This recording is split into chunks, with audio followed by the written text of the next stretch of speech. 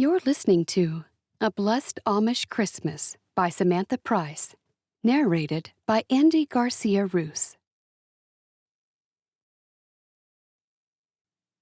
Chapter 1. Adam Fisher glared at his older sister, Ruth, reminding himself to stay calm. She was often more like a second mother than a sister. Even though he was the second eldest sibling, there were 10 years between them. For the past year, Ruth had disagreed with every step he tried to take to move forward with his life. Now, it seemed she was here to tell him off about another decision he'd made. Ruth huffed, lifted up her chin, and firmly retied the strings of her prayer cap. Her brow furrowed, as though she were contemplating a huge problem. The stillness tormented him. She'd come to say something. So, what was it? Ruth wasn't normally someone to keep quiet. "Please, say something," he said finally to break the silence.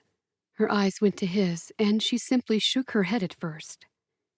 "Well, I don't quite know what to say.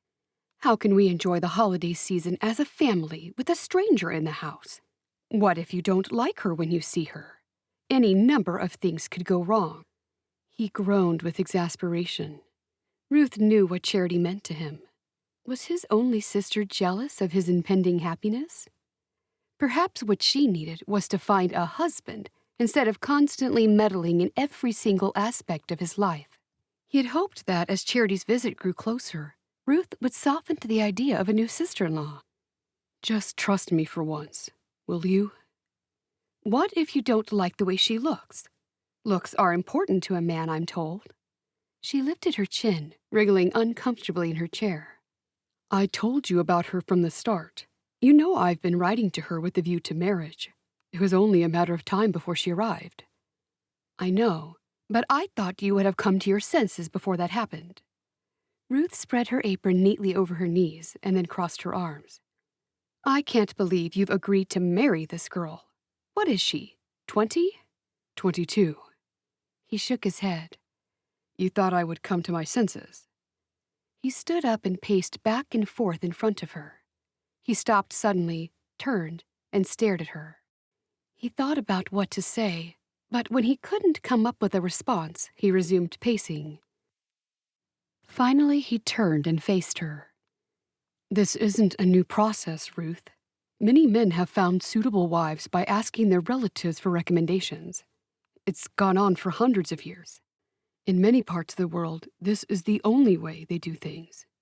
You know, there aren't enough women here. This is the only way I know to make that happen." "You were married?" Ruth looked down. "I know that, and I could get through without companionship.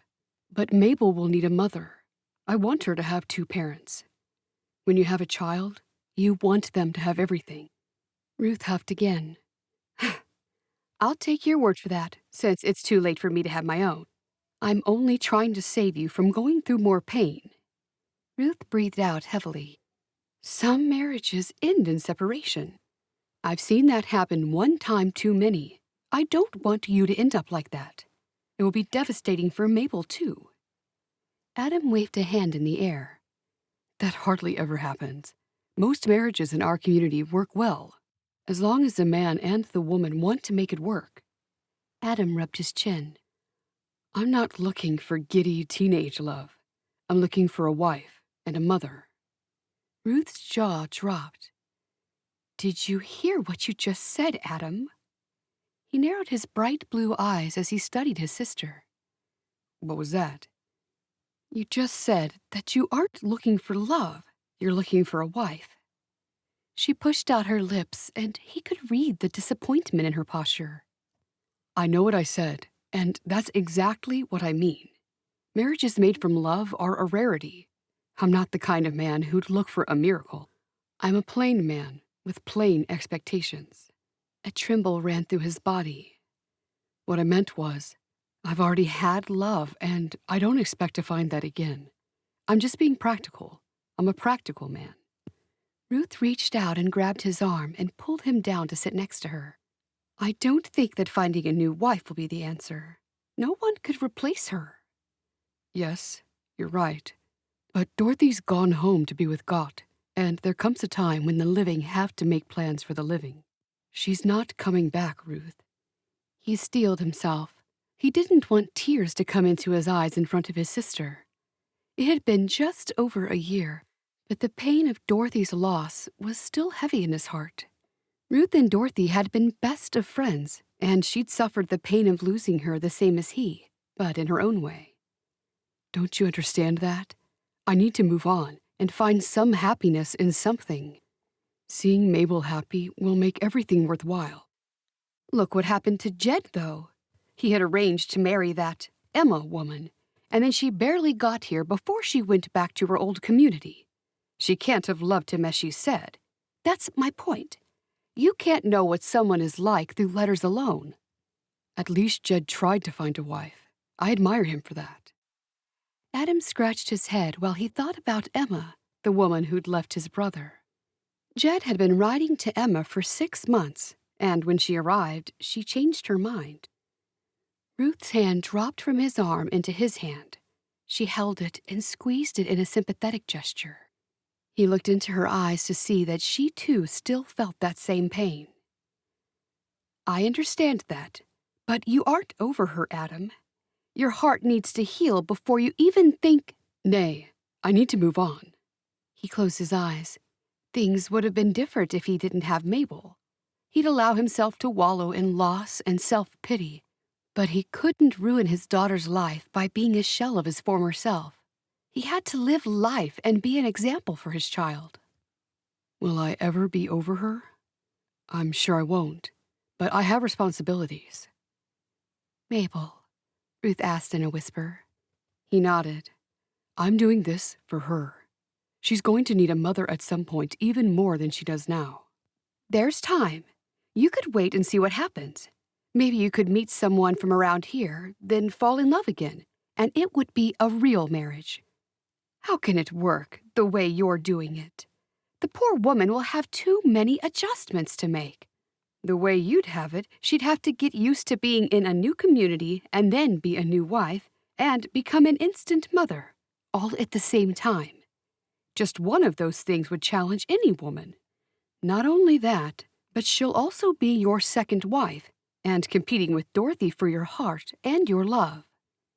He cringed when he heard her words. He could never replace Dorothy's love. She was still in his heart, and nothing would change that. The outside of his world might change with a new wife and a new mother for his child, but his inner world? That was a totally different matter. I've made up my mind. This is the best course of action.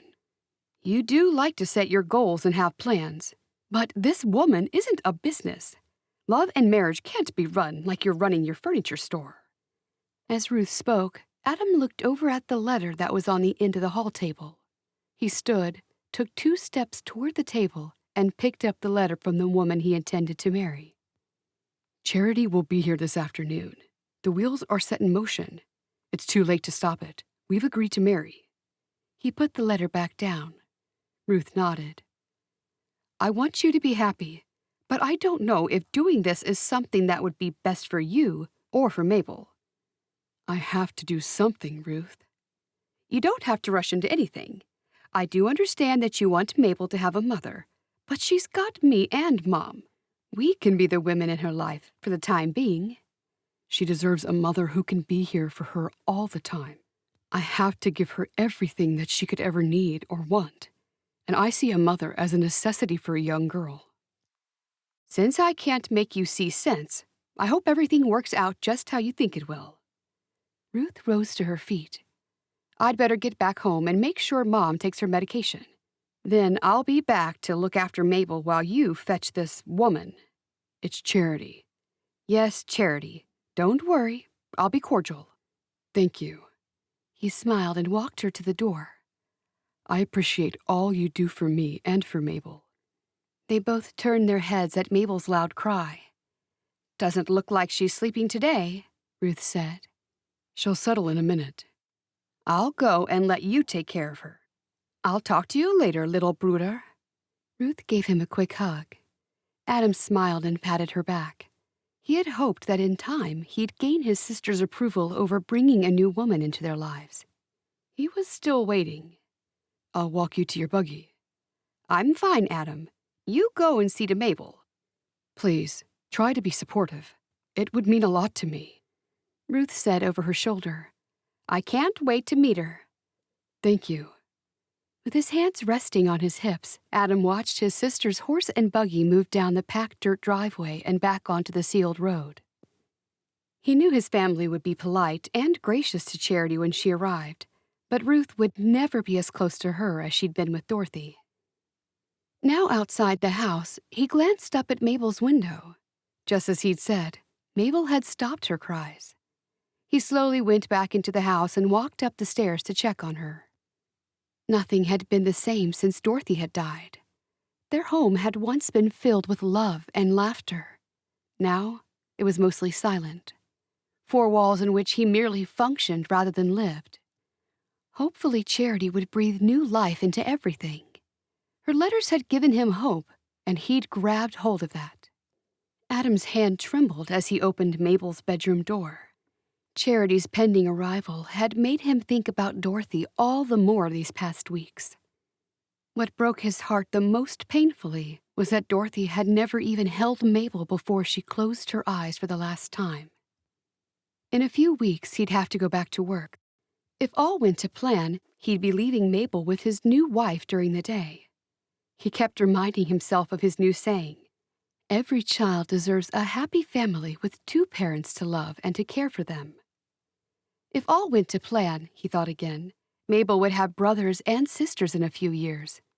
Even though the idea of having children with anyone other than Dorothy was odd, he had decided to play the role of father and husband for Mabel's sake, so she could have the best life possible. He couldn't have imagined life as an only child. He'd grown up with laughter and good times with his two younger brothers and Ruth, and he wanted nothing less for Mabel. Nothing mattered now except Mabel's happiness. His happiness was the last of his priorities. He saw Mabel moving around in her crib. Then she let out a yell, and then cries followed. He walked closer. "Hey, sweet baby." Once he lifted her into his arms, her head fell with a thud onto his shoulder. Then she held her head up and gave him a smile. Adam's mood immediately improved. How could it not? Mabel rubbed her eyes, which told him she really needed this sleep. He sat down in the rocking chair, held her close, and rocked back and forth while he thought about Charity. Then he closed his eyes to bring to mind her last letter. He'd read it so many times that he now knew it by heart. "Dearest Adam, I was pleased to read your last letter. To think that we will soon meet brings me great happiness and joy. I spent much time in prayer before I gave you my answer, and I am sure God will bless us. Already I feel love for your young daughter. I will be at the Greyhound bus station at 3 on Thursday. I have already packed my belongings in readiness. I've packed many things for our home, and my mother is making my wedding dress, and it will be finished in time to bring with me. I'm sure our lives will come together with great blessings from God. Sincerely, Charity." He leaned back in his chair as Mabel fell back to sleep again. Everything about Charity and her letters sat well with him. The whole thing seemed right. As long as she was a kind and godly woman, that was all that mattered. His mind drifted to Dorothy. Adam had often asked God why he hadn't taken him instead of her. Why did Dorothy have to leave so suddenly when everything had finally started to work out well for them? Their tough times had finally come to an end.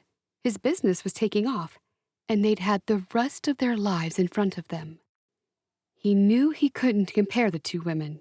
It wouldn't be fair. A kind woman would also teach Mabel compassion and manners.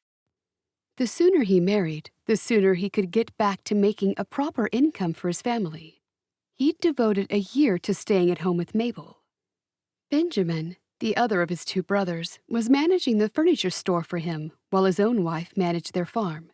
But Adam would have to take back to Rain soon. Mabel opened her eyes and made a small noise, and Adam patted her back. Since his store gave him a good income, he'd sold his farming land to his brother Jed. He often wondered if he'd done the right thing.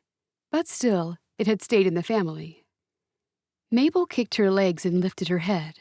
He patted her on the back some more as he rocked to and fro, a little faster than before. It was by chance that he had bumped into his uncle the day when Tom was in town paying some accounts. They had gotten into conversation about Tom's second cousin's friend who'd put the word out she was looking for a husband. Weeks later, Uncle Tom paid him a visit with Charity's mailing address. She'd given her permission for him to write. The noise of a horse and buggy caused him to get off the rocking chair. Looking out the window, he saw it was Ruth. She was back. He took Mabel downstairs with him to see what Ruth wanted.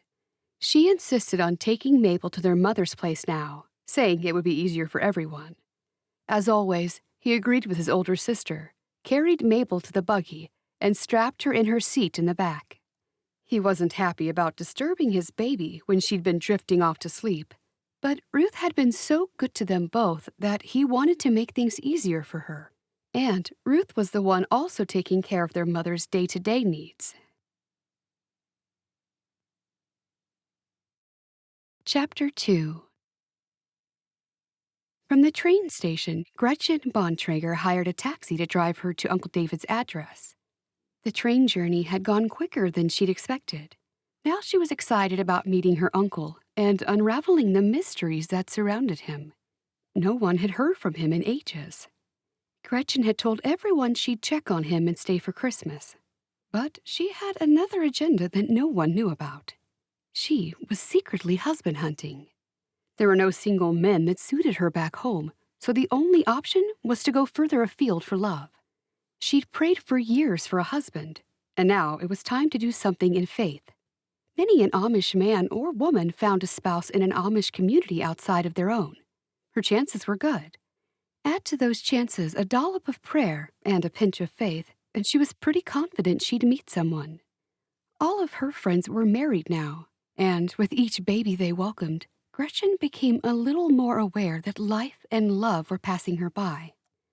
Her mother and father had passed some years ago when a nasty variety of influenza had swept through the region.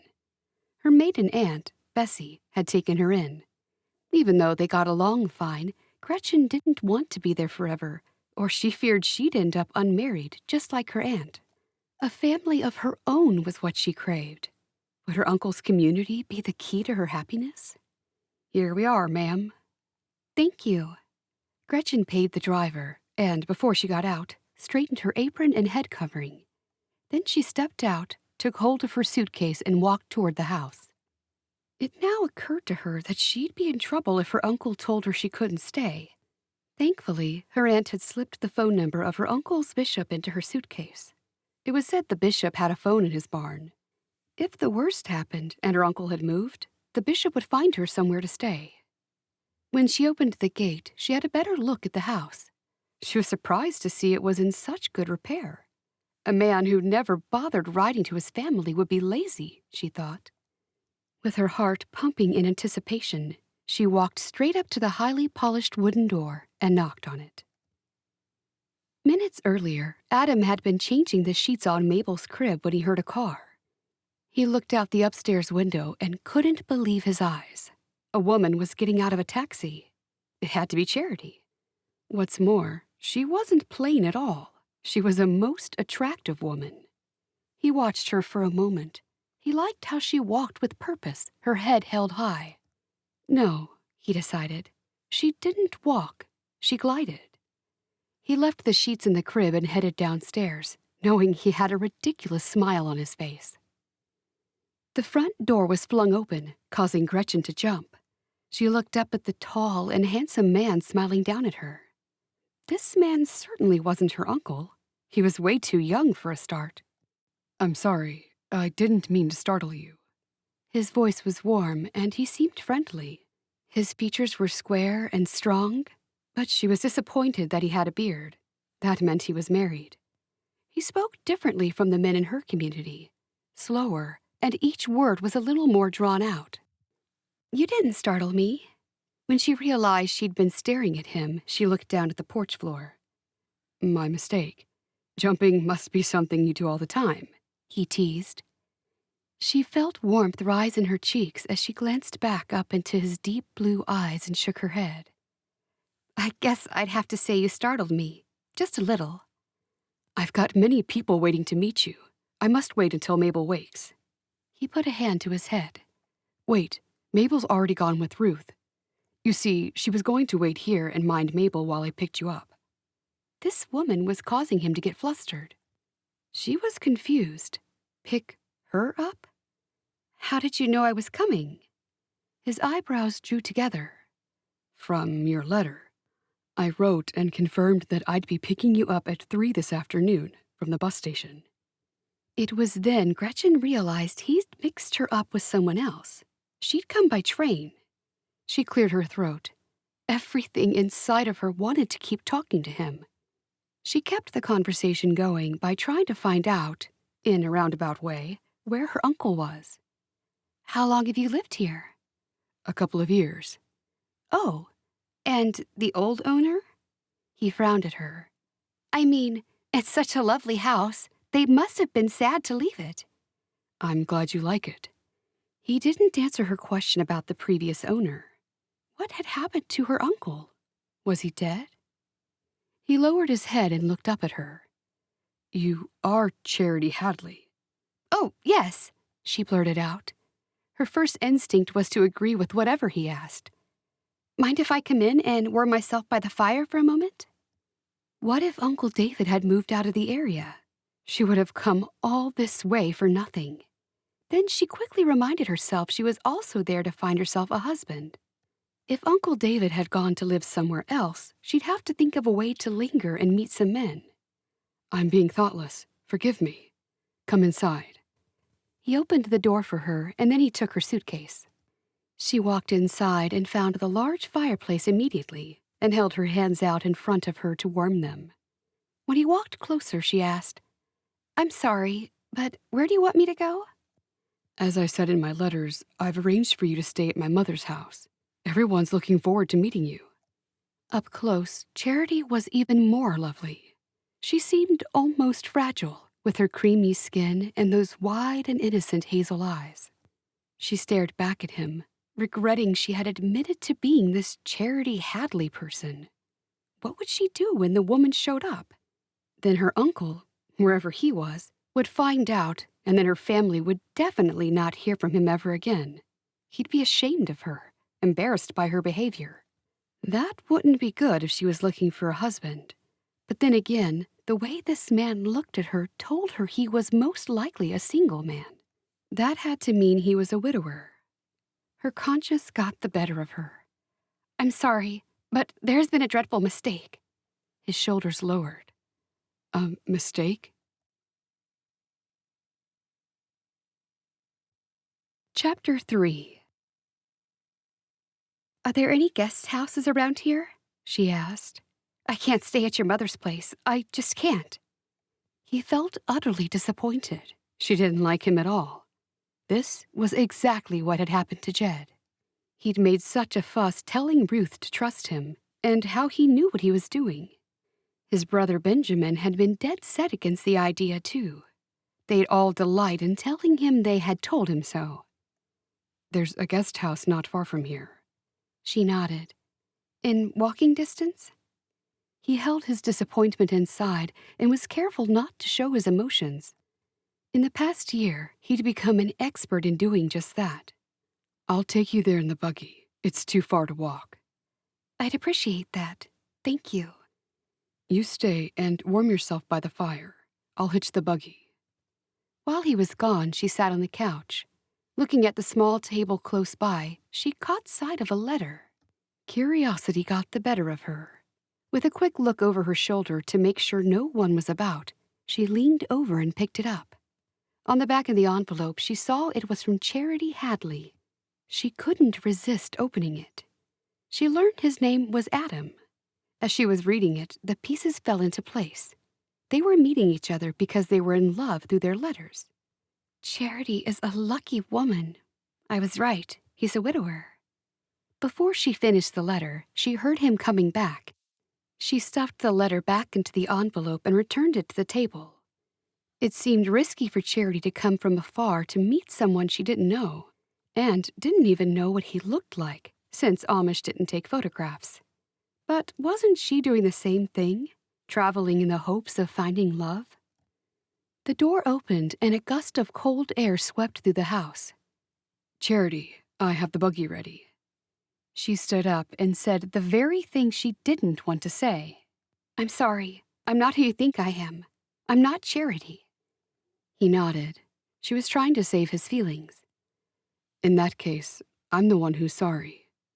He held the door open, and when she walked through, she saw that he'd already put her suitcase inside the buggy. They traveled a short distance until they came to a guest house. It didn't look like much, but she wasn't fussy. She'd sit in her room and calm down. Then she'd figure out her next move. "This looks fine," she said. "I have heard it's comfortable. I'll get your suitcase." "Thank you." After he got the suitcase out, he walked with her to the door. They moved inside and found the reception desk. He turned to her. "How many nights are you staying?" "I'm unsure." He pulled a wad of notes out of his pocket and peeled off $100. "No." She placed a hand on his wrist. "Please, don't. I do have money." "Please, allow me." "No, I can't. But thank you for bringing me here." He pushed the money back in his pocket. "Can I ask, if you're not Charity, who are you?"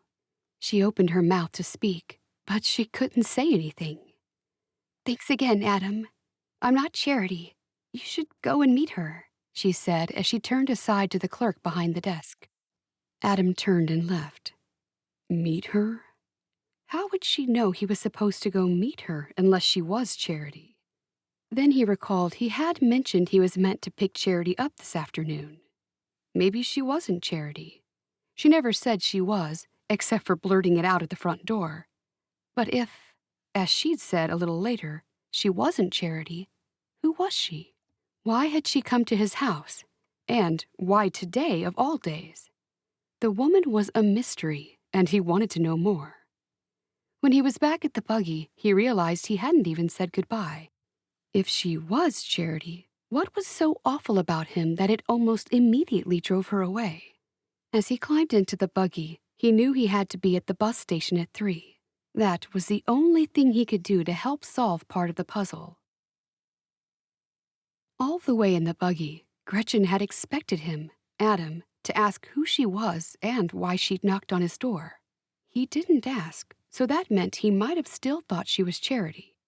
The clerk showed Gretchen to a small, dark room. It was the cheapest room in the place. She had come with what she'd considered plenty of money, but she hadn't planned on paying for accommodation. She'd inquire about her uncle later. The bishop would surely know where he was. She could have told Adam who her uncle was, but she had been too embarrassed about not admitting it at the start, and then more embarrassed about her brain blip answer that she was Charity. If Uncle David wasn't living around here anymore, Adam would never have known she'd come here looking for her uncle. In the past, the bishop had skillfully avoided all questions the family had asked him about Uncle David. It was almost as though Uncle David had a secret and didn't want his family to find out, and the bishop was helping him keep it. Nothing made sense. News traveled freely throughout the communities, and weren't the bishop supposed to ensure the ease of that process? Why hadn't Uncle David told anyone in the family he'd moved? They would have heard if he'd died. News like that traveled fast and would have been written up in one of the Amish newspapers. Before she made a call to the bishop, though, she had to sit for a while and recover from meeting Adam. Chapter 4. Adam arrived at the bus station 15 minutes early. He paced up and down, half nervously and half excitedly. If Charity didn't get off the bus, he'd know the woman who had arrived at his house was she. And he'd have to face the fact that she'd rejected him. He should have been prepared for that eventuality, but he'd been foolishly optimistic. If Ruth had been right all along, he'd feel like a failure. He'd have to go to his mother's place and tell all of them the truth of what happened. His mother would be sorry for him. His brothers would laugh. especially Benjamin, and Ruth would say she tried to warn him. To make matters worse, his mother was so excited about his future bride's arrival that she was cooking a big family dinner so everyone could meet her. Meanwhile, curiosity had gotten the better of Gretchen, and she'd taken a taxi to the Greyhound bus station. She wanted to see who this charity person was. Besides that, she had nothing better to do, since she'd managed to get in touch with the bishop's wife and learned her uncle was out of town for another 2 days. Once inside the terminal, Gretchen knew she needed a place where she could observe the couple, somewhere so they couldn't easily see her. It was a busy place. She weaved in and out between clusters of people. Everyone looked worried, and no one was smiling. Gretchen realized that neither was she. Gretchen found a bench at the back that was partially hidden by a large group of tourists. As soon as she sat, she spotted Adam at the far side of the station.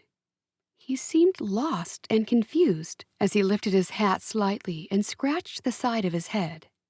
He sat down quite a distance from her, and she moved a little until she was more completely hidden by the crowd. Every now and again, she peeped around to make sure he was still there. Then, another bus arrived. She read from the large screen that a bus had just arrived from Florida.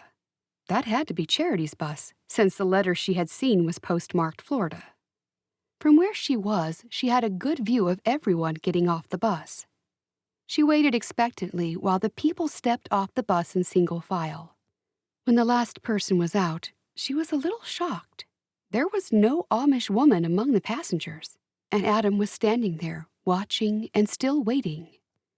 From somewhere within her, she was tempted to run to him and tell him she was the woman he was waiting for, that she was Charity. She'd always led a simple life, doing what was right and what was expected. But she'd come here to take a chance, so should she take another? He'd find out who she was eventually, but if the two of them were meant to be together, he wouldn't mind. It was now 15 minutes since the bus had arrived. Adam was doing his best to be optimistic about not being able to find Charity anywhere. Perhaps she was there at the terminal, somewhere, and feeling lost. He sat down to contemplate, and as he did so, he thought back to her first letter. She requested he describe every aspect of himself, asking for physical, spiritual, and mental traits. Adam thought it a little odd, but given the distance between them, he understood that the woman didn't want to waste her time over someone she'd consider unsuitable. He described himself as a devout Christian widower, 32 years of age, with dark hair, 6 feet 2 inches, 180 pounds, owner of a furniture store and looking for a godly woman who should be kind, loving, and willing to make a happy home for his young daughter and himself, should things progress. He added some pleasantries in the letter so it wouldn't be too short. Then he sealed it and sent it to the address in Florida that he'd been given. It didn't take long for Charity to reply, saying she would not describe her appearance because it shouldn't be important. Adam considered that odd, since she'd requested a physical description of him. That had to mean one of two things. If she was beautiful, she wouldn't want him to focus on her looks alone. If she was homely and plain, she'd want a man to see her beauty within. He was willing to do that. She also wrote that she was a good Christian woman, looking for a stable man of similar character. Her words had been honest, simple, and direct, and that was the kind of woman he wanted. He'd often wondered why Charity was so keen to get married at 22. She was by no means old.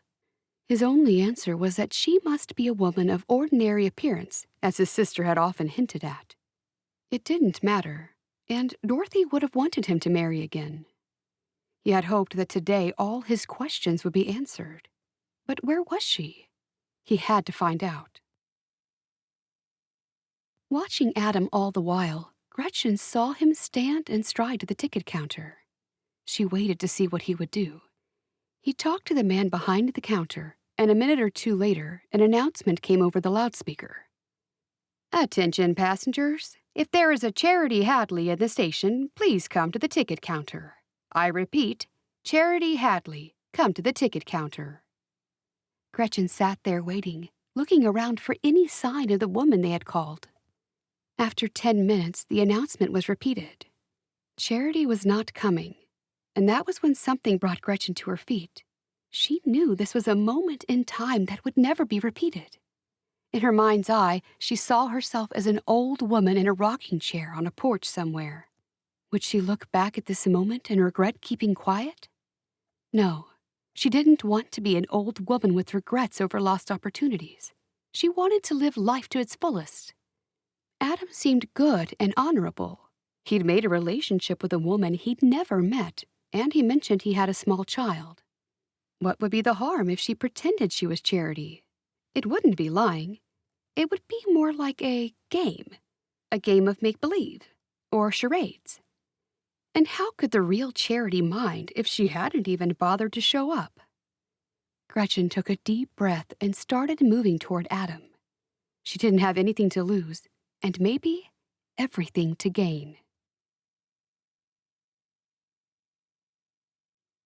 Chapter 5. Out of the corner of his eye, Adam saw a woman who looked like she was in plain clothing. It must be Charity. Looking closer, he saw it was the woman who'd been at his house earlier. He gulped when he saw her walking toward him, her eyes fixed on him. He froze, unable to move his legs. This woman was Charity, and she'd changed her mind about him. Adam was delighted. He smiled, and then he noticed her cheeks had flushed scarlet. He was completely caught off guard when his stomach did a somersault. The last time he'd had that feeling in the pit of his stomach was when he was being introduced to Dorothy. "Hello," she said. "Hello. Why are you here if you're not Charity?" She looked down and then looked back up at him. "I'm sorry about earlier. I was so nervous I didn't know what to do. It was too overwhelming for me, and I got—" "You got on an earlier bus. I figured that when you showed up at my place. I'm just glad you're here. You didn't need to come all this way back to the bus station. You could have just come back to my house and told me." "I know, but I wanted to take back my silliness and start again. Can we do that?" "We can." He smiled, looked at the floor, and then let his gaze come back to her bright eyes and settle there. "I don't know why I didn't tell you straight away that I was Charity. I'm just scared, that's all." Gretchen blinked rapidly. He thought her a strange woman, but in his heart he was glad that she didn't find him repulsive. "If we're starting again, it's very nice to meet you, Charity. I've heard many good things about you." "You have? What have you heard exactly?" She tipped her head slightly to one side. He held out his hand and she took it. The moment their hands touched, he knew that he'd done the right thing by writing to her and bringing her here. "What have you heard about me, then?" she asked again. He laughed. "I've heard nothing about you except from your letters, and a little from my Uncle Tom, who knows you vaguely through some acquaintances of his. He's never met you himself, though." Gretchen was relieved by that last part. "I've read your letters more than a few times, I must say. I like what you've told me about yourself." In reality, he liked how she answered him because he still had a whole lot more to learn about her. Now it made sense why she didn't write much about herself. She was shy. He found that delightful. She shrugged her shoulders. "What do we do from here?" "We get a taxi to take us back to the guest house. I'll collect your things, and then I'll take you back and show you around my house. You seem to like it." "Oh, I do." "You're okay to stay with my mother, aren't you?" "Of course." "Or would you be more comfortable staying at the guest house?" That would have been preferable, but her money wouldn't last long if she did that. "No, I like what you've arranged." "Good." As they walked to the row of waiting taxis, Adam said, "My mother is cooking dinner for the whole family tonight, and all my brothers will be there. Well, there's only the two of them, along with my sister-in-law and my sister." Adam opened the back door of the taxi for her and then joined her in the back seat. "I can't wait to meet them." Adam said, "You'll stay at my mother's house until after our wedding, if that suits you. My unmarried sister Ruth lives there too." "Wedding?" she gulped. She thought he and Charity were simply getting to know one another. "Yes. Don't tell me you're having second thoughts." "No, Only first thoughts. She cringed when that came out of her mouth. Did it even make sense? My house is only a 5-minute buggy ride away from my mother's. Oh, good. Adam noticed that Charity was wringing her hands in her lap. He leaned toward her and in a low voice said, I'm nervous too. You are? He nodded. It's strange for me too. It's been over a year since Dorothy's been gone. But you know all that, and all about Mabel. No need repeating it all. I don't mind if you tell me again. It's different face to face. Adam looked at her. I'll answer anything. What do you want to know? Tell me more about Mabel. She turned 1 recently. She's the most precious thing in my life. Gretchen put her hand to her prayer cap. I'm looking forward to meeting her. I'm just a little vague today. I'm sorry. It must be the long journey from Florida. I hope you won't be too tired to meet everyone tonight. They're all anxious to see you. I am tired, but I'll be glad to meet everyone. Tell me some more about each of them. Things that you haven't told me before in your letters.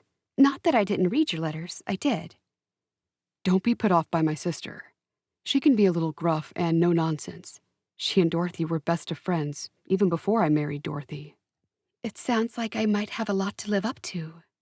No, I don't want you to feel like that. Not at all. I'm sorry. Maybe I shouldn't have mentioned anything. I'll let you take us as you find us. Don't be disturbed by my brothers either. They can be awfully bad-mannered sometimes, especially Benjamin, the middle brother, but he mostly behaves in front of his wife and my mother. Are both of your brothers married? Only one. Jed is unlucky in love. His words, not mine. Chapter 6. Gretchen put her hand on her throat. She had nearly choked when Adam had mentioned that Charity was supposed to marry him. What a mess she'd gotten herself into. At least she'd have a roof over her head and be well fed for a few days before she went back home. She might be able to stretch her stay for a week, but it would only be a matter of time before the real Charity showed up. And it was only 2 days until Uncle David came back from wherever he was. That could go either way. She was certain her uncle wouldn't recognize her, since she was only a kid when she had seen him last. Gretchen wondered whether she should confess her deception then and there. She took a sideways look at Adam. Just the sight of the man told her he was someone she could grow to love. His story about his wife and child had touched her. This man would be a good father and a good husband, and that was what she wanted. No, it was what she needed. He deeply loved his wife, that was plain enough to see. If he'd opened his heart once, that meant he had the capacity to love again. Adam glanced at her. You're very quiet. Just enjoying the scenery. He smiled and turned his gaze back to the road. I guess you're used to the sun and the sandy beaches coming from Florida. I'm afraid we're almost the exact opposite of that. Add to that, you've come at the very worst time of the year if you enjoy the heat. It is cold, but I don't mind the cold as long as I'm warm inside the house. I'm sure it's cold in Florida right now. I mean, it is.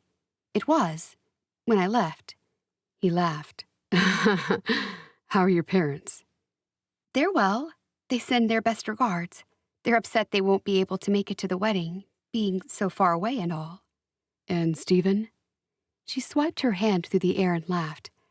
Oh, Stephen's just the same. You've seen him? Gretchen opened her mouth. He's come back from abroad? Who was Stephen? Perhaps her brother? I mean, he's still abroad and nothing's changed with his situation. Gretchen desperately wanted to change the conversation, but dared open her mouth in case she made a mistake. How much did this Charity person know about Adam and his family? How long had they been corresponding? Not long to go now, Adam said. The country out here is so beautiful. You wait until you see the orange and rosy pink sunsets in the summer months.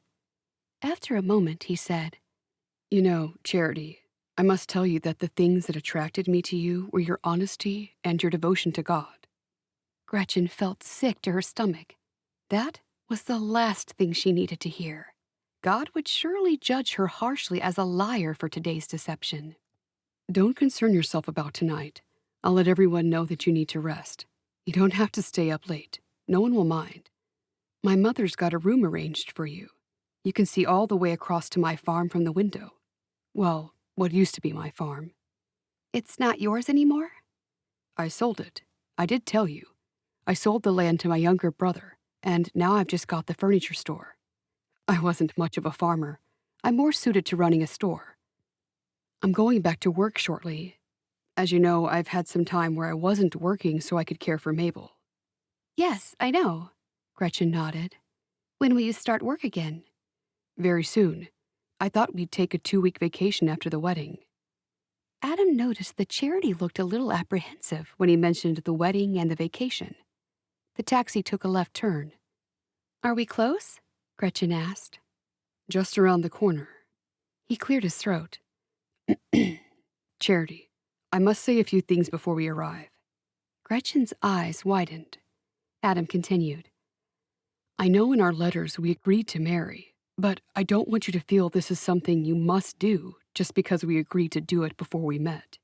You're quite at liberty to take your time with this, or even to change your mind. Again. Gretchen pouted at his comments, wondering what the real Charity would say. Do you find me objectionable, Adam? Do you want to get out of your promise to me? No, Charity, forgive me. He scratched his chin.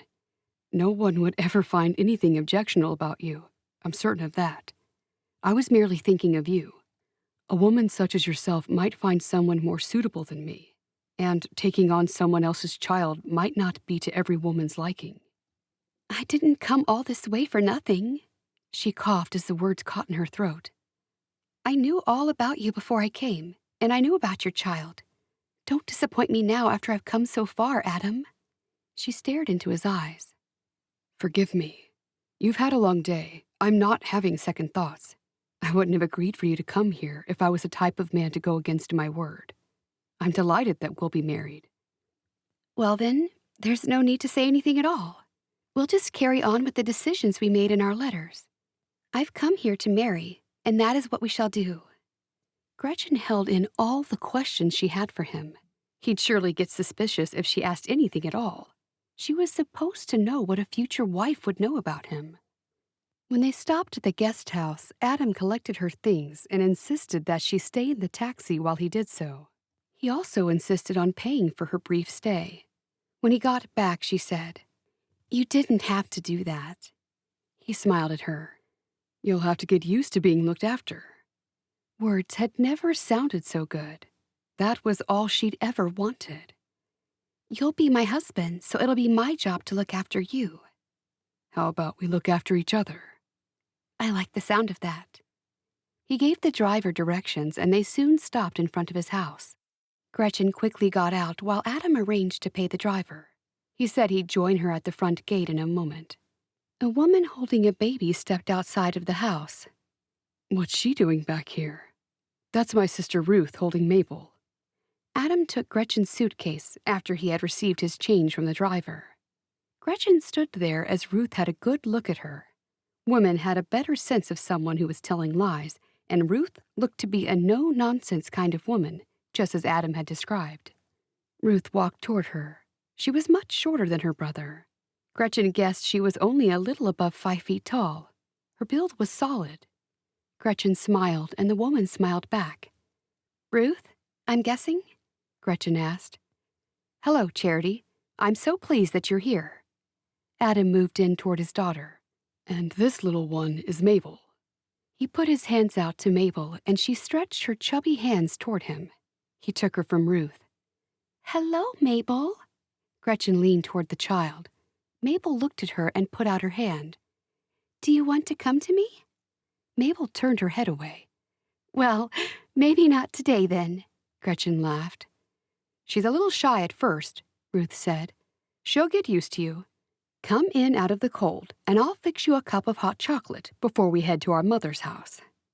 I didn't expect to see you here. I was just going to show Gretchen over the house and then go to Mom's. Mom was trying to sleep, and this little one was squawking. She's found her voice. I thought it best to get her out of the house. Jed stopped by, so I had him bring us here. That was your original plan, wasn't it? For me to be here when you fetched Charity? It was the plan until you changed it. Then I changed it back, or more accurately, Mabel changed it back. Ruth was so warm and friendly that Gretchen was put at ease. She didn't seem to be suspicious in the slightest. As she followed Ruth into Adam's house, Gretchen said, "I want to thank you for having me stay with you, Ruth. It's very good of you." Strictly speaking, it's my mother you'll be staying with. It's not my house, it's hers. Anyway, it'll be nice to have some female company around, besides my mother. Yes, Adam says you live with her. She lives in the downstairs bedroom now. She can't make it up the stairs because of the arthritis in her ankles. It must be nice to have your mother so close. She was nearly going to ask about their father, but since neither of them had mentioned him, she assumed that he had died. She reminded herself not to ask too many questions. The aroma of fresh bread wafted under Gretchen's nose as she entered the kitchen. "Have you been baking, Ruth?" "I like to do a bit of cooking when I come here. It's not been easy for Adam without a wife, but I suppose all that's going to change soon." Ruth smiled across at Adam, who had entered the kitchen right behind Gretchen. Adam took one hand away from holding Mabel and pulled out a chair for Gretchen to sit on. Gretchen smiled up at Adam before she sat down. She wondered why a man so nice and handsome had to find a bride from afar. She had heard that the men greatly outnumbered the women in many of the outlying communities. Now, she knew that it must be true here. She was in the right place to find a husband, and she might have just found herself one. "It's lovely here," Gretchen said. "We like it, don't we, Mabel?" Adam tickled Mabel, and she giggled. "Not at the table, Adam," Ruth frowned at him. After they drank hot chocolate with melted marshmallows and ate cookies, Adam excused himself, saying he had a little paperwork he had to finish. He took Mabel with him, and the two women were left alone in the kitchen. Gretchen seized her opportunity, and, speaking in a low voice, she asked, "Ruth, I hope you don't mind me asking, but what happened to Adam's wife?" Ruth took a deep breath, leaned forward, and whispered, "She died giving birth to Mabel. They found out later that she had some sort of heart condition. They'd been married for 11 years before God blessed them with Mabel. For most of their married life, she was deeply disturbed that she hadn't been able to have children." Ruth tapped her head. It affected her in the head, and then for her to die after having Mabel was just tragic. "I can imagine. That's awful." Gretchen was close to tears thinking about the tragedy. "Yes, this last year's been tough for Adam and for Jed, my other brother. I'll tell you about that later. I don't know how much Adam told you in his letters, but Adam stopped working for a while and even had to sell his land." Ruth eyed Gretchen. "He's perked up now with your arrival. I think you'll do him a world of good." Gretchen couldn't help but smile. "What do the rest of your family think about me coming here?"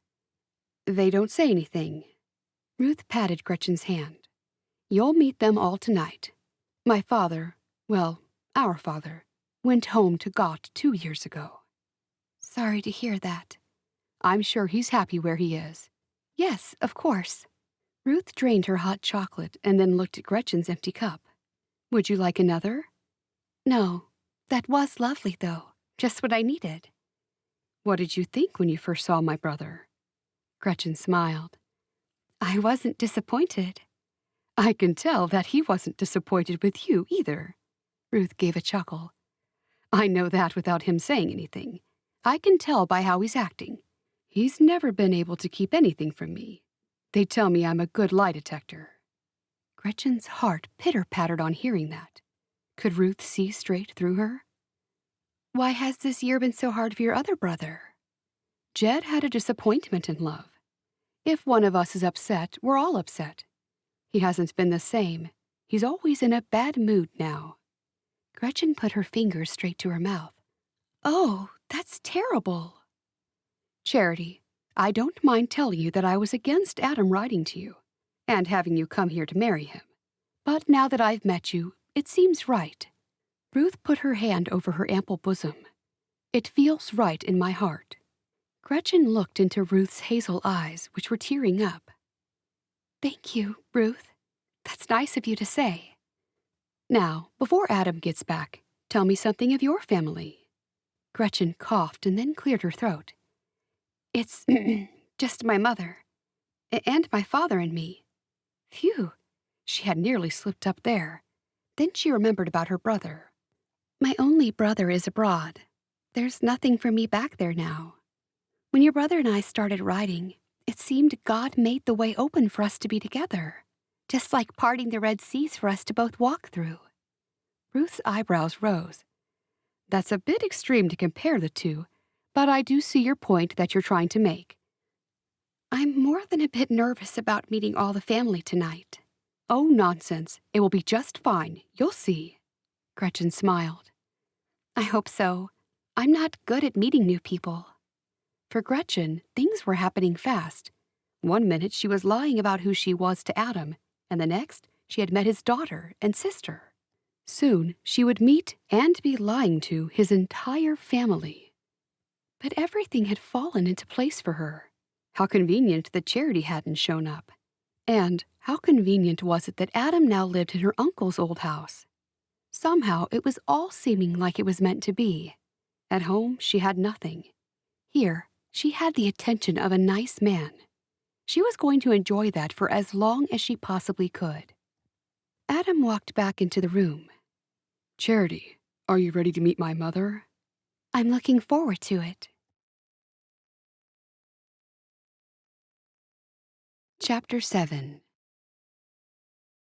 Gretchen was traveling with the man she'd only just met, and with his sister and his daughter to meet his entire family. She reminded herself that she was Charity, and she'd have to answer to that name. The buggy was warm, and she noticed it had a heater. None of the buggies back home had heaters. Adam seemed to be quite well off. Do all members of your family get along well? Gretchen asked. Mostly, Ruth answered. Yes, we all get along well. You'll meet them soon and you can judge for yourself. They traveled to the main street in the town, then around the corner and down a couple more streets before Adam stopped the buggy in front of a large home. Gretchen was a little surprised that the house was so close to the other houses and even shops. She'd expected it to be on a large piece of land. Is this it? Everyone out, this is it, Adam said.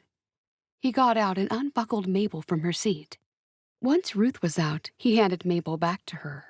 He laid a soft hand on Gretchen's shoulder and with a comforting smile said, Are you ready? Why did he keep asking that? She'd never be ready. Gretchen smiled back at him and, with her hand across her stomach, said, I don't think so. Trust me, you'll be fine. My mother will love you. Then he whispered, Ruth was the one you had to worry about. My mother will be a breeze. Benjamin will act defensive, but he's just full of hot air. Jed will keep quiet. He's not much of a talker. Oh, okay. I'll keep all that in mind. Gretchen headed toward the house with Adam beside her, and Ruth walked in front of them carrying Mabel. The front door swung open. A thin, older lady stood in the doorway with her hands on her hips. Her hair was severely pulled back from her face. Deep wrinkles were etched into her forehead, and her thin lips curved slightly upwards at the corners. Her eyes were fixed on Gretchen. Mom, this is Charity, Ruth said. Hello, Charity. I'm so pleased to meet you at last. Do come inside. Gretchen smiled at the woman. Nice to meet you too, Mrs. Fisher. Thank you. Mrs. Fisher looked at her son. Her gaze dropped to Gretchen's suitcase. Put that up in Charity's room, will you? I've made up the yellow room for her. Well, Ruth did that for me, seeing I'm having trouble with the stairs. Mrs. Fisher fussed over Mabel and took her from Ruth. No one else is here yet, then, Ma? Ruth asked. No, but they'll be here soon enough. Mrs. Fisher looked Gretchen up and down. Would you like some hot chocolate, dear? It'll warm you up. You don't have much fat on your bones to keep you warm. Gretchen was neither thirsty nor hungry, but thought it best to agree to have whatever was on offer. She'd just had a hot chocolate at Adam's place, but she'd have to find room for another. Yes, please, that would be lovely. Gretchen was so nervous that she could scarcely breathe as she followed Mrs. Fisher and Ruth into the kitchen. Would you like me to take Mabel? Gretchen asked Mrs. Fisher. Mrs. Fisher nodded, and Gretchen clapped her hands in front of Mabel, who put her hands out toward her. That's better. She's getting used to me now. Gretchen sat down at the kitchen table while the two women fixed the hot chocolate. She wondered if that was what the women did around these parts, drank hot drinks and ate all day. She could smell the dinner, and it smelled delicious. Gretchen relaxed for a moment and thought what it would be like to have a real family. Brothers, sisters, and people who cared about her. Being an only child, and now an orphan, that was something that she'd never had before. Her aunt was a little aloof and distant, but she had willingly provided Gretchen a roof over her head. As Gretchen looked around at the small family, she realized nothing replaced a mother's love or the bond of immediate family. Just when a cup of hot chocolate was placed in front of Gretchen, Adam came into the kitchen. "Let me take Mabel so you can drink, Charity. I'll take this little lady outside for a walk." "It's cold out," his mother said. "It's fine. She's wearing a thick coat." Without waiting for his mother to reply, Adam scooped Mabel into his arms and strode outside with her, leaving the three ladies alone in the kitchen. "How was your journey, dear?" Mrs. Fisher asked. "It was a little tiring, but I'm glad to be here." Gretchen smiled at Mrs. Fisher. She wasn't nearly as frightening as she had first appeared. Everyone was quiet for a while, and Gretchen wondered if they were thinking about Dorothy, Adam's late wife. While they sat with their hot drinks, the conversation was light. Neither of the ladies asked Gretchen any hard questions, for which she was grateful. "Come upstairs, Charity, and I'll show you where you're staying," Ruth said once they'd finished their hot chocolate. Gretchen left the kitchen and followed Ruth upstairs and into what they called the yellow room. On entering the room, she saw it was plain. The walls were white, but the bed had a delightful yellow quilt with matching cushions and curtains. There was a handsome carved wooden chest of drawers with matching nightstands either side of the bed. Gretchen sighed. "It's a beautiful room." "I guess it's okay." Gretchen turned and looked at Ruth. "Is the furniture from Adam's store?" "Yes, he's given us a lot of furniture. He's very generous. He used to make furniture as a hobby. It took over from his farm work, and he had to decide between the two. Then he bought the store, and somewhere along the line he sold his farm." It didn't sit well with Gretchen to deceive good people like this. That had never been her intention. She wandered to the window and looked outside, remembering what Adam had said about his former farm. Ruth moved to stand beside her. She looked out too. Gretchen said, "Adam said I could see his old farm from the window." "Yes, that land as far as you can see into the distance. That was his land, and he sold it to Jed. Adam was sad to let it go when Dorothy died, but he never was much of a farmer. He couldn't do both things, and it was costing too much to pay someone to run both the farm and the store while he was looking after Mabel." "That makes sense." Gretchen walked back over to the bed to unpack her belongings. "This is all you've got with you?" Ruth asked. Gretchen nodded. "What about your wedding dress? Are you wearing a special dress for your wedding? Adam said you were bringing a wedding dress." "No, I had one, but I decided not to bring it." "Well, we'll just have to fix that. We'll go shopping tomorrow and find some nice fabric. There'll be time enough to make one." Gretchen's hand flew to her chest. "No, I can't. I mean, I don't. I just can't." "You can't sew?" "I can, but there's not much time." "Ah, true, and we no longer have our treadle machine. Mom and I don't do much sewing anymore, and we prefer to sew by hand." "Don't worry about anything. A good friend of mine told me about a new store in town that has the very best fabrics. And the price will be right because we'll have Adam pay for it. I know a seamstress who works in that very store, and she'll whip up a dress in no time at all." Gretchen swallowed hard. Ruth seemed so insistent, it felt awkward to say no. "I only have a little money left. I could get more sent to me." "Don't worry about the money. Adam will cover it. You'll be married to him soon enough anyway." "Oh, I don't think I could. I mean, I could when we're married, but not until then." Ruth threw her head back and laughed. You are very sweet, Charity. Adam will be more than happy for you to have new clothes. You must have clothes, and you've got to have a nice wedding dress that will do as your Sunday best after the wedding. I don't know what you do in your community, but our wedding dresses are blue. Gretchen frowned and looked down at the dark blue dress she wore. It was serviceable enough and sturdy. Besides that dress, she had her green Sunday best dress. Yes, blue. We're the same. Oh, but we're not exactly the same because we don't wear blue dresses until we're married. For example, I've never worn a blue dress. I've never married, as much as I've wanted to. Anyway, we'll go first thing tomorrow, Ruth said. Gretchen took a deep breath. Thank you, Ruth. She noticed Ruth was staring at her suitcase, and she knew she was shocked that she didn't bring much. The truth was, she didn't have much, hadn't been left with much at all from her parents. She and her aunt always had to watch their money carefully. They made money by selling jams at the local markets. I'll see if my mother needs any help in the kitchen. You come down when you're ready. I'll leave you in peace to unpack. Ruth stared at her suitcase again. By the looks of it won't take you long. You brought very little with you.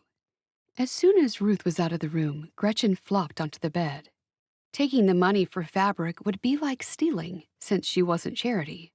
It was bad enough to be a liar and an impersonator, but now she was about to add theft to her growing list of crimes. As she finished packing her things away, Gretchen was aware that one lie had grown to many. She shrugged off her guilt and instead enjoyed her surroundings.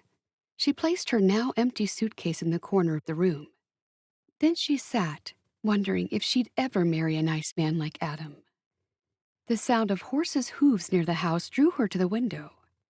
She stood a distance back so she couldn't be seen, and looking out, saw 2 buggies pull up, and a young man got out of one at the same time a young couple got out of the other. Adam's brother, Benjamin, she muttered to herself, looking at the man with the wife.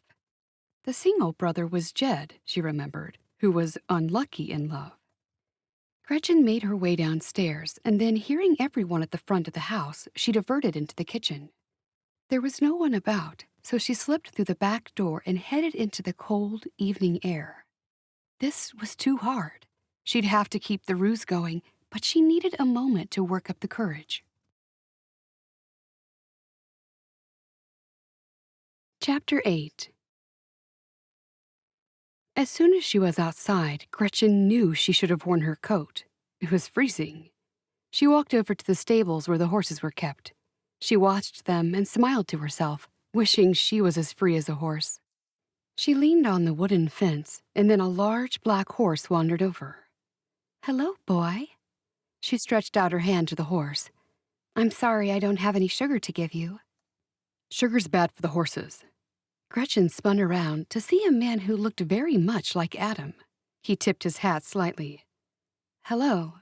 She stared at him and waited for him to say something else. "It's Benjamin, and I'm guessing you're Charity." "That's right. Nice to meet you, Benjamin. It will take me a while to remember everybody's names." "Well, that's only understandable. I haven't got a great memory myself. Now, where did you come from again?" Gretchen frowned, but she knew this answer as long as he didn't ask for anything more specific. "Florida." "And you've come to this lovely town to marry my brother." "That's right. Do you live close by?" The black horse distracted Gretchen as he pushed his nose on her arm. Gretchen laughed and stroked his neck. "This is Knightley." "Hello, Knightley. You're a real beauty." Knightley lowered his head, and Gretchen scratched him behind his ears. "He'll take that all day. Anyway, to answer your question, I live half an hour away." "On a farm?"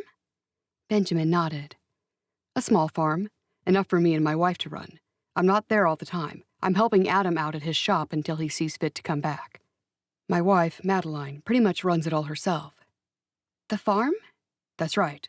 Are you here for the right reasons, Charity?" "Excuse me?" She stared at him, offended. When he didn't talk, she added, "I think everyone knows why I'm here." "Okay, I'm sorry. Forgive me and my big mouth." Gretchen turned her attention back to the horse. She much preferred animals to people. Benjamin was right to be suspicious, But what had aroused his concerns? I guess you know everything about us? All about us and how Dorothy died? I guess I do. But were those things supposed to be secret? I will be a part of this family very soon. If Charity showed up in the middle of dinner, what would Gretchen do then? She was carrying the charade a little too far by pretending to be offended, but she couldn't help it. I'm sorry. I've got no right to say what I just said. I do have an unreasonable attitude sometimes, so my Madeline tells me. Gretchen looked across the pasture. We've all got our faults. I'm sorry, too. I didn't mean to snap. There you are, Charity. Gretchen spun around, glad to hear Adam's voice. Benjamin was just telling me a little more of the family history. Was he now? Adam looked at his brother carefully, his head tilted a bit as though curious. Seems like I'm too late, Benjamin said. Someone's already filled her in on our sad stories. We've all had our hard times, Gretchen said. I think we've all had bad things happen to us. Benjamin leaned on the fence and crossed his arms over his chest. And what bad things have you had happen to you, Charity? Gretchen opened her mouth to speak and then looked at Adam, hoping he would save her. To her relief, Adam did just that. Maybe Charity will leave that conversation for some other time. She's been traveling all day and she's tired. Come on, you lot. Dinner is ready, Ruth called out from the front door of the house. See? Adam said to Benjamin. Benjamin gave a half sneer in response. By the time the three of them reached the table, Adam had managed to introduce her to Jed and to Benjamin's wife, Madeline. Madeline seemed nice, but she didn't really make eye contact. She wasn't at all outspoken like her husband. While they waited for the food to be served, Gretchen looked at the table. The tablecloth was forest green, and the china was white with small green dots. It was plain, but decorative at the same time. Then Mrs. Fisher struggled in with some dishes. Gretchen jumped to her feet. Can I help you, Mrs. Fisher? No, I can do it, Mrs. Fisher said firmly. Ruth grabbed Gretchen's arm and pulled her back into her chair. No, she doesn't like help while she's serving the food. Gretchen frowned while she watched the old lady set down a large bowl and go back to the kitchen to get more. What about her arthritis? Gretchen whispered to Ruth. She has always done things this way, and she won't change. That's the way she likes to do it. She leaned closer to Gretchen and whispered, She gets angry if anyone tries to help her. Gretchen nodded. She'd have to remember that. Everyone sat quietly and waited while Mrs. Fisher placed bowls on the table and then served the meals onto everyone's individual plates. The atmosphere seemed a little tense. Once everyone had a plate in front of them and Mrs. Fisher had sat down, they bowed their heads in prayer. When the prayer was finished, everyone began to eat. It will take a while before I remember everyone's names. As soon as she said the words, Gretchen was sure that it wasn't the first time she'd uttered that sentence that night. As long as you remember my name, Adam said. Gretchen smiled at Adam and then looked around at his brothers. It was obvious the three were related, as they all had the same blue eyes and strong, angular facial features. Someone say something, Ruth said, and then turned to Gretchen. They're not generally this quiet, Charity. You're usually telling us we're too noisy. There's no pleasing you, Benjamin said. What do you do, Jed? Oh, that's right, you're a farmer. She was just about to ask what kind of farm he had when Benjamin answered for him. He is. Jed dug his brother in the ribs. I can speak for myself. I am a farmer. I grow a few crops and keep a few animals. He looked at Gretchen. It must keep you busy. It keeps me going. After another moment of silence, Gretchen said, The food is delicious, Mrs. Fisher. Do you like it? Oh, yes, I do. First, I braise the meat slightly before browning it on both sides. Then I toss it in flour, then breadcrumbs. No, wait. Flour, then egg, and then that makes the breadcrumbs stick. Yes, Ma, I'm sure that's very interesting, but maybe Charity should tell us something of herself, Ruth said. I'm not that interesting. Who is the oldest brother? Gretchen looked at the three brothers in turn, hoping to keep the focus off herself. Benjamin said, I'm the second brother in age, first in intelligence. Adam laughed and dug Benjamin in the ribs, causing him to holler. Seriously now, Charity, we're all waiting to hear more about you. Adam said, We'll all get to know Charity soon enough. She'll be overwhelmed enough just meeting you lot. I just think we should learn something about Charity right now. She's a woman with a few things to say, I'd reckon. Benjamin stared at Gretchen. Gretchen stared back at Benjamin, trying to discern what was in his head. Did he know her secret? There was something about the way he looked at her, almost as if he was challenging her to speak. What made you come all this way without knowing too much about my brother? Benjamin asked. We've been writing. I knew quite a bit about him before I made the journey. Benjamin placed his knife and fork down and rubbed both hands together. You know a lot about him. How about I ask some questions then, and see if you get them right? Stop it, Benjamin. Enough. Charity is tired from her journey. Ruth turned to Gretchen. I'm sorry about my brothers.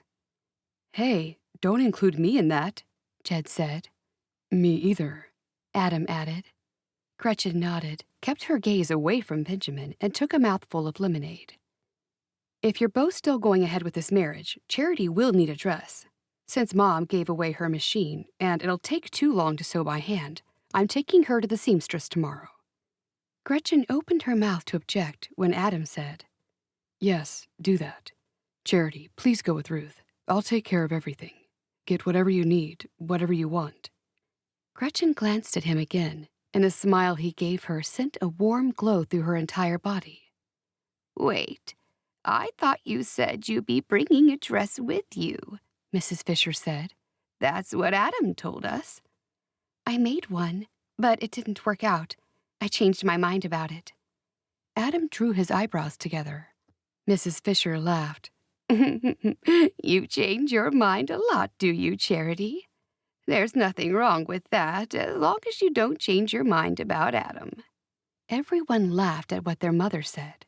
Then she added, At least don't change your mind after the wedding. That would be dreadful. Gretchen smiled. I'll remember that. Ruth looked up at Madeline. Would you like to come with us tomorrow? Oh, I would, Ruth, but I have to work on the farm. Benjamin moved uncomfortably in his chair. She can do things like that soon, just as soon as Adam goes back to work. Then I can go back to our farm. He smiled ruefully at Madeline. I'm sorry. No, it's fine. Gretchen saw how nice Benjamin was being to his wife, and she changed her opinion of him slightly. He seemed genuinely bothered that his wife couldn't go with them for a fun day of fabric shopping. We'll stop in on the way home and bring you donuts. How's that? Oh, that would be lovely. I do like donuts. Thank you, Ruth. Chapter 9. When dinner was over and everyone had gone home, Gretchen found herself alone with Adam's mother and his sister Ruth. Let me help you with the cleanup, Mrs. Fisher. Thank you, Charity. I'm glad to help. You're a splendid cook. I do enjoy the cooking process. I love everything about it. It's like painting a picture or singing a song. It could be like dancing. Oh, Mom, you shouldn't talk about dancing. Mrs. Fisher laughed. Don't be so serious all the time, Ruth. I'm not about to dance. You must stop saying it then. What will Charity think of us? Mrs. Fisher ignored Ruth while she wiped down the table. I miss cooking for Mr. Fisher. He was appreciative of every meal. Gretchen kept quiet. She wasn't sure what she could say about people who had passed. She didn't like it when people asked questions about her parents. I like to feed people. Mrs. Fisher gave a laugh as she walked over to rinse her cloth. I like having guests for dinner, and there's nothing better than having the whole family gather for a meal. It reminds me of when they were all younger, when I had all the little heads sitting around the table. You don't often have them all together like tonight? Once Mrs. Fisher had finished rinsing out her cloth, Gretchen filled the sink with water and a capful of detergent. They all live close, but they don't visit much. We do have the Saturday evening meal together, and some Sunday mornings before our meetings, but I don't see them a lot other than that. I'm just glad that Ruth lives here with me. I don't know what I'll do when she goes. It'll be too quiet around here." "She's moving?" "I'm not," Ruth said. "I'm right here, Mom. You're talking about me like I'm not even in the room. When she gets married, she'll move. She's given up, but I still pray every night for her to have a husband and a home of her own." "Danke, Mom. I need all the prayers I can get." Gretchen turned off the taps and started washing the glasses while wondering what Mrs. Fisher thought about having her there to marry her oldest son. After the glasses, she moved on to the cutlery. Gretchen let her mind go back over the events at the dinner table. Benjamin was clearly suspicious of her for no good reason. Unless he knew something, which he probably didn't, or he would have told Adam. Madeline, his wife, was super shy. And then there was Jed, who was nice, but quiet also. Once all the glasses and cutlery were done, Gretchen moved on to the plates. Ruth was doing the drying and was keeping up with Gretchen's fast pace. Mrs. Fisher came up behind them. "I hope the bed will be comfortable for you. If it's not, I can move you to a different room. There are 5 bedrooms in this house, 4 upstairs."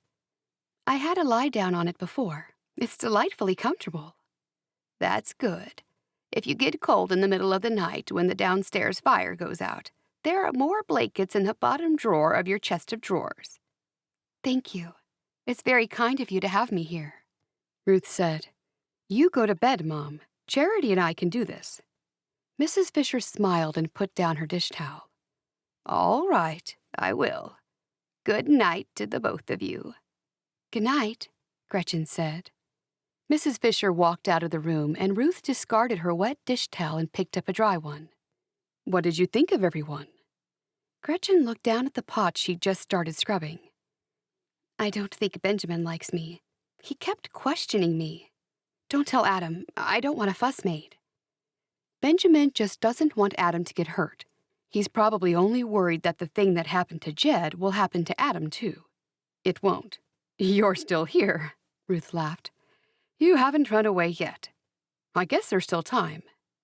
If only she could assure Ruth that she wouldn't be running away. Instead, she passed over the washed saucepan. For all I know, Adam could change his mind. "I've seen the way he looks at you, Charity. He won't be doing that." Gretchen started on the next saucepan. "What was Adam's wife like?" Ruth lowered her head as she wiped the dish towel over the saucepan. "Quite unlike anyone I've ever met." "How so?" "She lit up a room when she entered. She was funny and kind, caring too. Everyone loved her. When she was young, she cared for her aged grandparents and always helped anyone in need. She was always putting others ahead of herself." Gretchen knew she'd never live up to that. By the sound of her, Adam's late wife would never deceive anyone like she was doing now. That made her feel terrible. When the truth eventually came out, and it would, they'd all compare her to Dorothy.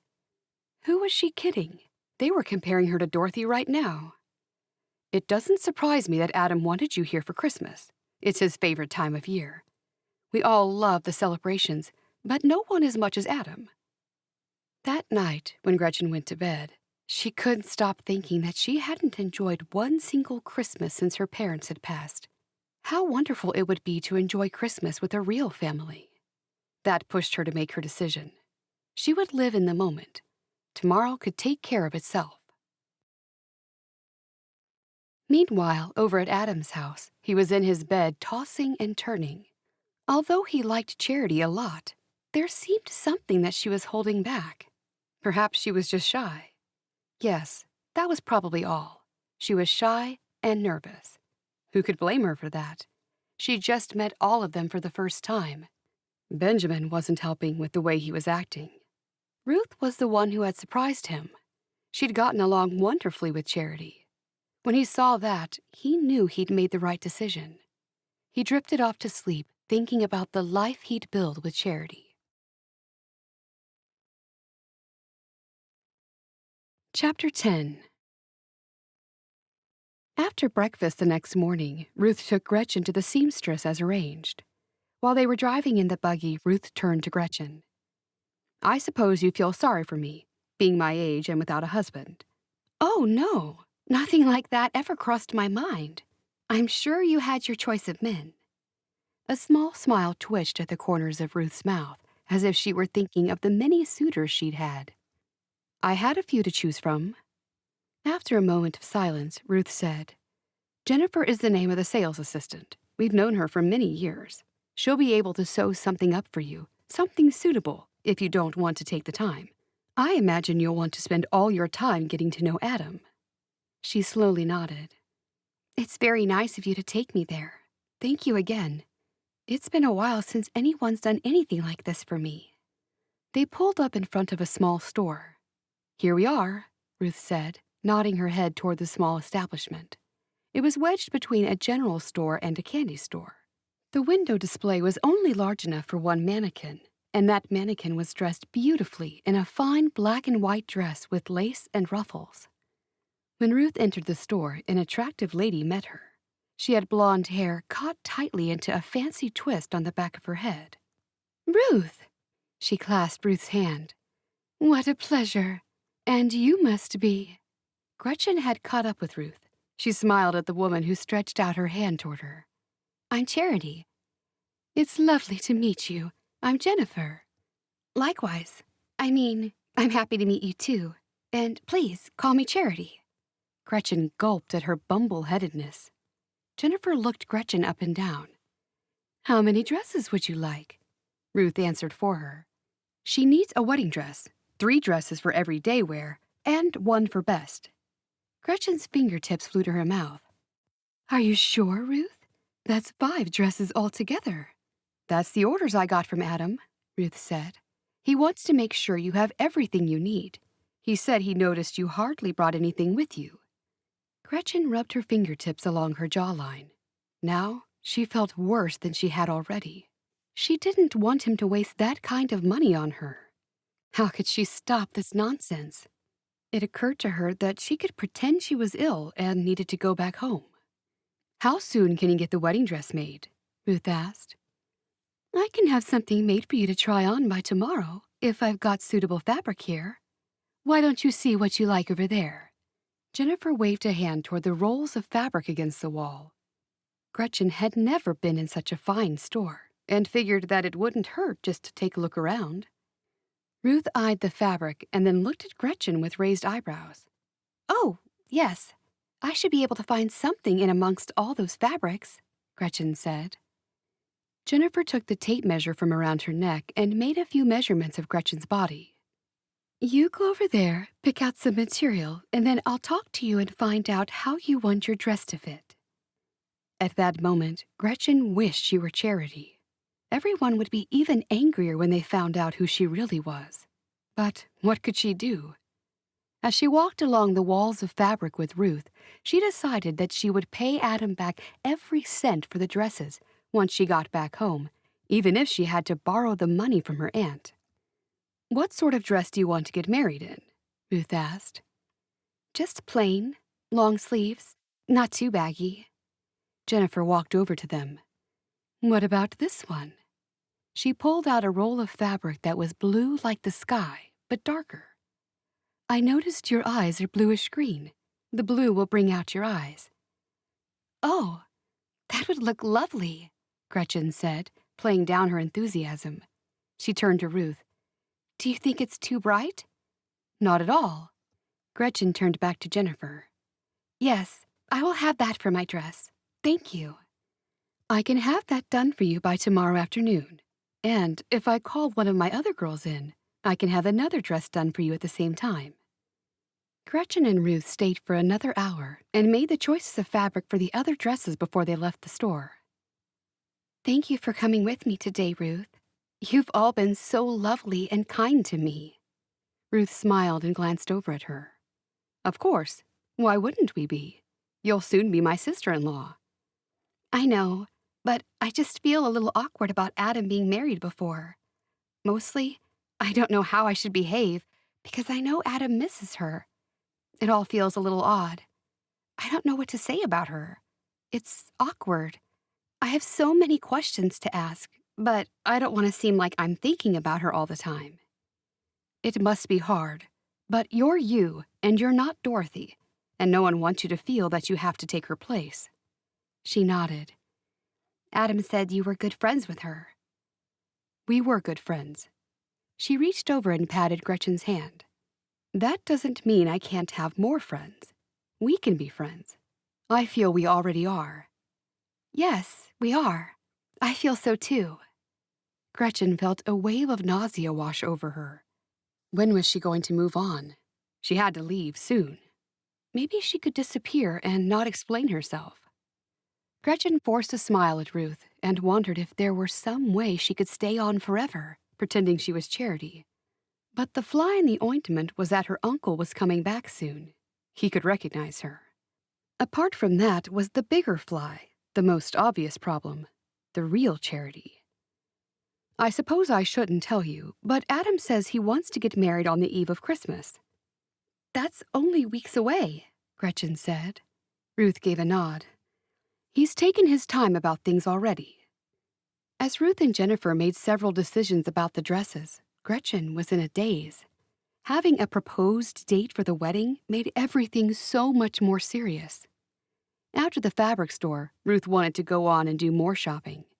Gretchen said she didn't feel well, so Ruth abandoned her plans and did the one thing she had to do.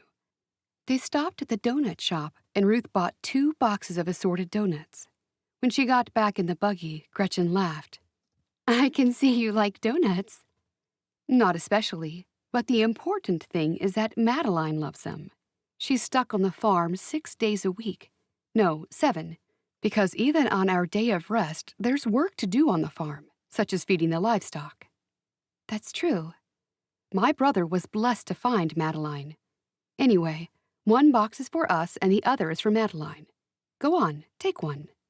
Ruth opened the box and Gretchen chose a pink frosted one, and Ruth chose a bright blue one. They sat there in the buggy and ate them. "How did Madeline and Benjamin meet?" "They grew up together. Both fathers were good friends." "That sounds ideal. Then you'd know that person really well." Ruth sighed. "It's never going to happen for me. All the boys I grew up with are married." Ruth looked over at Gretchen. "You have a very good man in my brother. Don't you doubt that." "I won't. I can tell he's a good and kind man. I know I'm very blessed to have found him." "And he you." Gretchen smiled and took another bite of her donut. Once they'd each finished a second donut, Ruth set off to take the box of donuts to her sister-in-law.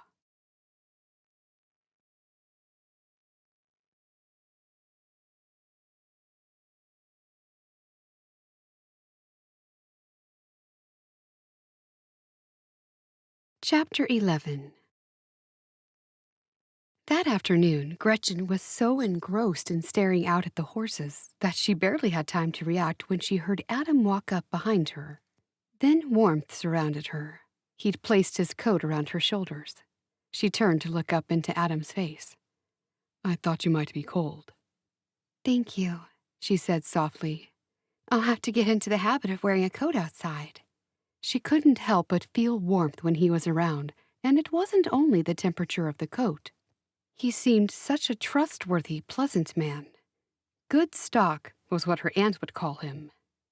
"Ruth said you weren't feeling well." "I'm a little better now after a good snack of donuts. I must have needed the sugar. Being outside in the fresh air helps." "Fresh? More like freezing." She laughed. "It is a little cold. Thank you for arranging all those dresses for me."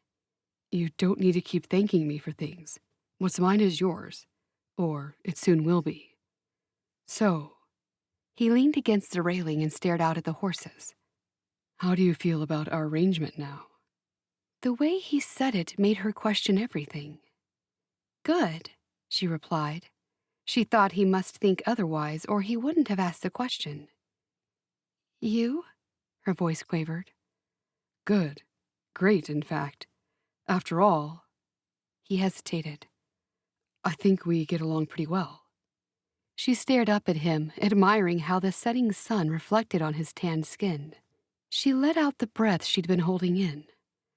"I just wanted to make sure you weren't thinking about running away from me." He chuckled slightly. She shook her head. "I'm not." It was partly true. She did not want to run, but soon he might want her to be far, far away from him. Here was a man she might have been able to fall in love with, but would he overlook her dishonesty? Nothing is secret that shall not be made manifest, neither anything hid that shall not be known. Her days of being Charity were numbered. The closeness of Adam made her feel a little weak. It would be wonderful to have a man to take care of her, a strong man to put his arms around her and to love her. How she wanted to be loved one day by someone such as Adam. "It's Christmas soon," he said. "You and I have got a lot to celebrate and a lot to be thankful for. I'm grateful your family spared you for the holiday season." She hoped she might still be around at Christmas. "I love Christmas. It's such a lovely time with family, togetherness, and thanking God for our family and our great country." "What do you say about getting married on Christmas Eve?" He literally took her breath away. Ruth had been right. She put a hand over her heart. "So soon?" "Why not? Unless you want more time." At that moment, Gretchen knew she could trick him into marriage. But would it be legal? And once he was committed, he couldn't turn back the clock. It was an evil thought. Gretchen had always been the one to watch others have a good time with their happy families and their happy lives. Things hadn't been all bad for her. She'd had some good things happen. Her aunt had taken her in when her parents died, but she couldn't live with her aunt forever. "Where do you go to, Charity?" She looked up at him. "What do you mean?" "You get that faraway look, and I can't help but wonder what you're thinking. What's going on in your mind?" Now would be a good time to tell him that she wasn't Charity. She studied the honesty in his eyes. He seemed genuinely concerned for her. He sincerely wanted to know what she'd been thinking. Could she be brave enough to tell him who she really was? But if she told him the truth, would he still look at her with the same loving eyes? No one liked to be fooled. "I'm just thinking about many things." "One day, I hope you'll trust me enough to tell me what those things are." Just at that moment, the black horse nudged Gretchen's arm. She was pleased to have the distraction. "Hello, boy. You've come over to talk to me again, have you?" "He likes you." "He's a beautiful horse. I love horses. Well, all animals, really." "And I can see they love you." He chuckled as he reached out to pat Knightley's neck. "Charity, how do you really feel about getting married on Christmas Eve? You didn't say anything." She nodded. "All right, then." "You don't think it's too soon?" Of course it was too soon, but not for Charity, who'd been writing to him and getting to know him. "Not at all. Not soon enough." He laughed. "I like your enthusiasm. I'll speak to the bishop about it tomorrow, and then I guess I should take you to meet him. Has anyone told you what we're doing leading up to Christmas?" Gretchen shook her head. "Are we doing something special?" "I think so. Ruth is heavily involved with the charity she helps every Christmas. She's got me into it, too. Around 50 of our young people gather here at Mom's house, and then we all get into wagons and visit a nursing home and pass out food baskets, gifts, and the like." "That sounds like a great idea." They end up at the old people's home, but before that, we visit disadvantaged people's homes, people who are out of work or down on their luck. "And you give them a basket of food?" "Yes, food and gifts. Many of the stores and businesses donate things for the baskets. Others donate money." "That's lovely. I'd love to help. I'd love to sew or knit things. I do prefer to knit rather than sew. Next year I could knit things to give away." "Great. I was hoping you would." "I wonder why Ruth never mentioned it to me." "She was probably saving it up until you felt more at home. It's a fun night, and the young people love it. You can tell from their faces." "There's nothing quite like helping people who are worse off than yourself." "Exactly. I thought that Ruth would have enlisted your help with the food preparations by now." "No, she hasn't. I'll speak to her about it, of course. I must do an equal share of the workload." "Can I ask you something about Ruth?" "Sure." "Why is it that she never married?" "She'll tell you she never met the right man. Maybe that's right, who knows?" "What do you think?"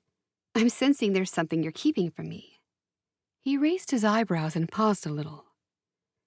I think she has met the right man, but he doesn't know it yet. Gretchen shook her head. What do you mean? I think I can speak freely since we'll be married soon. Ruth never told me this herself, but I know she had her heart set on someone. He left the community and got married.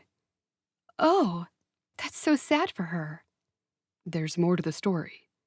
Gretchen loved a good story. What is it? He came back after his wife died, came back with 2 young boys. That's so sad. She realized Adam was now in the exact same situation, except he only had 1 child. He's alone with 2 children. Yes, 2 boys. That seems perfect for Ruth. She'd love to be a wife and a mother, I'm guessing. Yes. Trouble is, neither of them is doing anything about it. Does he like her too? He shrugged his shoulders. I don't know. I try to keep out of my sister's life. Don't you want her to be married? I do, but it's not up to me. It's up to God. Gretchen was determined to find out more about this man that Ruth loved. She had to help Ruth. She wasn't above interfering, if that meant it would lead to love. A chilly gust of wind swept up. Let's get inside, Adam said. She walked first, and he put his hand on her back. Tingles shot through her body. How could he have such an effect on her? Could he feel it too? Chapter 12. When Gretchen woke up, she knew it was the day her uncle was due to arrive home. She didn't even know where he lived. Last night, over the evening meal, she'd asked Adam if she could take Mabel out for the day. Her plan, beside getting to know Mabel better, was to get away from the family and find a phone book to see if her Uncle David's number was listed. If he had a phone in his barn or somewhere on his property, there was a good chance his number would be listed in the book. If she found it, she didn't quite know what she'd do.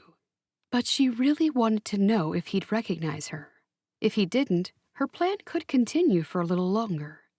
Adam seemed delighted at her suggestion and arranged for her to use his mother's horse and buggy for the day. Adam opened the door when he heard a knock. Ruth stood on his doorstep. Where's Charity? I see she hasn't left yet on her day with Mabel. The buggy is still here. She's upstairs changing Mabel. Then they'll be heading off. He knew he was beaming as he said it. It did make him feel good that Charity had connected with his daughter so rapidly. It was as if God was finally taking notice of his prayers for Mabel. That's good, but I do need to talk to you. Ruth made her way into the living room. I figured. He sat on the couch. She threw some letters on the small table. I picked up your mail. Don't you ever collect it? It was hanging out of the box. He chuckled. I'm not in such a hurry to read my letters these days. Not with Charity here. Thank you for bringing it in. Ruth sat next to him on the couch, and the 2 of them talked for a few minutes until Gretchen came down the stairs with Mabel on her hip. Adam jumped up. I've got the buggy all ready for you. There's a blanket and a picnic basket. Thank you, Adam. That's thoughtful. Gretchen noticed Ruth and smiled. Hello, Ruth. I left the house early this morning. I hope I didn't wake you. You didn't. Have a good time on your picnic. Thank you. Gretchen hoisted Mabel onto her other hip. I'll walk you out. Adam secured Mabel into her seat in the buggy and made sure they were all set to go. Then he watched his future bride and his baby daughter go on their first outing together. A sense of peace washed over him. There was hope for the future. He took a deep breath and walked back into the house to speak to his sister. When he walked into the sitting room, Ruth arched an eyebrow. What? He muttered. She laughed. I can see how fond of her you've become. You're like a bumbling idiot around her. Thank you, I think, he replied with a lopsided smile. Adam, I mean it out of the utmost love. You care for her, and I've only seen you like this one other time. He nodded. Yes, I know. With Dorothy. He was tired of feeling that he was betraying his late wife. This is nothing like that. She smiled. You're right, it's not. Back then, you were both in love. It was easy. You were both young. This isn't like that, but it doesn't mean that it can't be like that over time. Adam stared at Ruth. He was confused because she had disapproved of him writing to a woman. You didn't even want me to have Charity come here. You were dead against it. I know, she nodded as he sat down across from her. I'm not above admitting when I'm wrong. If you can be this happy so soon after meeting her, I can't even imagine how close you two could become. Adam was prepared to follow the path that life and duty to his daughter presented to him. Well, we will have to wait and see. You deserve love again, Ruth said. He couldn't believe he was even thinking about love, or that his grim and serious sister was suddenly urging him on to fall in love with Charity. It was a complete turnabout for her. I appreciate you coming here and saying that. Is that why you came here today? I'm just checking on my little brother and his welfare. Ruth stood up, and Adam walked her to the door. Before she walked out, she turned to face him and leaned in toward him. Love and marriage sometimes do go together. He pressed his lips together to suppress a smile. Thank you. I will try to remember that. I'll talk to you later. Ruth walked out the door. Some hours later, Adam turned his attention to his mail. He sat down and leafed through the stack until his gaze fell on an envelope that had no return address, and yet the handwriting was familiar. He opened it and read, Dearest Adam, by now I am sure that you are wondering why I didn't come to meet you as arranged. I am not normally a woman to go against my word once I have given it. Perhaps it was nerves, or the fact that I didn't feel that it was right for me. Forgive my boldness, but I must tell you that those are my reasons for not coming to marry you. After more prayer and contemplation, I was led to remain behind in my home. I believe you will think that I did the right thing. I hope that you find happiness, and I hope that you and Mabel live a wonderful life. I just feel that, in my heart, I am doing what's best for both of us. I hope you believe that too. Yours sincerely, Charity. He stared at the letter, flipping it over and trying to discover a hidden meaning. Then he looked at the date. It was postmarked the day after Charity arrived. It couldn't be true, because if it was, who had just left the house with his daughter? Chapter 13. Gretchen had stopped at a public phone box, and, holding Mabel with one arm, she flipped through the phone book with her free hand while looking for her uncle's name among the listings. Nothing. Now, the only thing left was to forget about her worries for the day and enjoy her limited time with Mabel. She'd pretend that Mabel was her daughter. She had seen a wonderfully landscaped park at the town's edge. It was a perfect place for Mabel to practice her walking. Mabel and she were covered in warm layers of clothing, but she realized it might be hard for Mabel to attempt walking with all her thick layers.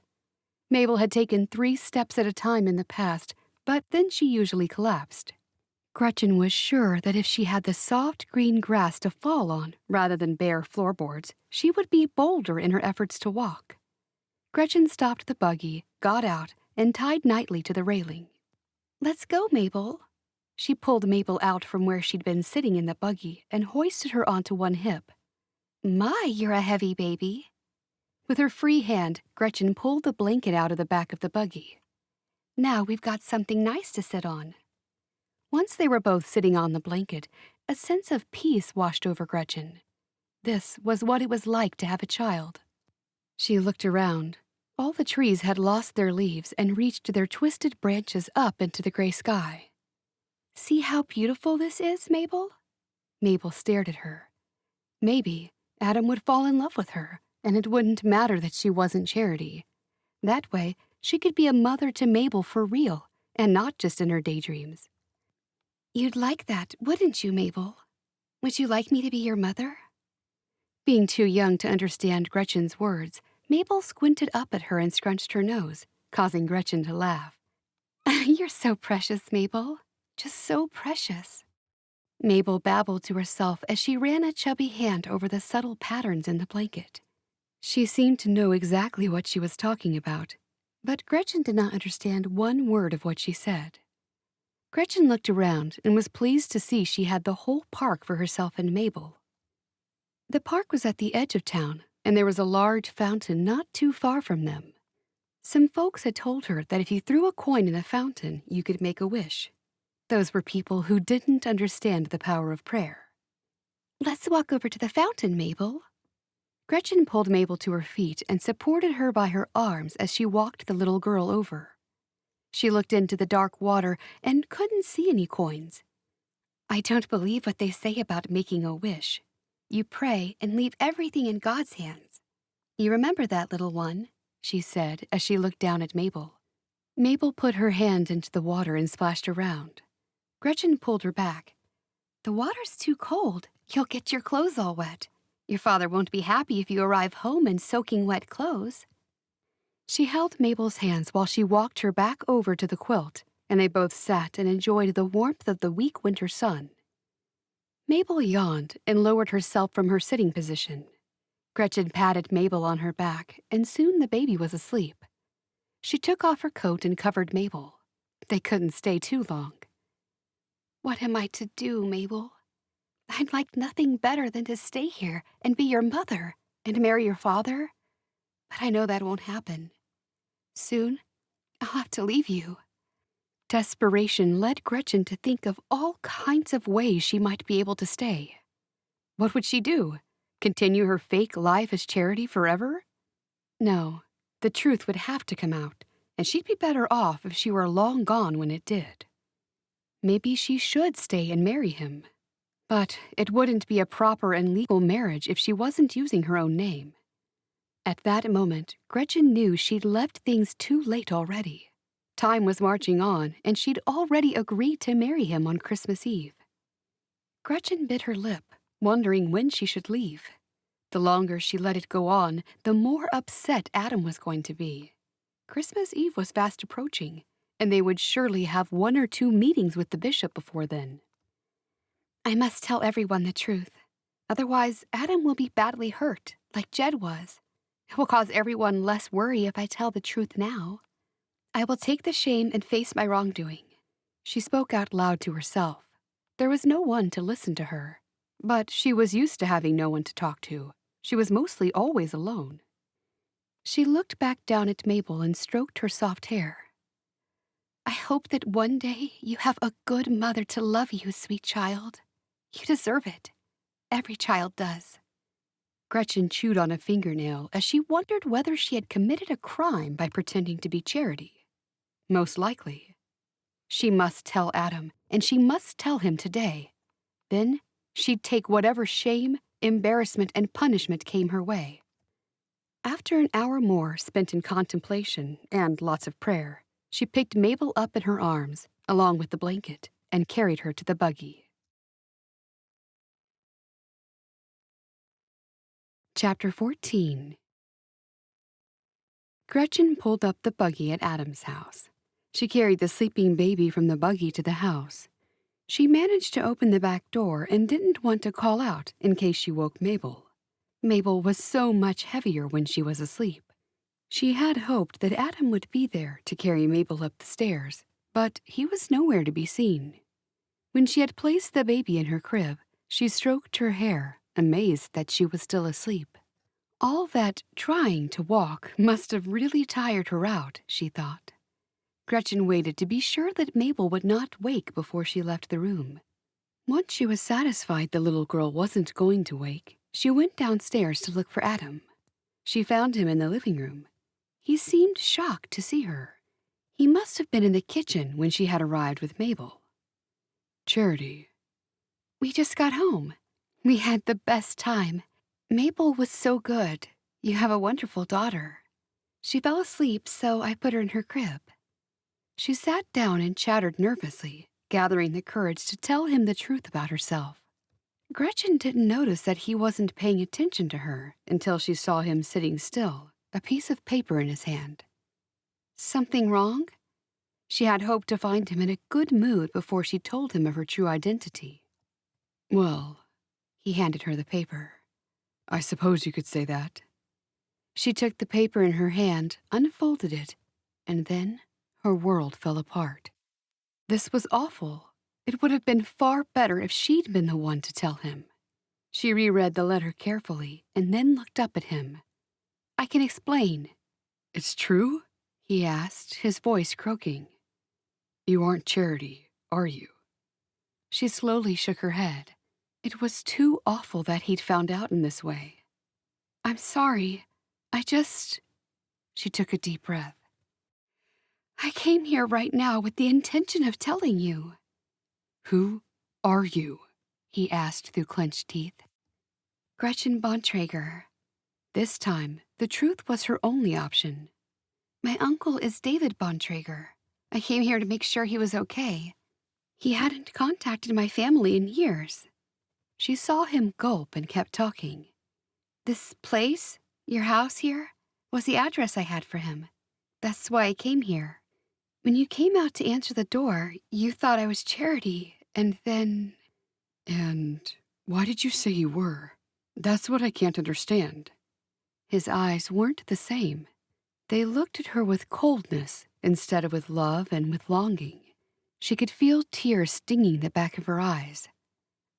"I don't want to hurt any of you. Mabel, Ruth, you've all been so nice." "You didn't have the decency to tell me. Instead, you went along with the lie, and you deceived my mother and everyone else?" He shook his head. "My poor mother. She doesn't deserve this. She liked you. We all did. You have no right to be here." His words were softly spoken, but his face was red, revealing the turmoil inside. "Everything you say is true. I came here intending to tell you today. When I sat down, I was gathering the courage and trying to find a place to start." "Is that right?" "It is." She could tell he didn't believe her, and she couldn't blame him.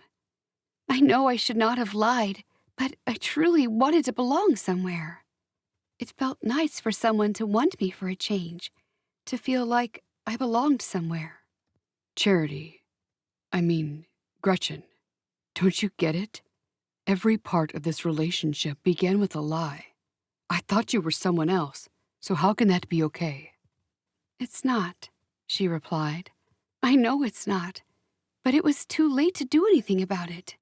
When I said I was Charity, I didn't know that Charity was going to marry you. That was the last thing on my mind." She looked at him and could see that everything she said would fall on deaf ears. Her eyes flickered around the room, looking for the easiest escape. "I appreciate your hospitality, and I apologize for the pain I've caused you." She stood up. "I'll get my things from your mother's house and go. I'll leave on the next train." He cleared his throat. Where will you go? "I don't know. Maybe I'll just go back home." He leapt to his feet. Where is home? "Ohio," she said softly. "I live with my aunt." She walked past him. "I'll be leaving now." By accident, she brushed against him. He reached out and touched her hand. You don't even know when the train is leaving. "I'll find out soon enough. I must go." He turned his face away from her. That would be best. She ran from the living room before the tears welling up in her eyes could fall down her cheeks. She got into the buggy she'd borrowed from Mrs. Fisher and made a hasty escape with the tears streaming freely. Adam made his way to the door and watched her leave. He saw her tears, and it hurt him that he couldn't comfort her. But where would that leave them? This wasn't right, and he knew that. There was an ache in the pit of his stomach. He knew he cared for her. Everything Ruth had said regarding how much he'd grown fond of her was true. But she, this woman, wasn't Charity. She was a stranger. She was Gretchen. If she could lie so freely about her true identity, what else would or could she have lied about? He'd prayed for a devout woman of good character to come into their lives, not a woman who thought nothing of deception and lies. He glanced down at the letter he'd handed Gretchen just now.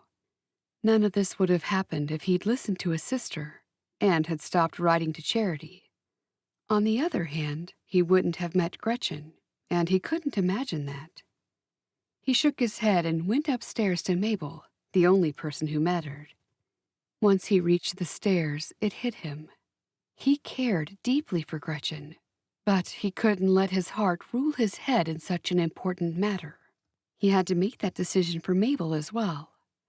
Even though the woman he'd come to know as Charity had made his heart race, a virtuous woman would not have lied the way Gretchen had. God had to be testing him. Yes, that was what it was. Adam decided that as soon as Mabel woke, he would go to his mother's house. He'd sort things out with Gretchen in a reasonable manner. He'd see to it that she got home safely. As a proper Christian man, he should at least do that. Chapter 15. Gretchen opened the door of Mrs. Fisher's house, hoping she wouldn't see anyone. She would much prefer to leave a note thanking them and just disappear. Ruth rushed to her. "There you are, Charity. Jennifer has just brought some dresses for you already. Look at your beautiful wedding dress." Gretchen looked at the dress that Ruth held up. She took one look at it and could not stop the tears from streaming afresh down her face. She looked from Ruth to Mrs. Fisher, who had walked up behind Ruth. She wanted to explain the whole incident to them, but she could not stop the tears. The look of concern on their faces was too much for Gretchen. She ran up the stairs, opened the door of her bedroom, and flung herself on the yellow quilt that covered the bed. It wasn't long before Mrs. Fisher and Ruth were sitting on the bed next to her. "What's upset you like this, Charity?" Mrs. Fisher asked. "Oh, no, your arthritis. You shouldn't have come up the stairs." Mrs. Fisher smiled. "I can do it when I have a good reason." Ruth handed Gretchen a white handkerchief. Gretchen took it and dabbed at her eyes. Then she sat up and took some deep breaths. "I'm afraid I've deceived you all," she sniffed. "My name is not Charity Hadley. I am Gretchen Bontrager." Mrs. Fisher frowned. "What do you mean?" "What's happening?" Ruth asked as her eyebrows drew together. Gretchen knew she had some explaining to do. "You see, I came here to look for my Uncle David." "Wait, if you're Gretchen Bontrager, is your Uncle David Bontrager?" She nodded and saw the look on Ruth's face. "I didn't know that." "No one in the family had heard from him in ages. That's why I came here.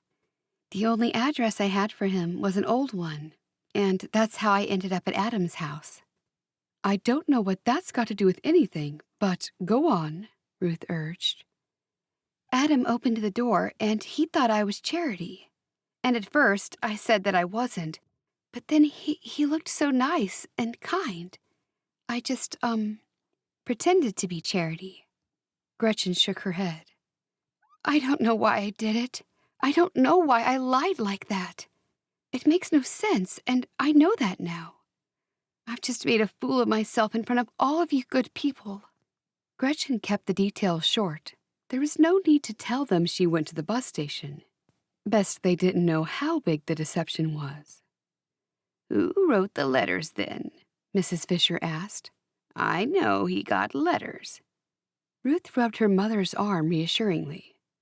"I'll explain later, Mom." Gretchen said, "There was a Charity, but she just sent another letter, and Adam got it today. In that letter, she said she couldn't go through with marrying him. She changed her mind about coming here for some reason. She didn't really say why." "That's good, then," Mrs. Fisher said. "It leaves the way clear now for you to marry Adam." Gretchen straightened her back and took a deep breath. "Adam wouldn't marry me now. I'm a liar, and I've deceived you all. You were all so nice to me, and you had me here to stay with you and everything." "How about a nice cup of tea and a slice of cake?" Mrs. Fisher asked. Gretchen looked at Ruth, and Ruth said to her mother, "Mom, do you understand what's going on?" "Yes, do you? She's not Charity, and her name is Gretchen." Ruth sighed. "I will leave on the next train." Gretchen got off the bed. I'll send the money to pay Adam back for those dresses. I'm sorry to have caused so much trouble. Ruth sprang off the bed. No real harm's been done. What did Adam say when he found out? Gretchen shook her head. I should have told him sooner. He was angry and upset. And of course, he should be angry and upset. I've embarrassed him. How about I talk to him? Mrs. Fisher asked. There's no reason that you can't continue with the wedding, is there? I mean, he didn't know this other girl either, so what's the difference? Gretchen sat down on the bed again. The difference is he doesn't trust me now. He'd been writing to Charity for some time, so he would have known a bit about her. Enough for him to ask her to marry him. He doesn't know me. I'm a complete stranger. Mrs. Fisher pursed her lips. Come downstairs and we'll eat cake and figure out what to do. You're not going to go running off into the night. I don't care what my son says. Gretchen wiped the new wave of tears from her cheeks. It was too much for her to bear that they were being so nice to her after what she'd done. She might have felt better if they'd been mean to her. Mrs. Fisher patted her back. Why all the tears, child? Gretchen sniffed. I feel bad. People get angry, then they calm down. You and Adam have just had a little spat. He'll forget all about it when he's got some good food in his stomach. Men always do. Gretchen looked at Ruth. Ruth smiled back at her and shrugged her shoulders at her mother. I'll be gone by then. Gretchen couldn't stay longer than tomorrow with the whole family knowing that she'd lied. No, you must stay. You're our guest, Mrs. Fisher said. Ruth nodded. Yes, you must stay, Gretchen. You've confessed what you did, and it's clear you're sorry. So as far as I'm concerned, that's the end of it. It wouldn't be right. Adam wouldn't want me here after what I've done. I won't hear another word about it. You're my guest in my home, and I want you to stay longer. You don't have to leave, Mrs. Fisher said. Stay as long as you like. Gretchen licked her lips. Mom's right. Wash your face and then come down and have a cup of tea. We'll figure out what to do, Ruth said. Okay, I'll be down in a minute. Come on, Ma. I'll help you down the stairs. We'll leave Gretchen alone for a moment, Ruth said. When both women walked out of her room, Gretchen lay flat down on her back. Her whole body was numb, but still, she'd known this day was coming. She couldn't have gone on deceiving everyone forever. It was better to happen this way than for the real Charity to land on the doorstep. Chapter 16. Gretchen walked to the bathroom and splashed cold water onto her face, soothing her hot skin. With her eyes closed tightly, she reached for the white, fluffy towel. She was pleased that Ruth and Mrs. Fisher were taking the news so well, but there was no way she could stay there. Maybe just one more night, and then first thing in the morning she'd be on her way. When Gretchen had freshened up, she went downstairs to join Ruth and her mother. Mrs. Fisher and Ruth looked up from the kitchen table to see Gretchen in the doorway. Mrs. Fisher pulled out the chair next to her. Come and sit, dear. Gretchen sat down beside Adam's mother. Tell me about yourself, Gretchen. Where are your parents? Mrs. Fisher's words were softly spoken. After licking her dry lips, Gretchen said, Both my parents are dead. I live with my aunt. I want to make a life for myself, and that's probably why I went along with the lie. It sounded good, and Adam seemed so nice. I'm sorry you're alone in the world. We didn't know. Ruth asked, What prompted you to come here? Was it only about your uncle? I wanted to branch out and see another community, too, and meet some new people. In the back of my mind, I had an idea I might be able to make a new life for myself here. Stay with my uncle while I find employment and a place to live. You see, I don't want to live with my aunt forever. She didn't want to tell them she was looking for a husband, or that would make her look even worse. Her mind was muddled, and she didn't even know if she'd told them about her uncle, so she told them again. Ruth nodded. That makes sense that you didn't hear from David. He left the community and got married. When his wife died, he came back to us with his 2 boys. He probably didn't want to involve your family in his leaving. Mrs. Fisher said nothing, but leaned over and picked up a white and pink china teapot. She delicately poured tea into a white teacup and then passed the cup to Gretchen. There you are. A nice cup of tea will make you feel better. She turned to her daughter. Ruth, why don't you cut us some cake? When Ruth stood up, Gretchen felt tears well in her eyes once more and sniffed. Can I help you with anything, Ruth? She managed to ask. No, it's under control. I'll do it. Mrs. Fisher stood up, walked to a drawer, and pulled out a large knife. Ruth said, Sit down, Mom. I can cut a piece of cake by myself. You have to get used to other people doing things for you. Mrs. Fisher's lips turned down, but she obeyed her daughter and sat down. Just a small slice for me, please, Ruth, Gretchen said. Once they were seated with cake and tea, Ruth asked, Now, what are we to do? I'll be leaving tomorrow. Gretchen looked down at the slice of cake that Ruth had just placed in front of her. I don't think I can eat all of this, Ruth. Nonsense. You have to keep your strength up, Ruth said. Mrs. Fisher laughed. You're becoming just like me, Ruth.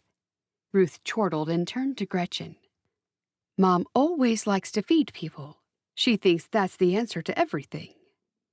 Gretchen poked her cake with a fork, took a portion, and placed it into her mouth. Out of the corner of her eye, she noticed the 2 women stiffen. She looked into their faces and saw that they were both staring over her shoulder. She swiveled to see what they were looking at, and it was then that she saw Adam standing in the doorway, holding Mabel. Gretchen gasped and nearly choked on her cake. She covered her mouth with her fingertips and quickly swallowed. She took a sip of tea to keep from coughing. Ruth, you and I better go and see to that thing I told you about yesterday, Mrs. Fisher said. Yes, I'm right behind you, and I'll bring Mabel with me, Ruth said, as she plucked Mabel out of Adam's arms and hurried out of the room with her mother. Before Gretchen could say or do anything, she was alone with Adam.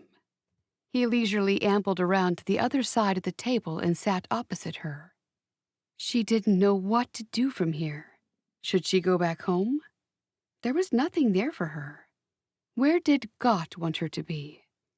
She was reminded that Joseph and Mary were far from home and unable to find lodgings in Bethlehem. God provided them with shelter.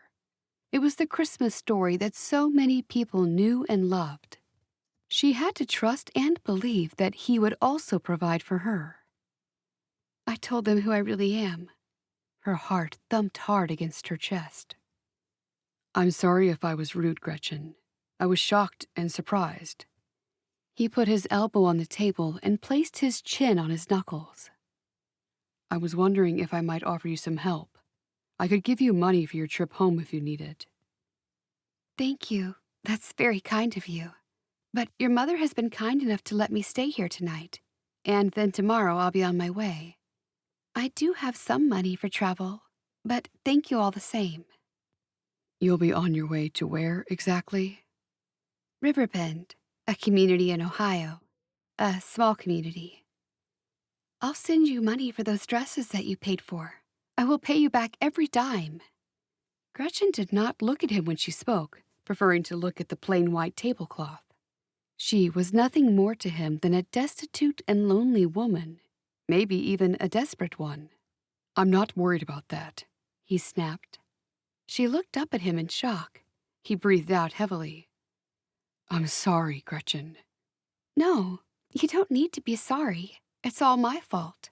The whole sorry thing is all my fault. My life hasn't gone how I planned it. The last few days, I thought my life was finally going in a good direction, Adam said. Well, I'm sorry to ruin things for you. He nodded. Everything aside, I do want to help you. If it's marriage you're after, I know many men who are looking for wives. No, I was never looking to get married. Gretchen's eyes glazed over. I suppose I do want to, though, someday. I overheard what you said about looking to make a life for yourself. I don't want what happened between us to put a stop to your plans. Yes, I'm upset, but I'll get over it. Thank you, but I know a widower who's in desperate need of someone to watch his children while he works. If you'd like to stay in this community, his name is David Bontrager. Wait, my uncle? He smiled. That's right. He's a good friend of mine. He'll be back tomorrow. He told me when he comes back, he'll need someone quickly. Adeline, a neighbor friend, was looking after the boys at her place while he was at work, but now she's moved away. I've looked after children before. Not as a job, though. At last, things were looking better. Maybe she wouldn't have to go back to her aunt's place. She could live a new and independent life. You can talk to him when he gets back. It might work out well for you, and well for your uncle. That sounds great. Gretchen smiled for the first time since her real self had been revealed. Adam clapped his hands together so loudly that it made Gretchen jump. I'll make a meeting with him tomorrow. Shouldn't we wait until... No, he'll need someone quickly. Thank you for being so kind, Adam, considering what I did. You're a remarkable man. He grinned. There's nothing remarkable about me. Mrs. Fisher came back into the room. It was as if she'd been listening outside the door for the perfect time to re-enter. Piece of cake and a cup of tea, Adam? Chapter 17. Adam left his mother's home, pleased that he could help Gretchen. He drove to David's home to see if he was back early. When he saw the smoke coming from the chimney of the building, he was pleased. David lived temporarily in an apartment above a shop that was just a few doors down from Adam's furniture store. Adam opened the downstairs door and sprinted up the stairs. He knocked on the door, and David was quick to open it. Adam, hello. What can I do for you? It's what I can do for you. I think I've solved a problem for you, Adam said. Please come inside. David opened the door wider. Now, what problem would that be? I have so many of them. I think I might have found someone to look after William and Samuel. David's expression changed immediately. The lines in his face disappeared as he leaned forward with a smile. You have? Her name's Gretchen. She's your niece. He frowned. She is? She came to my house looking for you. Gretchen is my late brother's daughter. How old is she now? She's all grown up. She didn't exactly say how old. 20, I guess, around that age. Both her parents are gone now. I haven't seen her for years. He rubbed his beard. Last time I saw her, she was this high. He held his hand 3 feet above the ground. Well, she's all grown up now. She said she's very good with children and she's looking for work. She's good with Mabel, I can tell you that much. I'm afraid I've lost touch with my family. She's not married? Adam shook his head. She's not. I think she'll do a good job for you. When can I meet her to discuss things? David asked. I can bring her here to see you tomorrow morning. That would be wunderbar. Good. I'll be here at 9 if that suits. Perfect. The other thing is, would you and the boys like to walk with us caroling this year? We'll finish at the old people's home again. I'd be delighted. So would the boys. We had so much fun last year. Thank you, Adam. I've missed having family around. I'm excited to see Gretchen again. When's the caroling? Thursday, the day before Christmas Eve. Adam said goodbye to David, pleased he was helping out 2 people. This could work well for both of them. He got back into his buggy and steered the horse onto the road. A part of him wanted to keep Gretchen to himself and continue with the marriage. She'd seemed to be everything he could have hoped for in a wife and mother, except for her falsehoods. Her dishonesty was one thing he could not overlook.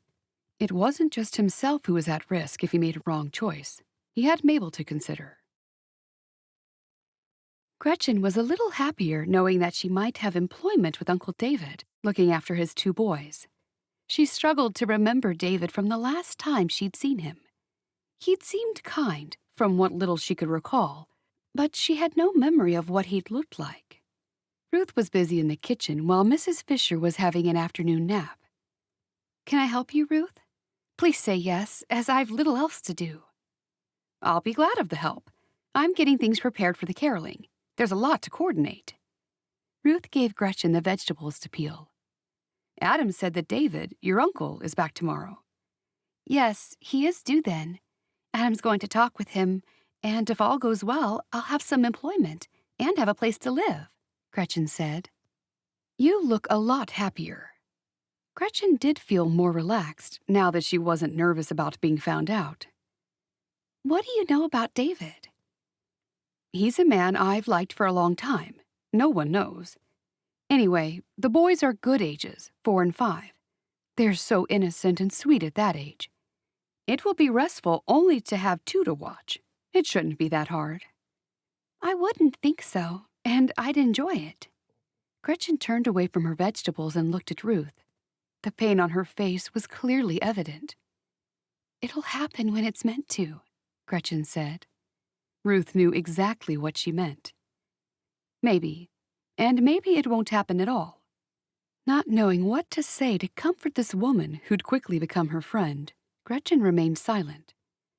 "I shouldn't have burdened you with my silly problems," Ruth said. "If I had known he was your uncle, I wouldn't have mentioned him at all." "You've been good to me, Ruth. Better than anyone else in my life. I'd like to be able to say or do something to make you feel better." "It's in God's hands. I think I'm too old to ever be a mother. But at the very least, I'd like the chance to be someone's wife." Gretchen bit the inside of her mouth and turned back to the vegetables. The midday meal was just for the 3 of them, Ruth, Gretchen, and Mrs. Fisher. It was a simple dinner of beef stew and rice with vegetables on the side. Adam came back later that afternoon and told Gretchen that he'd drive her to see her uncle tomorrow.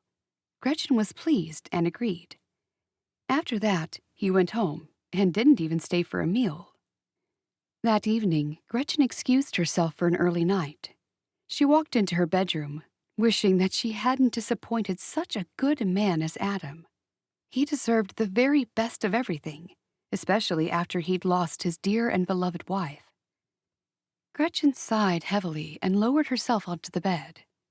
Maybe things had worked out how they were supposed to. She'd made friends in the family, and now that she had a good friend in Ruth, it would be so much easier to adjust in this new community. Right now, her staying all depended on her uncle. She was one step away from making her own life and getting away from the constrictions she felt at her aunt's place. Chapter 18. The next morning, Gretchen woke to the message that Adam would be picking her up a little after 8:30 to visit her uncle.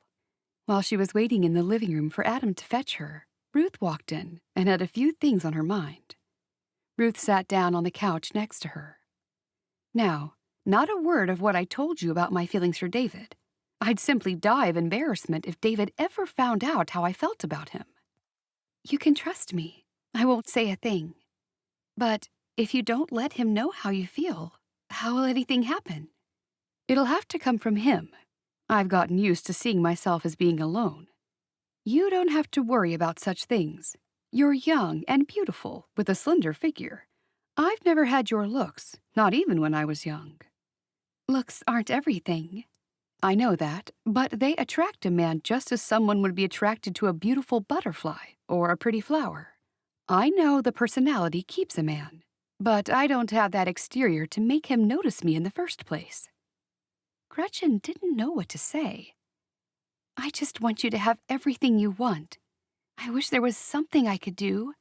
Surely, if he knew how you felt—" "There's nothing. Forget I told you. Mom won't be around forever. I'll be alone. What upsets me is I've given up on myself." Ruth put her hands to her head. "Oh, listen to me feeling sorry for myself. I'm not normally like this. I guess it's all this talk of marriage. I was excited for you and Adam. Do you think... No, definitely not. He tolerates me, and he's kind, but I can tell he doesn't look at me the same. Gretchen sighed. I wonder if Adam told Uncle David about how I pretended I was Charity. That would be so embarrassing. No, he wouldn't have done that. That's something no one needs to know. Adam arrived, and both Ruth and Gretchen walked out to meet him. Ruth offered to take Mabel for the day, and Adam quickly agreed. Once Ruth had Mabel in her arms, Gretchen got into the buggy beside Adam. Thanks for taking me to see my uncle. I want to see you happy and settled. That's all anyone wants. Thank you. Apart from some small talk, things were fairly quiet on the buggy ride to Gretchen's uncle's apartment. I need to ask, did you mention to my uncle about me pretending to be someone else? No, I didn't think there was any need to do that. It's not as though you're a child who needs direction. Thank you.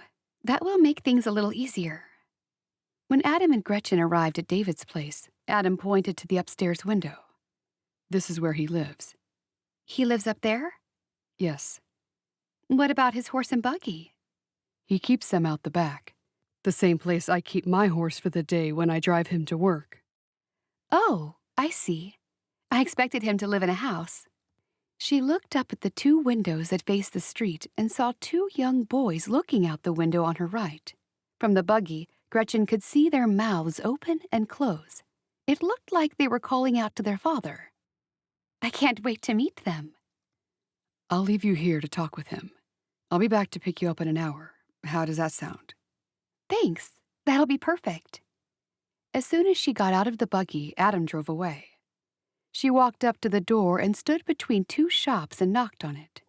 When no one answered, she tried the handle. She opened it and was faced with stairs. She walked up the stairs and saw a door on the right and one on the left. She knew from where she had seen the boys that they were in the apartment on the left.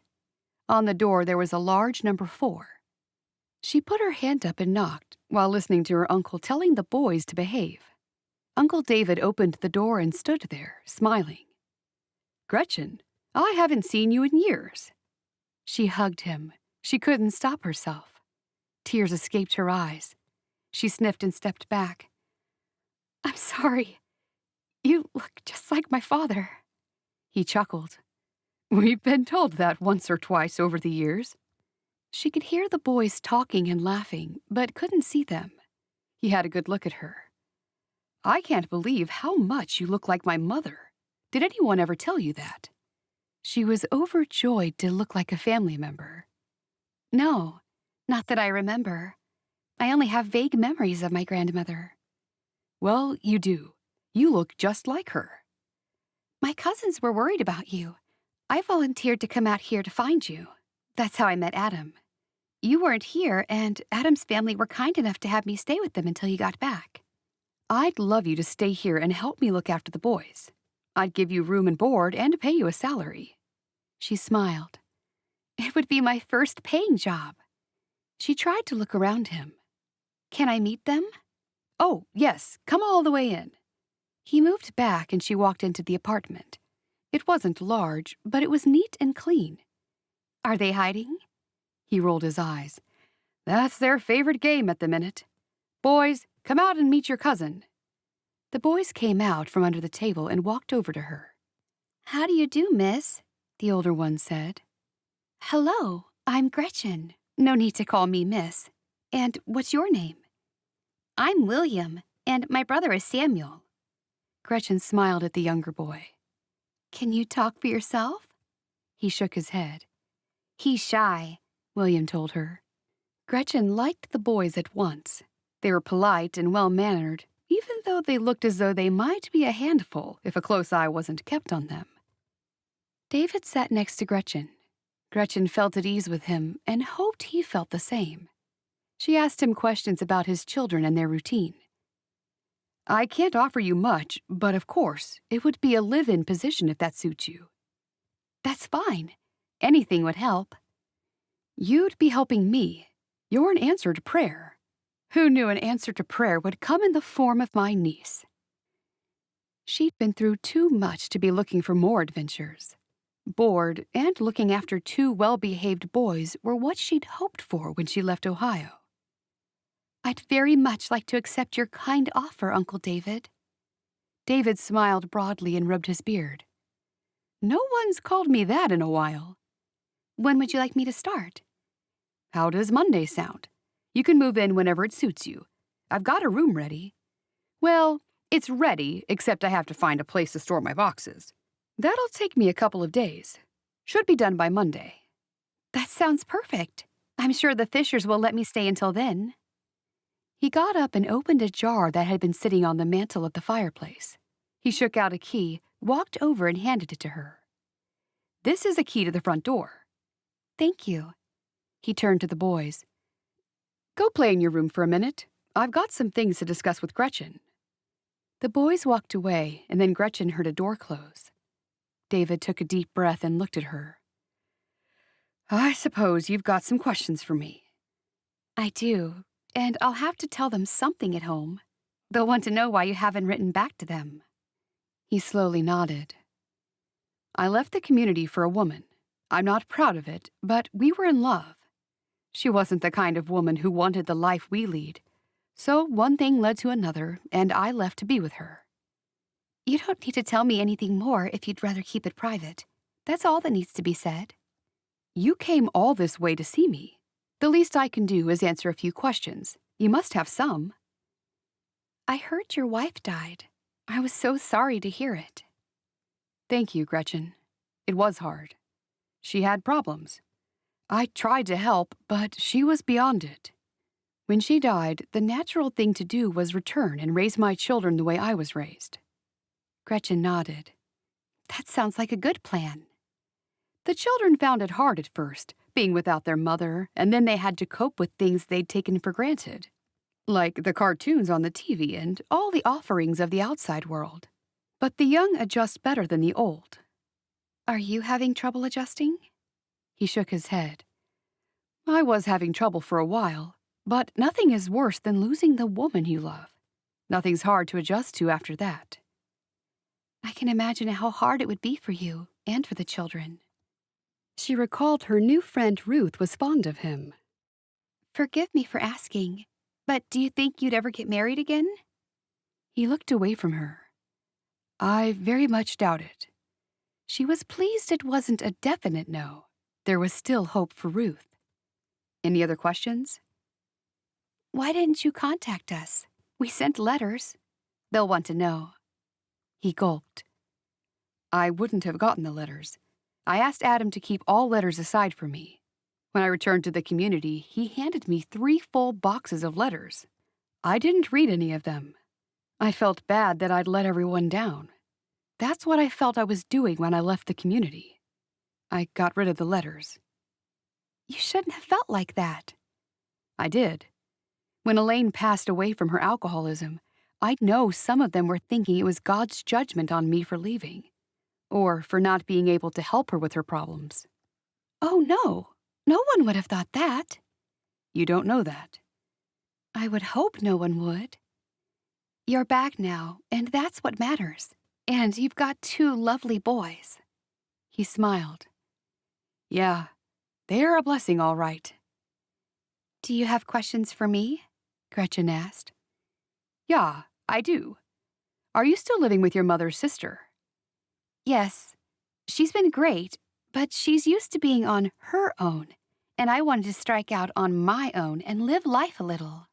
That's why I said I'd come here to investigate why you never answered any letters. He chuckled. It's a long way to come just for that. I know. I was sure you were okay. We would have heard if you weren't. It was a good excuse for me to do something different. I hope you don't mind. Not at all. I know how it feels to have the need for a change of scene. Tell me exactly all the duties you'll want me to do. Chapter 19. Uncle David and Gretchen talked up until the time that Adam came to fetch her. She said goodbye to David and the boys and headed downstairs to where Adam was waiting. As usual, she had the same fluttering in her tummy as she always did when Adam was near. She climbed into the buggy. How did it go? It's all arranged. I'll live there and look after the boys while he's at work. It works out for him, and it works out for me. I'll have to let my aunt know I won't be coming back. That's great news. How will your aunt feel about that? I don't think she'll mind. She keeps to herself most of the time. I'm sure she won't miss me very much, and she'll enjoy returning to her old routines. I'm happy for you. When do you start? Monday. He said it'll take him a few days to move the boxes out of the room that's going to be mine. He's been using it as storage space. Does he need some help? She stared at him. Are you in a hurry to get rid of me? He laughed. Not at all. I was just wondering, that's all. I'm sure David can figure it out for himself. My mother and Ruth will be pleased you're staying until Monday. I can tell they've grown quite fond of you in the short time you've been here. And I feel the same about them. I'd love to have a family like yours. She bit her lip, realizing the impact of what she just said, but didn't comment. I'm grateful there are no hard feelings between us. No, I've never been one to hold a grudge. I'm sure you'll be perfectly happy at your uncle's place. I will. The two boys and I will have a lot of fun. Not all the time, I hope. There's more to raising children than playing with them. I hope you instill in them the value of honesty and the virtue of keeping good and upstanding morals. With those words, her hopes of them being married one day grew a little dimmer. He was never going to forget the way she fooled him and brought his family into the deception. In a way, she couldn't blame him. I will. Good. The tension in the buggy was thick. She was a little annoyed that he was telling her how to raise a child, as though she didn't know right from wrong. Her parents had been strict, loving, and kind. Her aunt was also strict, with a little less of the visible love and kindness, but still, Gretchen knew right from wrong in her heart. She wanted to tell him so, but her past behavior had already testified against her. She was pleased when the buggy pulled up at his mother's house. He got out just after she did. I'll get Mabel and be on my way. Thank you again for setting this up and driving me there today. You're welcome. After he secured the horse, he walked into the house, knowing he'd been tough and direct with Gretchen just now. But she deserved everything he'd said and then some, he told himself. Ruth was sitting with their mother in the living room. Mabel is asleep, Adam. Wait until she wakes. I'd like to, but I can't. I've got so much paperwork at home. I'll take her now. Nay, I can bring her over to you when she wakes. It's fine. Adam went to walk up the stairs. Adam, don't run off. Come, sit with me, Mrs. Fisher said. Adam smiled and sat down with his mother. Where's Mabel? She's still asleep, Mom. Ruth looked up from the sampler she was sewing. I just told Adam so. Mrs. Fisher looked up and shrugged, and then her attention went to Gretchen, who just walked into the room. Gretchen, sit down with us and tell me, how did you enjoy yourself today? Mrs. Fisher asked. Gretchen sat next to Ruth. It's been a wonderful morning, and I accepted a position with Board, looking after my Uncle David's two boys. Mrs. Fisher pursed her lips before responding. Is that what you want? Gretchen nodded and fixed a smile on her face. What she wanted was to turn into Charity, wind back the clock, marry Adam, and be a perfect wife and mother. That way, Adam would look at her the way he used to look at her. Yes, Ruth mentioned Adam was taking you there today. I'm glad you'll be staying on. We'll still be able to see each other, Ruth said. Gretchen smiled at Ruth. Yes, that will be good. Well, it's time for this old lady to retire for the night. Good night, all. Mrs. Fisher rose to her feet. Ruth's mouth dropped open. It's not nighttime, Mom. I'm having a nap. That's what I meant to say. I'll get Mabel and then I'll go, Adam said. Why don't you leave Mabel here? She's only just gone down for her nap, and you can fetch her in the morning if you want, Ruth suggested. Well, are you sure? Adam asked. It would be good because I've got a lot of paperwork waiting for me at home. Ruth said, Of course I'll look after her. Come back and have the evening meal with us? Thank you, but no. I'll be back early in the morning. He turned and looked at Gretchen. Bye, Gretchen. Goodbye, Adam. Gretchen watched Ruth walk Adam to the door. Once Adam had left, Ruth came back and sat down next to Gretchen. Are you sure this is what you want, to work for David? It's the perfect arrangement, isn't it? He's family, and that's just what I was looking for when I came here. A change, an adventure. Gretchen gave a little laugh. I wasn't specifically looking for a man, although, of course, I'd like to be married one day. I would have liked things to work out differently, that's all, Ruth said. It just wasn't to be. But you do love Adam, don't you? I'm sure you do. I can see it in your eyes when he's around. Love? I don't know about that. I don't know him. Not really. I guess Charity knows him through the letters they sent, but I've hardly seen enough of him to fall in love. I've never been in love. Ruth sighed. It might be just as well. Sometimes love brings pain when you lose that person. Gretchen nodded, thinking of her parents. It doesn't matter what I feel, Ruth. It doesn't matter at all. I'm not going to get any fancy notions in my head. It won't do me any good. Oh, Gretchen, he'll come around in time. He had a shock when he found out that you weren't Charity. He's very fond of you. I know he is. I can tell. Gretchen stood up. You've become such a marvelous friend to me. She just wanted to be left alone and to put Adam completely out of her mind. It was what was best for everyone. I'm sorry. I won't speak of him again. Just sit by me a little longer, or I'll have no one to speak with. Ruth patted the seat next to her. Gretchen sat down again. She did enjoy Ruth's company. I hope I'm doing the right thing by working for Uncle David. I feel a little bad for taking money from family. I should be doing it for free. Nay, if you didn't do it, he'd have to employ someone else, and he probably wouldn't have someone living there with him. It wouldn't work. Then he'd be dropping off and picking them up all the time. That's what he had to do with Adeline, his old babysitter. It'll be much easier for you to be in the house right there with the boys. Easier for all of you. I suppose so. It'll be good. His boys are wonderful, and they'll be excited that you're looking after them. Gretchen smiled. I do like children. It'll be nice getting to know them. After Gretchen had stayed talking to Ruth for at least an hour, the two of them prepared a lunch of ham, mashed potatoes, and sauerkraut.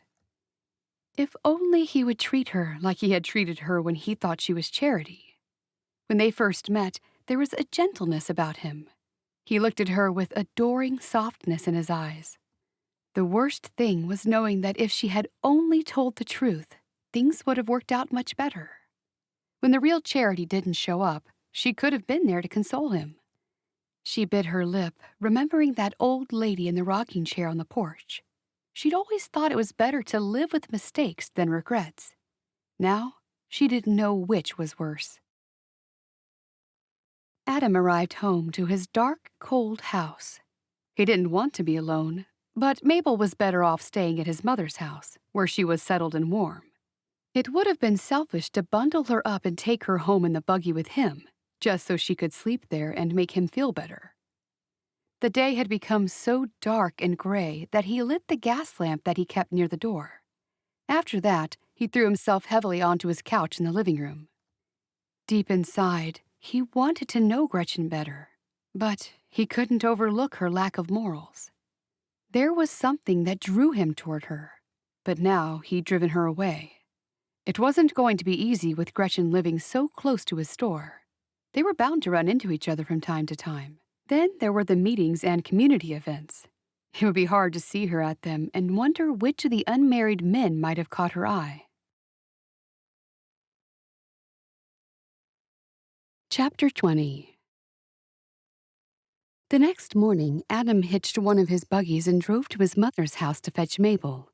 He knew he'd see Gretchen. At one stage, she must have found him appealing enough to pretend she was Charity. That was a little flattering, he realized, the more he thought about it. Adam opened the door of his mother's house and poked his head through.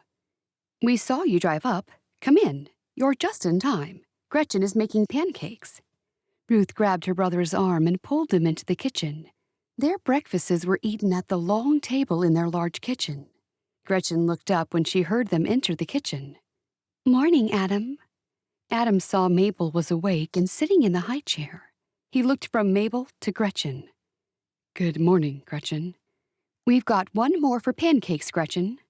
Gretchen turned back to the stove. "Okay." Adam sat next to Mabel. "How was your sleep, Mabel?" "She had a good sleep. She's only just woken." Ruth handed Adam the bowl of porridge she'd been feeding Mabel. "Here, you might as well feed her." Adam offered Mabel a spoonful. She eagerly opened her mouth when she saw the food coming. "What are you doing today, Adam?" Mrs. Fisher asked.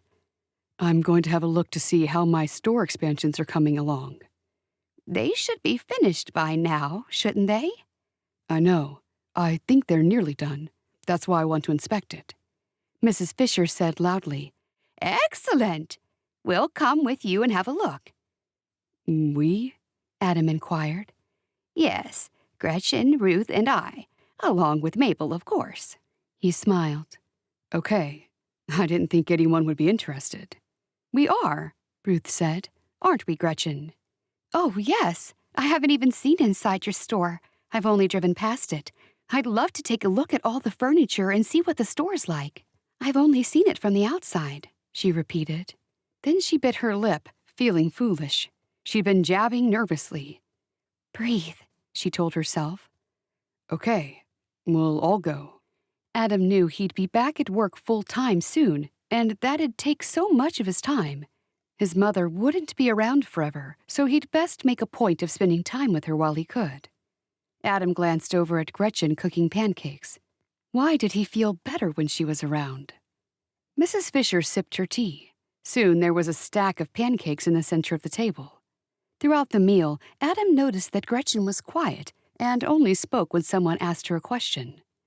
When Adam had finished his last mouthful, he said, "The pancakes were very nice. Thank you, Gretchen." Gretchen gave him a tiny smile. "Thank you, and you're welcome." "Well, Mom, I'll get the larger buggy hitched. I only brought my two-seater buggy, and that won't fit all of us." "Do what you must," Mrs. Fisher answered. "I don't know why you keep the two-seater buggy. You should sell it, since you and Gretchen will be married soon." Adam blew out a deep breath, and his eyes met Ruth's. Ruth shook her head. Their mother was getting worse. "Ruth, can you watch Mabel while I hitch the buggy?" "Of course," Ruth said. "You don't need to ask." As Adam walked away, Ruth gave Gretchen a look. Mrs. Fisher got up from the table, saying she needed to change into a warmer dress and some warmer undergarments to stave off the cold. "Don't start," Gretchen whispered to Ruth. "See how happy he is that you're coming with us?" Ruth looked pleased with herself. "Stop it, Ruth. It's too late. Things have gone bad between us." Ruth leaned in. "I can tell he still likes you, and I know that you like him." "I've got dishes to clean." Gretchen leaned across the table and gathered all the empty dishes. "Leave those, Gretchen. I'll do them," Ruth said. "Nonsense. You go and sit in the living room. I'll tend to these. It won't take me long," Gretchen said. "I'll help then," Ruth insisted. She placed some small pieces of pancake in front of Mabel. "That'll keep her quiet for a while, and maybe she'll even get a little into her mouth." Once they were all ready and out of the house, they climbed into the longer buggy. Gretchen was grateful that Mrs. Fisher took the seat next to her son. It wasn't a long distance, but Gretchen would have felt awkward if she'd been forced to sit next to Adam. He pulled up outside the furniture store. After the horse and buggy were secured, Adam rushed to help his mother step down from the buggy. Then they all walked into his store. The store was still operating, even though half of it was under construction. The new section was closed off with boards, and there was a temporary doorway leading to it. Gretchen swallowed hard when she looked up and saw Benjamin. What awful thing would he say to challenge her today? "Adam, what is going to be in that area?" "Oh, That's going to be the baby and children's section. Child-sized and baby furniture. Cribs, high chairs, small beds, chairs, and tables. What a wonderful idea. Benjamin walked up behind them. It was Dorothy's idea. Gretchen gulped. Not only was she competing with Charity, the woman who never showed up, she was competing with Adam's late wife. It was a hopeless situation. Mrs. Fisher said she was feeling a little tired, and Benjamin found a chair for her to sit in. "Adam, why don't you show Gretchen around while I sit here with Mother a while?" Ruth suggested. "Very well." Adam turned to Gretchen. "Shall we?" "Yes, please." Adam led the way with Mabel in his arms. "I didn't expect this place to be so big. People must come from miles around to shop here. I see you use walnut and red cedar, and even hickory wood, besides the white oak I see over there. I haven't seen such beautifully crafted items for a long time." "I aim for high quality. The men who make the furniture do a great job." Adam looked over his shoulder at his family members. "They might want us out of the way so they can talk about us." Gretchen giggled. "And what might they say about us?" Adam stood still and looked down at her. "Something's occurred to me, and I don't know why I didn't think of it before." "What is it?" Gretchen stopped still beside him. He looked down into her eyes. "I have a job here. One staff member has just left to have a baby. You would be perfect here. It's clear you have a deep appreciation for all the different kinds of wood, and you can tell that the pieces are all well crafted." "I can't do anything like that." "You could learn, and you could stay on at my mother's for as long as you wish. I know she likes your company, and so does Ruth. I'll pay you more than David would have paid you." Gretchen's heart thudded steadily against her chest. "I've accepted a position already. I start on Monday and move in on Sunday night." "Tell David you've changed your mind." "I can't, Adam." Gretchen looked down at the ground. "I can't go against my word." "When did you start behaving so morally? You can tell me you're someone else, but you can't tell someone you found a better job with a higher salary." Stunned at his outburst, Gretchen looked up into his eyes. What she saw was something she had never seen in his eyes before. Anger. "You think I have no morals?" He shrugged. "People have different morals and different standards. You and I have different standards." "I do not have different standards, and I have good morals." She put her hands on her hips. "It sounds like you think you're better than me." They stared at each other for a moment before Adam said, "I'm sorry. I didn't mean that as it sounded. It's just that some people have a different view of things, and you and I obviously view things quite differently." "Adam, I think your meaning was clear.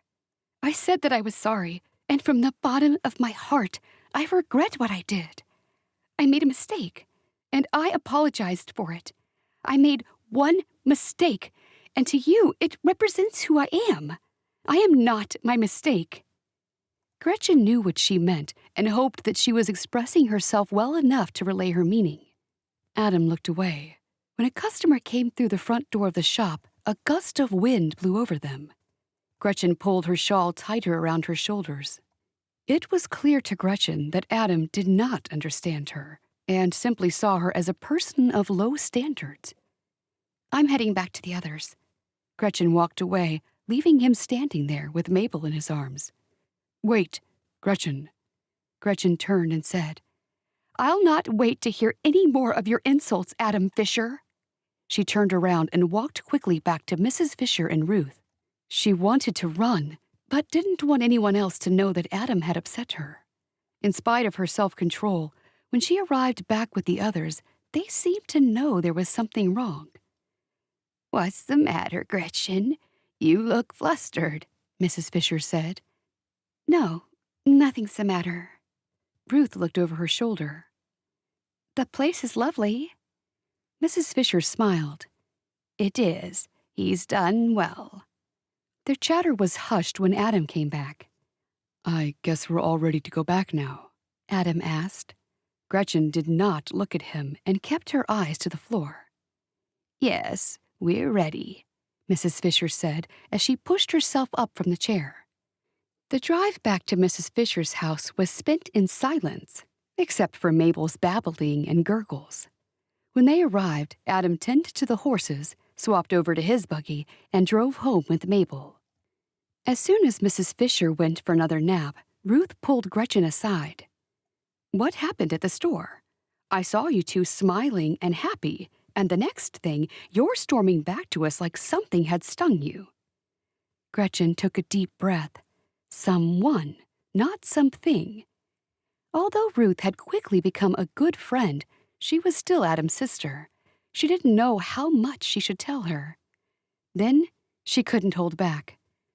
"He just doesn't think I'm a good type of person." "He said that?" "Not in so many words, but I can tell that's what he thinks. He mentioned morals and standards, and it's clear he thinks I'm lacking in both. He can't see that it was just one lapse of judgment in a whole lifetime of always doing the right thing." Ruth pulled Gretchen to the couch by her arm. "Sit and tell me exactly what was said." Gretchen relayed to her exactly what she remembered Adam had said to her. She even told Ruth of his job offer.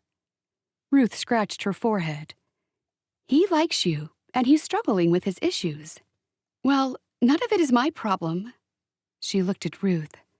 "Oh, Ruth, I don't mean to sound harsh, but I did like him. I really did like him." "I know. I can tell. You two would be good for each other, if only you would both stop fighting each other." "It's not like that, Ruth. I can't ignore the things he said to me. And besides, I've already accepted Uncle David's offer. I can't go back on it now. He needs someone to help him with his boys." Ruth nodded. "I can see that." "Please, Ruth, don't breathe a word of what I've told you to anyone." "I won't breathe a word. And likewise, don't you breathe a word of what I've said to you about David." Ruth wagged a finger at her. Gretchen smiled and patted Ruth's arm. "I won't." "Good." Chapter 21. That night, Adam hardly slept a wink. Gretchen must have thought he'd gone mad since he was the one who'd helped her get the job with her uncle. On one hand, it had been a test for her, and he'd been a little shocked that she passed it. What shocked him more than his sudden offer was that she had taken it as an insult. It wasn't meant to be like that. And that, he thought, was the other hand. Why wouldn't she take a better job with more pay? Staying at his mother's house would be better than the meager lodging she'd soon be moving into. If she'd accepted his offer, she'd be so much better off. He groaned when he realized that it was Sunday morning and that he'd see Gretchen at his mother's house and at the meeting. His thoughts were interrupted with babbling sounds from Mabel, signaling she'd woken up. "Coming, Mabel. Dot's coming." Staggering into Mabel's room, he was met by her smiling face. She'd pulled herself up in her crib and was jumping up and down. He silently thanked God for bringing his daughter into his life. He picked her up and cuddled her. After he changed Mabel and dressed her ready for the meeting, he headed over to his mother's place for breakfast, as he did most Sundays. All the way there, he couldn't stop regretting offering Gretchen a job. It had been the wrong thing to do for so many reasons. At Mrs. Fisher's house, Gretchen was closest to the door when Adam opened it. She looked at him, and then her gaze fell to Mabel in his arms. "Mabel, how's my girl?" Mabel giggled, and Gretchen looked up at Adam. "Hello, Adam. May I take Mabel?" "Of course you can."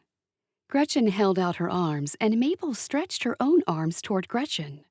Once Mabel was in her arms and grabbing at her cap strings, Gretchen told Adam, "Everyone's in the kitchen. Breakfast is nearly ready." "Gretchen, I want to apologize for the things I said to you yesterday. I hardly slept for regretting what I said." "Apologize for what?" Without letting him talk, she said, "No need to apologize at all. Some people have different standards than others, and that's true enough." Ruth appeared. "There you are, Adam. Come on, breakfast is ready." "We're coming." Gretchen walked quickly to the kitchen. She put Mabel in the high chair and placed a large bib around her neck. "I'll feed her, if no one minds," Gretchen said. "Here, I've got her porridge ready." Ruth placed a small bowl of porridge on the table in front of Mabel. Gretchen kept out of the breakfast conversation that morning, glad that she had Mabel as a distraction. As usual, the brothers talked boisterously of local goings-on. They were an entertaining lot, and Gretchen couldn't help but laugh at some of the things they said. This was their Sunday routine for the Fishers. The grown-up children came for a quick and simple breakfast at their mother's house before they drove to the meeting in their own buggies. Gretchen had borrowed a suitcase from Ruth to pack the extra clothes she'd acquired. When she walked down the stairs with the 2 suitcases, Mrs. Fisher met her with open arms. "We'll miss you, Gretchen. You must come back if things don't work out." "Thank you, Mrs. Fisher, but I'm sure things will work out just fine. You've been so good having me here. I can't thank you enough." Mrs. Fisher grabbed Gretchen's arms, stood on her tiptoes, and kissed her on the cheek. "Mom, we're going to the meeting, and then Gretchen is leaving from there with her uncle." "I know that, Ruth. I'm saying goodbye now. I can say 2 goodbyes, can't I? Or is there a law against it?" Ruth laughed and shook her head. Adam saw her with the suitcases and immediately took them from her and put them in the waiting buggy. When they arrived at the house where the meeting was being hosted, Ruth instructed Gretchen to stick next to her. Ruth introduced her to people, and Gretchen was pleased to meet all of them. After the meeting, while everyone was eating the meal, Gretchen had just sat down with a plate of food when Adam walked up to her. "Gretchen, might I talk with you for a minute? I need to say something." She looked down at her food and back to him, wondering what was so important. "Okay." They walked away from the crowd, and she hoped that keeping away from him and giving him some space had worked. Once they were a distance away from everyone, he turned to face her. "I've spent a lot of time searching for the right way to say it, and still, I don't know how to do it." Gretchen twisted to face him and noticed the sun had made his eyes appear even bluer. "Just say it, if you've got something to say." "I was wrong about you. I was shocked when I found out who you were, and that you weren't." His voice trailed away. "That I wasn't Charity." "Yes. Anyway, from that point, I had it in my mind that you were a certain type of person." "One with no standards and no morals?" She wasn't going to let him off too easy. He'd hurt her. His jaw dropped open. She wondered if she was being a little harsh. "Gretchen, I'm sorry for how I've treated you, for the things I've thought about you and the things I've said about you." Gretchen nodded and sniffed back tears. All she could do was nod. She did not dare try to speak, or she would cry. Her dreams had come true. He was thinking about her as a woman whom he might marry. She was certain of it. She could see it in his eyes. The softness had returned. He finally spoke again. "I don't want things to be uncomfortable between us any longer." "What are you saying, Adam?" He looked into her eyes and wanted to tell her how she made him feel. But then the words got stuck in his throat. He couldn't continue, and this place wasn't the best place to speak of his feelings. At this rate, she'd be as old as her aunt before he said he was fond of her. "Adam? What is it?" "I know you're a decent person, and not the kind of person I thought." "Is that all you wanted to say?" He knew she was offended, and he wanted to tell her how he felt, but it wasn't as easy as he thought. He was rusty on the romance side of things. Now that she was looking at him with those huge, expectant eyes, he had to say something. He blurted out, "I've cleared the way for Jed." She was speechless. Had she misheard? Gretchen drew back from him, straightening her back. "What do you mean?" "Jed needs a wife, and you're the logical choice since you're looking for a husband." "Jed? Your brother?" She narrowed her eyes. He cringed at his own words, having no idea why he'd just told the woman he liked that his brother would be good for her. How stupid was he? "Adam Fisher, you are just the most horrible—" She grunted and stormed away without finishing her sentence. "Wait," he called after her. She kept walking away, humiliated. Being in no mood to finish her food, she walked into the kitchen and mixed in with the ladies who were helping with the meal. Then someone handed her some more bowls of food to put on the table. She walked out into the large area where the tables were. Adam walked up to her. "I'm sorry. Please don't talk to me." She kept her voice down so no one would hear. "Just let me explain." "I can't speak right now." She walked away, leaving him there. Sometime later, Ruth found her outside. "I just want to say it was fun having you stay with us, Gretchen. I hope you visit often." "I will. Thanks for everything you've done for me, Ruth." "I haven't done anything." Ruth shook her head. "Yes, you have. You've been a good friend." "And so have you. I hope we can still see each other as much as possible," Ruth said. "We can see each other whenever we want. I'm sure I'll get some free time." "You must come and visit us for a meal soon." "I'd really like that," Gretchen said. "Yes, so will I. I will look forward to it immensely." When it was time to leave, Gretchen's uncle got her bags from Adam's buggy, and in no time, Gretchen was heading to her new home. On the way, the boys talked and laughed. She joined in a little, but her mind was on the humiliation that had just happened. How could she misread a thing so badly? She had been sure Adam was going to say something very different. Gretchen stepped through the doorway of her new home. Uncle David put her suitcases down. "It looks small from the outside, but it's not too bad. I got all the boxes out of your room, and then I figured you should have the larger room. So now I'm in the room you were going to have. You'll now be in the bigger room. It looks over the street. I think you'll like the view." "You didn't have to do that." Uncle David shrugged his shoulders. "Doesn't matter to me what room I have. I thought, you being a lady, maybe you'd want a large room." She was pleased that he spoke to her respectfully, the way that Adam had once spoken to her. Gretchen unpacked while the boys joined her and looked on. She enjoyed their lively chatter, and she knew she'd get along with them fine. The older one would soon be at school, and she'd only have one to watch during the day. It seemed such a perfect arrangement, and, best of all, they were relatives. Uncle David directed the boys to stop talking and leave her alone for a minute so she could unpack and get used to the place. David kept the boys busy by playing games with them in the living room. All Gretchen wanted to do was keep Adam far from her mind. But that was hard to do when she unpacked the bag of the new clothes he'd purchased for her. And then, the wedding dress. She'd pay him back for those as soon as she could. The last thing she wanted was to owe him something. Once she had unpacked, she headed to the kitchen. On Sundays, the minimum of effort was used for the meals. All she found in Uncle David's gas-powered refrigerator were sausages, half a dozen potatoes, and some milk and butter. After a simple meal of mashed potatoes and sausages, Uncle David got the boys ready for an early night. He told Gretchen he intended to do the same, and she was welcome to stay up later if she wished.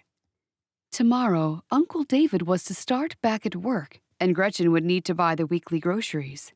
It would be her first official day at the only real job she'd ever had. Now it was late.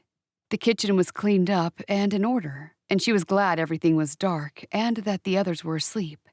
She made her way to her new bedroom, changed into her nightgown, and brushed out her hair as she looked out the window at the deserted street below. It was lit up with festive lights and Christmas decorations.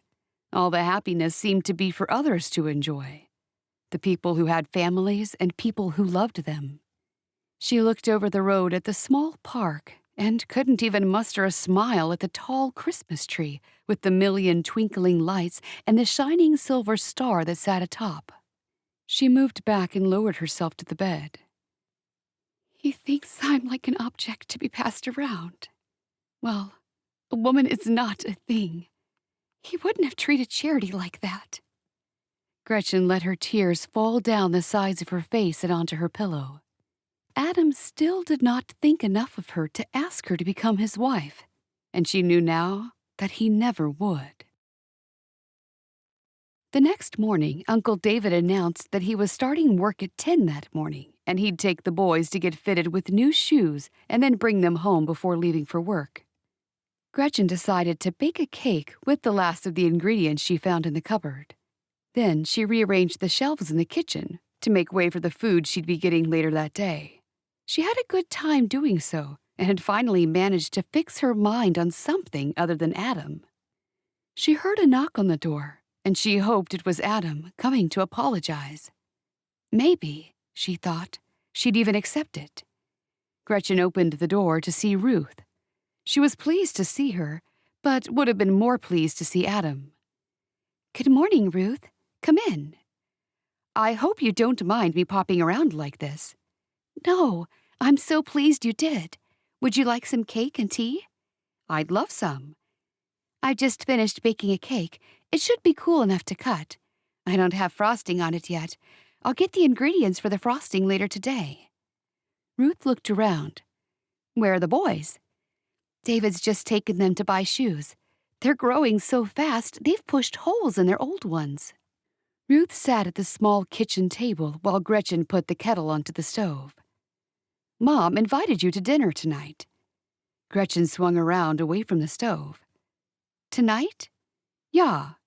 "I'd love to." "Good. I was worried you'd say no. I'll have Jed collect you at 6. "Jed?" Then she recalled what Adam had said about Jed needing a wife. Was this Adam's idea? She was sure Ruth didn't know anything about what Adam had said. Neither did she want to cause trouble for anyone by telling Ruth. "Yes, don't worry. I wouldn't have Adam drive you. I believe you two haven't been communicating very well." Gretchen sat down while she waited for the kettle to boil. "I've not seen much of him. We haven't really spoken together much. I spoke with him briefly yesterday, of course." "That would have been unavoidable since we all went in the same buggy." "Yes." Gretchen got up and cut the cake and then made the tea. When she'd sat down again, she asked Ruth, "I guess he'll be there too?" "I wanted everyone there. All my brothers, my mother, and you." "Is there any reason? I feel I've only just left." "No, just dinner." Ruth put her teacup to her lips and took a sip. To Gretchen's delight, the boys came home with their new shoes and then got busy helping her finish rearranging the cupboards. After their shopping, they helped her put the food away, and after that, she supervised them in cleaning their rooms. The day finished with Gretchen playing their favorite block-building games with them. Then she cooked a dinner of rice and beef stew with a salad of mixed greens. The boys had said that was their father's favorite meal. She did feel bad for being away on the second night of her stay there, and the first night that she'd cooked a real dinner. But her uncle had told her that her duties finished at 5, and then she was free to do whatever she wanted. Gretchen had also found time to write to Aunt Bessie to tell her the news that Uncle David was okay, and she was staying there for a while. She knew Aunt Bessie would be happy for her, but also happy to have her home to herself again. Chapter 22. When Uncle David came home, she found out the boys were right about his favorite food. David was ever so pleased to walk into a home with a meal already cooked. He kept expressing his appreciation until Gretchen felt almost embarrassed. When she told him she'd been invited for dinner that night, so wouldn't be eating with them, he made it clear to her he didn't mind at all, and reminded her that her evenings were her own. Then David proceeded to tell her their plans for Christmas and invited her along. She was pleased that the only thing involving the Fisher family was the caroling. Then she'd spend Christmas Day and second Christmas with friends of David and their children. It was 6 o'clock when Gretchen heard a buggy stop underneath her window. She looked out and saw that it was Jed. She saw him peering up, so she gave him a wave to let him know she'd seen him. After saying goodbye to the boys and Uncle David, she hurried downstairs. As she approached the buggy, Adams's words about Jed rang in her head. She had to be cautious in case Adam had said something to Jed. "Hello, Jed." "Hello, Gretchen. It's nice to see you again." Gretchen climbed into the buggy and looked in the back to see if anyone else was there with him. "Oh, you're alone?" "Yes, I was told to fetch you." She relaxed a little. It seemed he was oblivious to his brother's words. "Thank you." Jed clicked his horse onward. "How's the new position working out for you, Gretchen?" "I'm enjoying it. Uncle David and the children are delightful. I'm glad I came here." He looked over at her. "Are you?" She thought it was an odd thing to ask, as he was the nice brother. Benjamin was the one who usually challenged her on everything she said. "Yes, I am." "Forgive my question. It's just that I guess you heard about what happened the last time when I wrote to a young lady and she came here." "No, I don't really know what happened." Gretchen had heard a little of it, but didn't know that she should admit that his family had talked about his personal details so freely. "I was writing to a lady for some months, and we agreed to marry. We were to marry 4 days after she arrived. I wanted to marry the day she arrived, but she wanted to be married on the Saturday. On Thursday night, she was gone." "Oh, did you have any warning?" He shook his head. "Everything seemed fine. I guess she was disappointed when she saw me and changed her mind." She had heard the story from Adam and Ruth, but now she'd heard it from Jed's own lips, and she could see how it would have affected Adam. "No, I don't think that would have been it at all. Would she have encountered some foul play or anything of the kind?" "No. I later found that she'd bought a ticket back to where she'd come from, and that was that. The ticket officer remembered her buying the ticket." "I guess it wasn't meant to be." "It makes me encouraged to know that you're happy here. Adam might have seen it as a mistake, but I guess you weren't the one writing the letters, were you?" Now she felt bad again. "No, I didn't write the letters.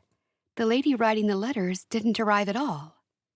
It didn't escape Gretchen's notice that Adam must have referred to her as a mistake. Better she changed her mind before than after she arrived, like my lady did. She nodded. "Did you have a lot in common with your lady?" "I'm not sure, but we were getting along fine in our letters." She decided to find out in a roundabout way whether Adam had said anything about her. "Have you met anyone since?" "No, I haven't. I'm not good at talking to women." "You're talking to me." He smiled. "I know you." "Well, you'll know them if you open up and talk to them." "I'll keep that in mind." Jed was her favorite out of Adam's brothers. Not that he had much competition. The only other choice was Benjamin, and he was in a permanent bad mood. Once they arrived at Mrs. Fisher's house, Jed jumped down from the buggy to secure the horse. Gretchen stepped down and walked around to meet Jed. "Thank you for picking me up." Gretchen looked over at the house and saw Ruth waving to her at the doorway. "You go on ahead, Gretchen. No need to wait for me," Jed said. "Okay." Gretchen walked toward the house while having a sideways look at the other buggies near the house. Adam's buggy was there, and it looked as though Benjamin's was as well. When she walked in, she saw Benjamin and Adam were in the living room. They were gathered around the newspaper, laughing at something. Gretchen avoided them and stayed in the kitchen with the women. When Ruth announced that dinner was served, Gretchen made sure she was not seated anywhere near Adam. She sat next to Benjamin's wife, Madeline. The dinner conversation flowed, and over the next hour, Gretchen was informed of all the community news, and Madeline surprised her by bringing some tales to the table. Adam was avoiding looking at Gretchen, and she started wondering why she had been invited to the meal. Perhaps it had been Adam's plan for her to spend time with Jed. He'd picked her up. Was he also going to drive her home? At the end of the night, her question was answered when everyone was leaving. "I'll take Gretchen home," Adam announced to Jed. "Are you sure? I guess it is closer to you," Jed said. It makes sense, that's all. Adam said. They had decided things between themselves without asking Gretchen. She could not say anything without creating awkwardness, and even a sideways glance at Ruth provided no help. Gretchen was left with no choice but to agree to have Adam take her home. Everyone said their farewells to Ruth and Mrs. Fisher and went their separate ways. Adam walked outside with Gretchen. "Are you leaving Mabel here?" Gretchen asked. Yes, she's fast asleep. I'd only bring her back here in the morning because I've got things to do tomorrow. Aunt Ruth likes nothing more than to have Mabel stay over." Adam chuckled as they both climbed into the buggy. Gretchen hoped that their conversation would stay amicable as she made herself comfortable. Sitting so close to him made her more than a little nervous. He moved the horse and buggy onto the road. "Forgive me for what I said about Jed yesterday." "Oh, was that yesterday? It seems like weeks ago. So much has happened." She wasn't ready to forgive him, so she wasn't going to say so. "It might have been the day before yesterday. When I'm not working, the days flow together. How are things working out with David and the boys?" "Very well. The boys are wonderful, and Uncle David has such an easy manner about him." "Yes, he's a good man." Neither said another word until Adam stopped the buggy outside the building in which she now lived. "Gretchen, before you go, I need to say something. I've spent all this time searching for the right way to say it, and still, I don't know where to start." Gretchen twisted to face him and noticed that his eyes sparkled in the moonlight. "Just say it, Adam, as long as it's not about Jed." He looked down for an instant. "It's not. I just hope we can be okay with each other, and we can perhaps be friends." She was totally deflated. "Friends?" "Yes, we can be friends. Is that all you wanted to say?" "One more thing. Christmas is coming up, and Ruth would love your help with the caroling." "I have already arranged that with her." He nodded. "Good. "Thank you for bringing me home, Adam." You're welcome." "I'll see you at the carols." "Yes." She walked to the building and opened the door. As she opened it, she heard Adam's horse begin clip-clopping down the road. She walked up the stairs and found herself in the dark apartment. In the silence, and with the dim lighting provided by the city streetlights shining through the windows, she headed to her room.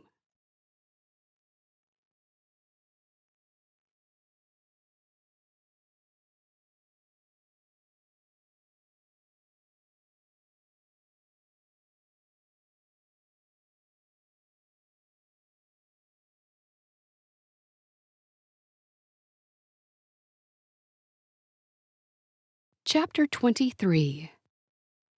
A year later. Adam had settled into life as a sole parent. Ruth still helped him look after Mabel, and so did his mother, as much as her health allowed. His routine was that he'd pick up Mabel from his mother's house after working all day. Tonight, as they normally did, Ruth and his mother asked him to stay for the evening meal. Most nights he agreed. It was hard to pass up a warm, already cooked meal after working all day. He was just about to agree when he saw that Gretchen was there. For the past months, things between Gretchen and himself had oscillated between them getting closer and then being awkward.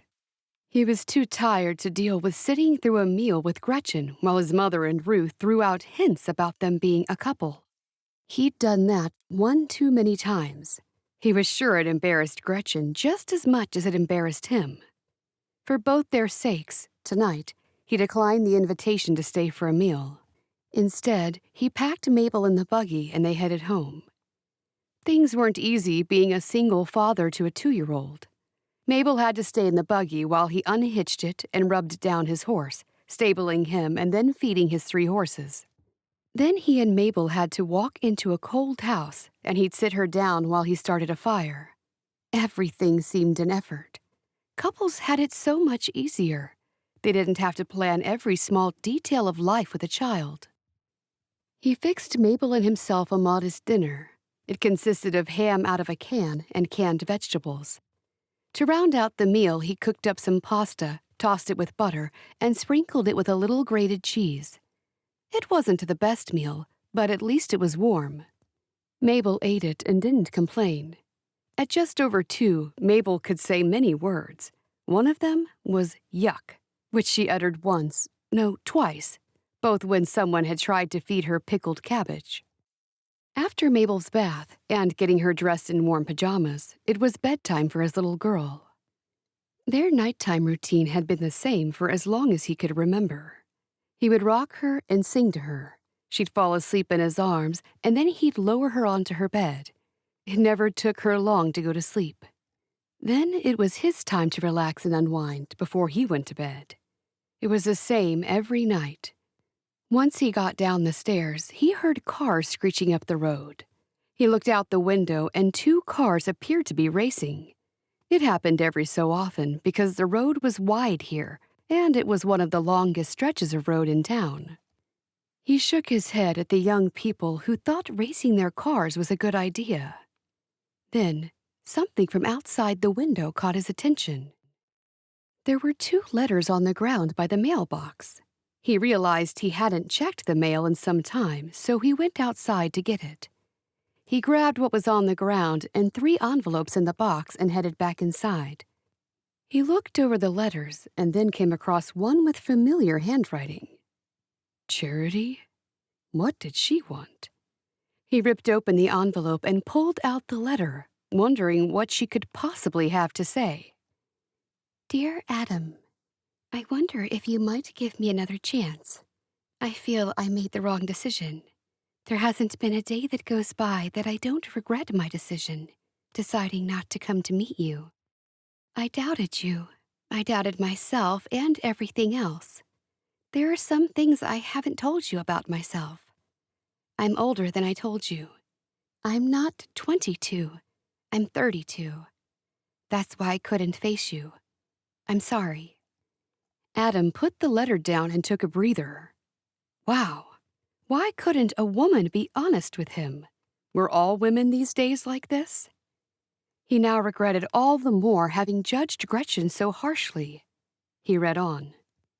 If you'll forgive me, and you're unconcerned about my age, and me not being upfront with you, I'd like to continue writing to you as before. Then I'd like to eventually make arrangements again to meet you. I'm prepared to leave it up to you. He put the letter down on the table and stood up.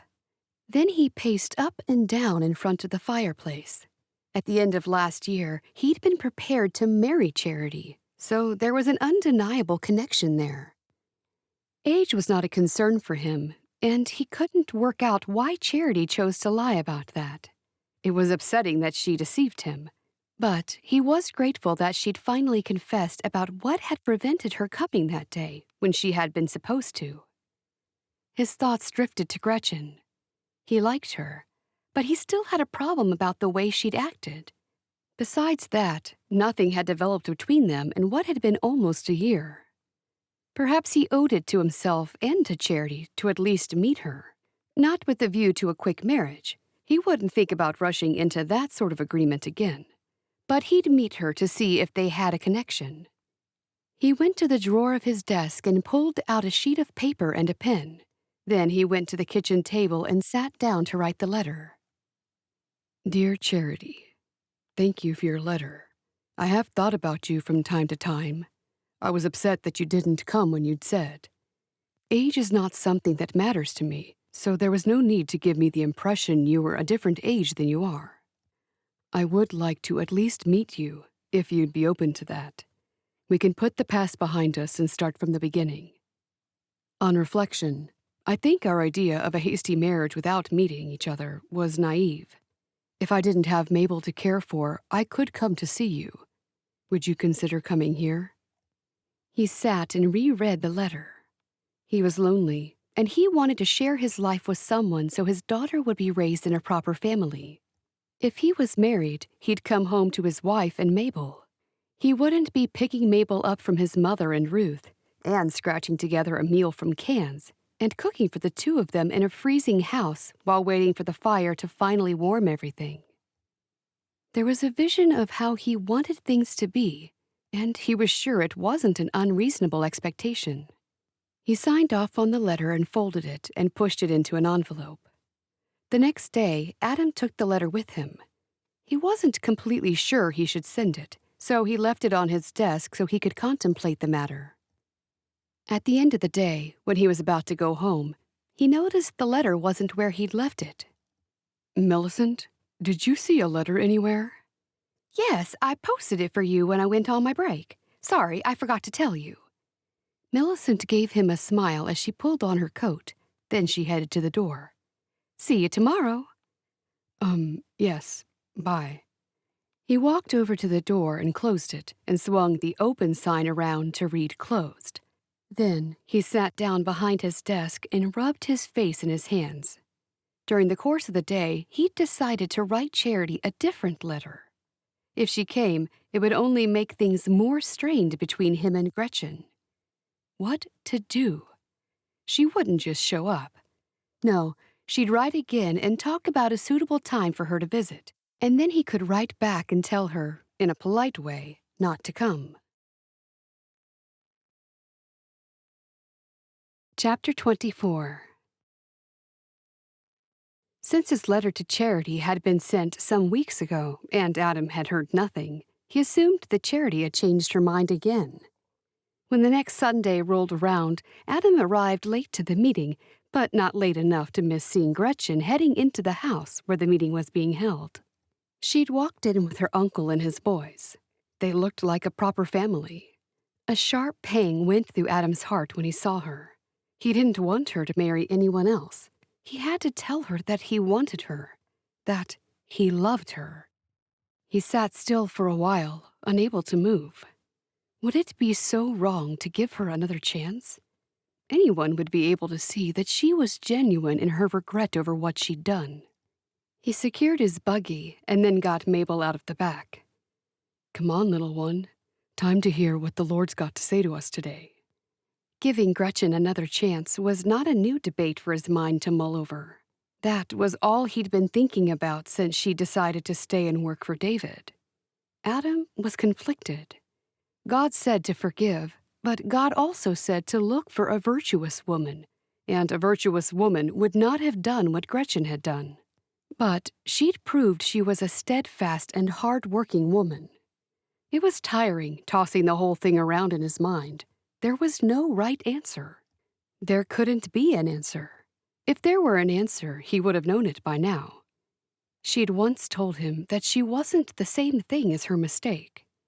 The only solution was that he should not define her by one wrong act. He knew that God's ways were higher than his ways, and that God could have placed this woman in his path for a reason. Gretchen had been a good and stable influence for David's family in the short time she'd been with them. He had to have been wrong about her. God had placed a good woman in his way, and he'd been too self-righteous and set in his ways to see it. He knew it would serve him right if he were too late. His fear was that he would hear that Gretchen was leaving to go back home, or that she was marrying someone else. A new worry entered his heart, like a thief squeezing his way in through a half-open window. Would Gretchen forgive him for the way he had cast her aside, and for the way he had spoken to her? He could have gone ahead with the marriage even though she wasn't Charity, and he knew now that he should have done so. Such a thing had seemed like madness back then, but now it made perfect sense. Before he met Gretchen, he thought that he could never love anyone after Dorothy. The love he had in his heart for Gretchen was a different love, but he knew that deeper love could bloom if the opportunity were given. Adam slipped into the back row and placed Mabel on his knee. After the lengthy service was over, he gave Mabel to Ruth, hoping to speak to Gretchen. He looked around, but he could no longer see where Gretchen was. He walked outside and found her. He watched from a distance as she spoke to a woman. Moments later, the woman walked away, leaving Gretchen alone. He took his chance, rubbed his beard, and walked over to her. Gretchen? She turned to face him. Adam, I have something for you. I was just about to ask someone where you might be. He tipped his head to one side. What have you got for me? I've got the money to pay you back for the dresses. Well, most of the money. I'll give the rest to you as soon as I have it. She pulled out a number of folded bills and handed them to him. I'm sorry it took a whole year. I wanted to wait until I had all the money. He was embarrassed that she was doing that here and now. What if someone saw a woman handing him money? He held up his hands. No, I don't want it. The dresses were a gift. She shook her head. I said I'd pay you back. I appreciate your kindness, but I must pay for them. She held out the money to him. No, and that's the end of it. Please, accept the dresses as the gifts they were meant to be. But that's from when you thought I was someone else. I want to apologize to you. There's no need to keep apologizing to me, Adam. I was the one in the wrong. There is. I treated you unfairly when I found out that you weren't Charity. I've had a long time to think things over, and I believe that I treated you horribly. It was unforgivable. Gretchen raised her eyebrows. Please, put the money back in your bag. Gretchen obeyed and then looked back up at him. I assumed you might not be a person of good character, and it was wrong of me to think that over one mistake. She remained quiet, so he continued.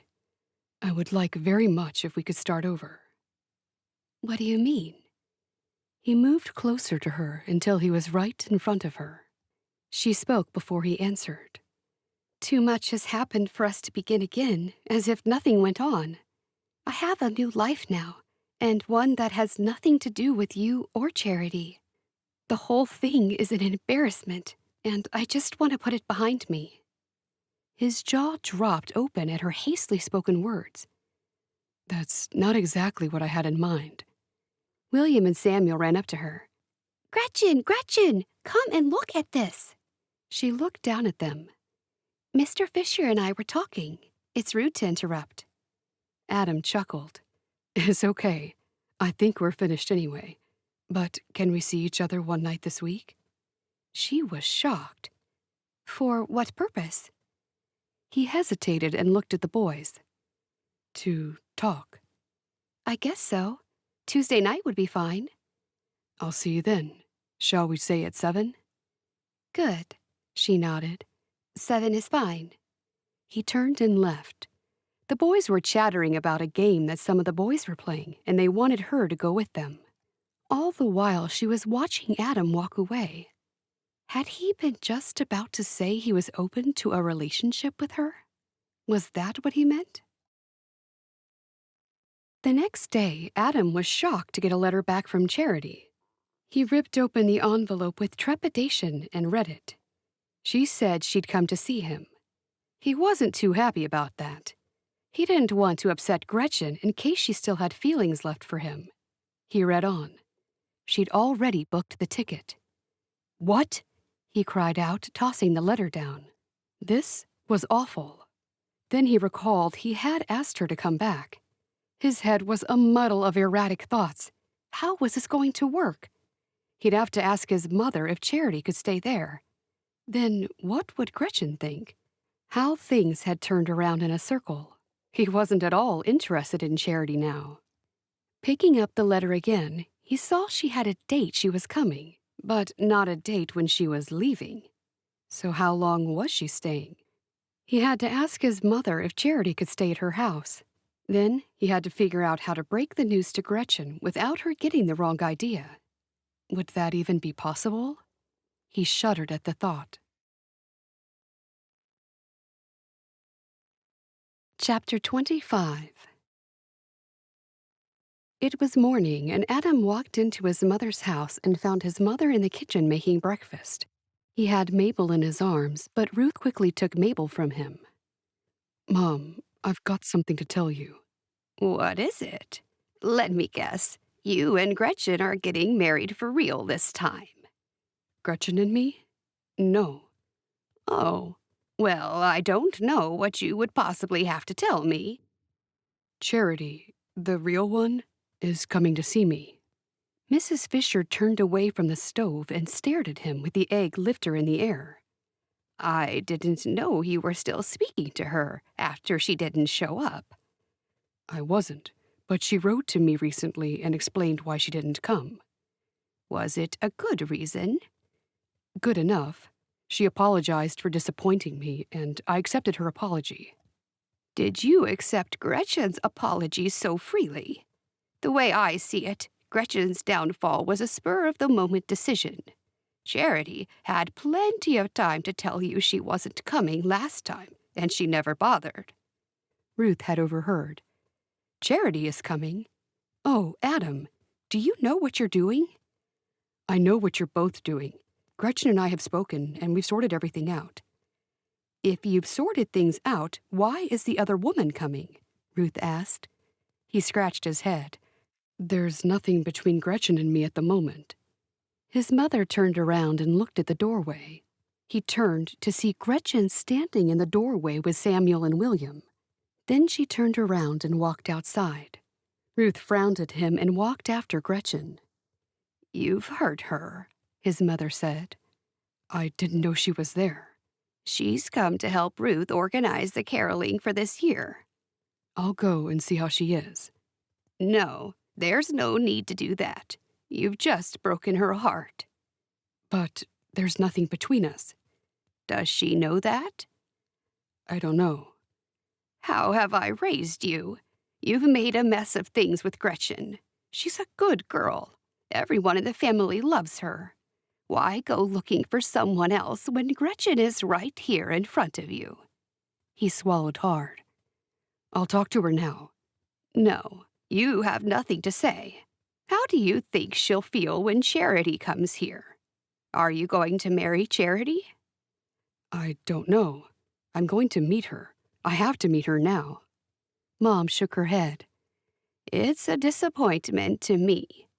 You haven't even met Charity yet, Mom. Mrs. Fisher shook her head. I don't need to. Anyway, all that aside, can she stay here? Gretchen? No, Charity. Oh, her. How long will she be staying? I'm not sure. Not long. Just long enough for us to see how we get along. All right. I have to say yes. I never say no to any of my children. Thanks, Mom. But you don't have to say yes. I can find somewhere else for her to stay. It's all right. I'll meet her and have her stay here. Are you going to tell Gretchen? I'm not going to keep it a secret from her, but I wasn't going to make a point of telling her. Yes, you're right. I will tell her. Well, you'll upset her, and then I'll be more upset with you. I'm sorry, Mom. Ruth appeared in the doorway. Gretchen was just here helping me organize the caroling for this year. She heard about Charity coming, and she was so upset she just left. Adam held his head in his hands. Oh no. I was meeting with her tonight at 7. I hope she'll still want to see me. You should have married her a year ago. Maybe you're right, Mom. Mothers always are. Adam asked Ruth. What did she hear? She heard all of it. Did she say anything about tonight? No. I hope you know what you're doing. He looked down. So do I. As Adam was talking with Mom and Ruth, he had a brilliant idea involving Jed. If this worked, it might solve all his problems. Chapter 26. That night, there was a knock on Uncle David's door. The boys had only just gone to sleep, and Gretchen was washing up. She didn't think it would be Adam, because she didn't think he'd keep their date since Charity was coming. Uncle David answered the door, and Gretchen heard a man's voice. When she looked around, she saw that it was Adam at the door. It was right on 7. Then he walked inside. Gretchen wiped her hands on a towel and walked into the living room. Uncle David stood back while Adam walked toward her. Hello, Gretchen. Can I talk to you for a moment in private? She looked over at her uncle, who nodded. Okay. I'll be back soon. Take all the time you want. Gretchen walked out of the apartment and down the stairs. Soon they were on the street below. Is everything all right? Yes, I just want to explain something to you. She'd left so fast she'd forgotten her coat. It was freezing outside. She crossed her arms in an effort to stay warm. What's that?" He took a deep breath and looked down. "Is your mother all right?" she asked. "Yes, it's nothing like that.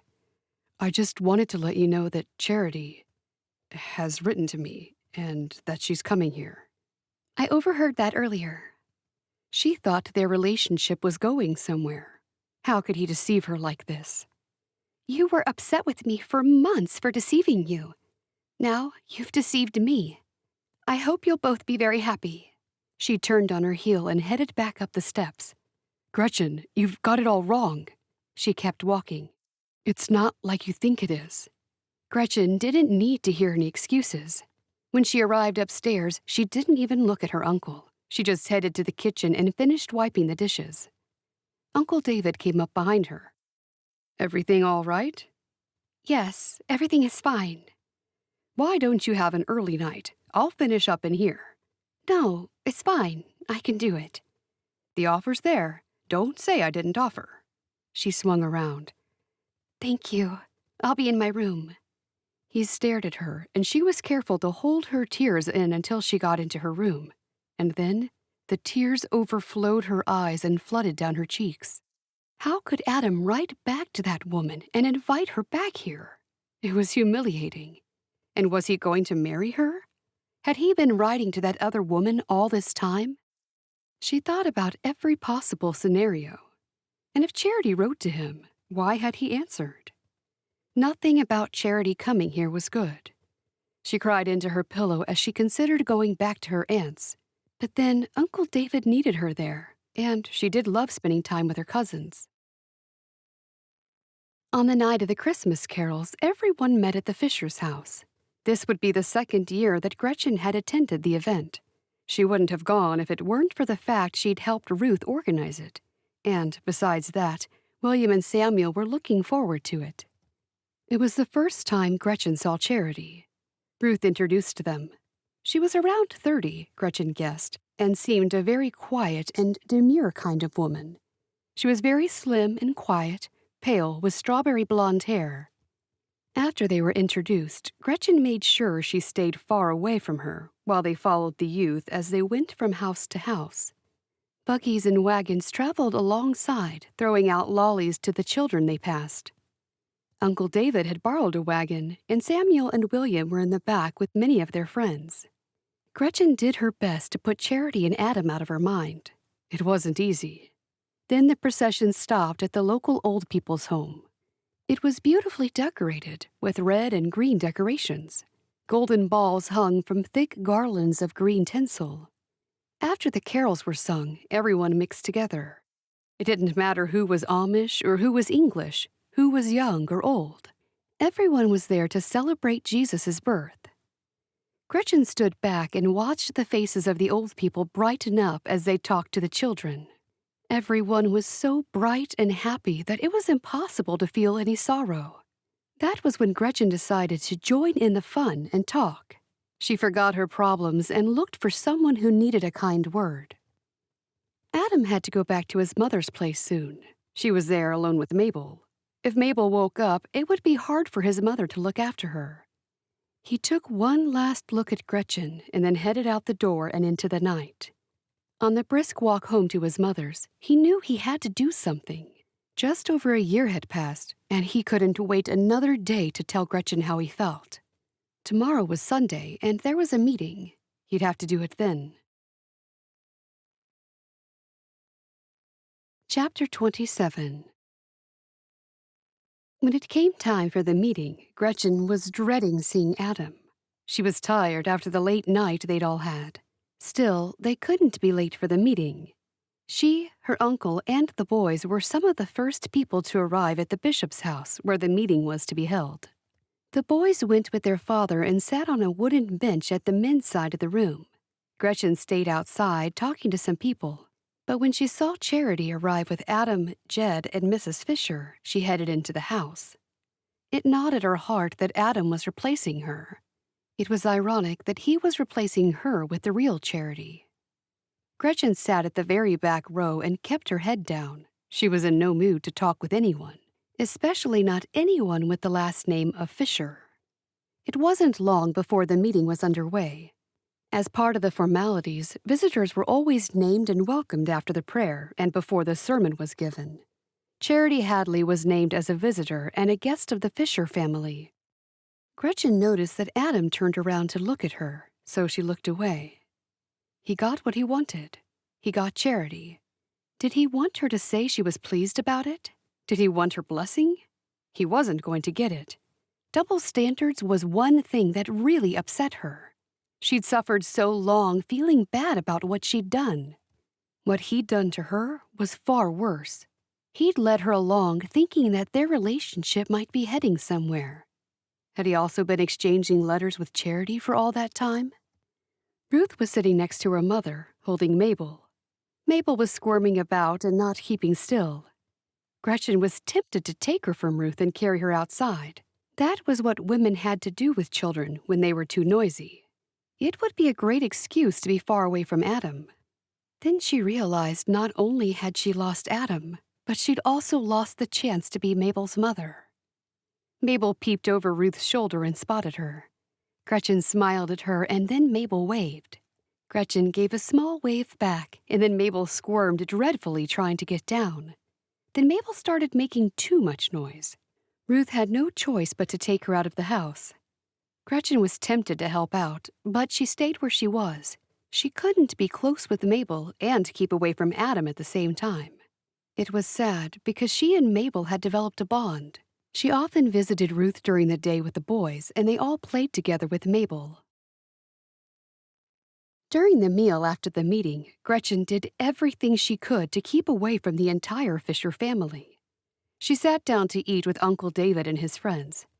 Everyone was excited to look at the tall new gelding the bishop had been given. Gretchen watched a man walk over to it, and the horse backed away and reared up.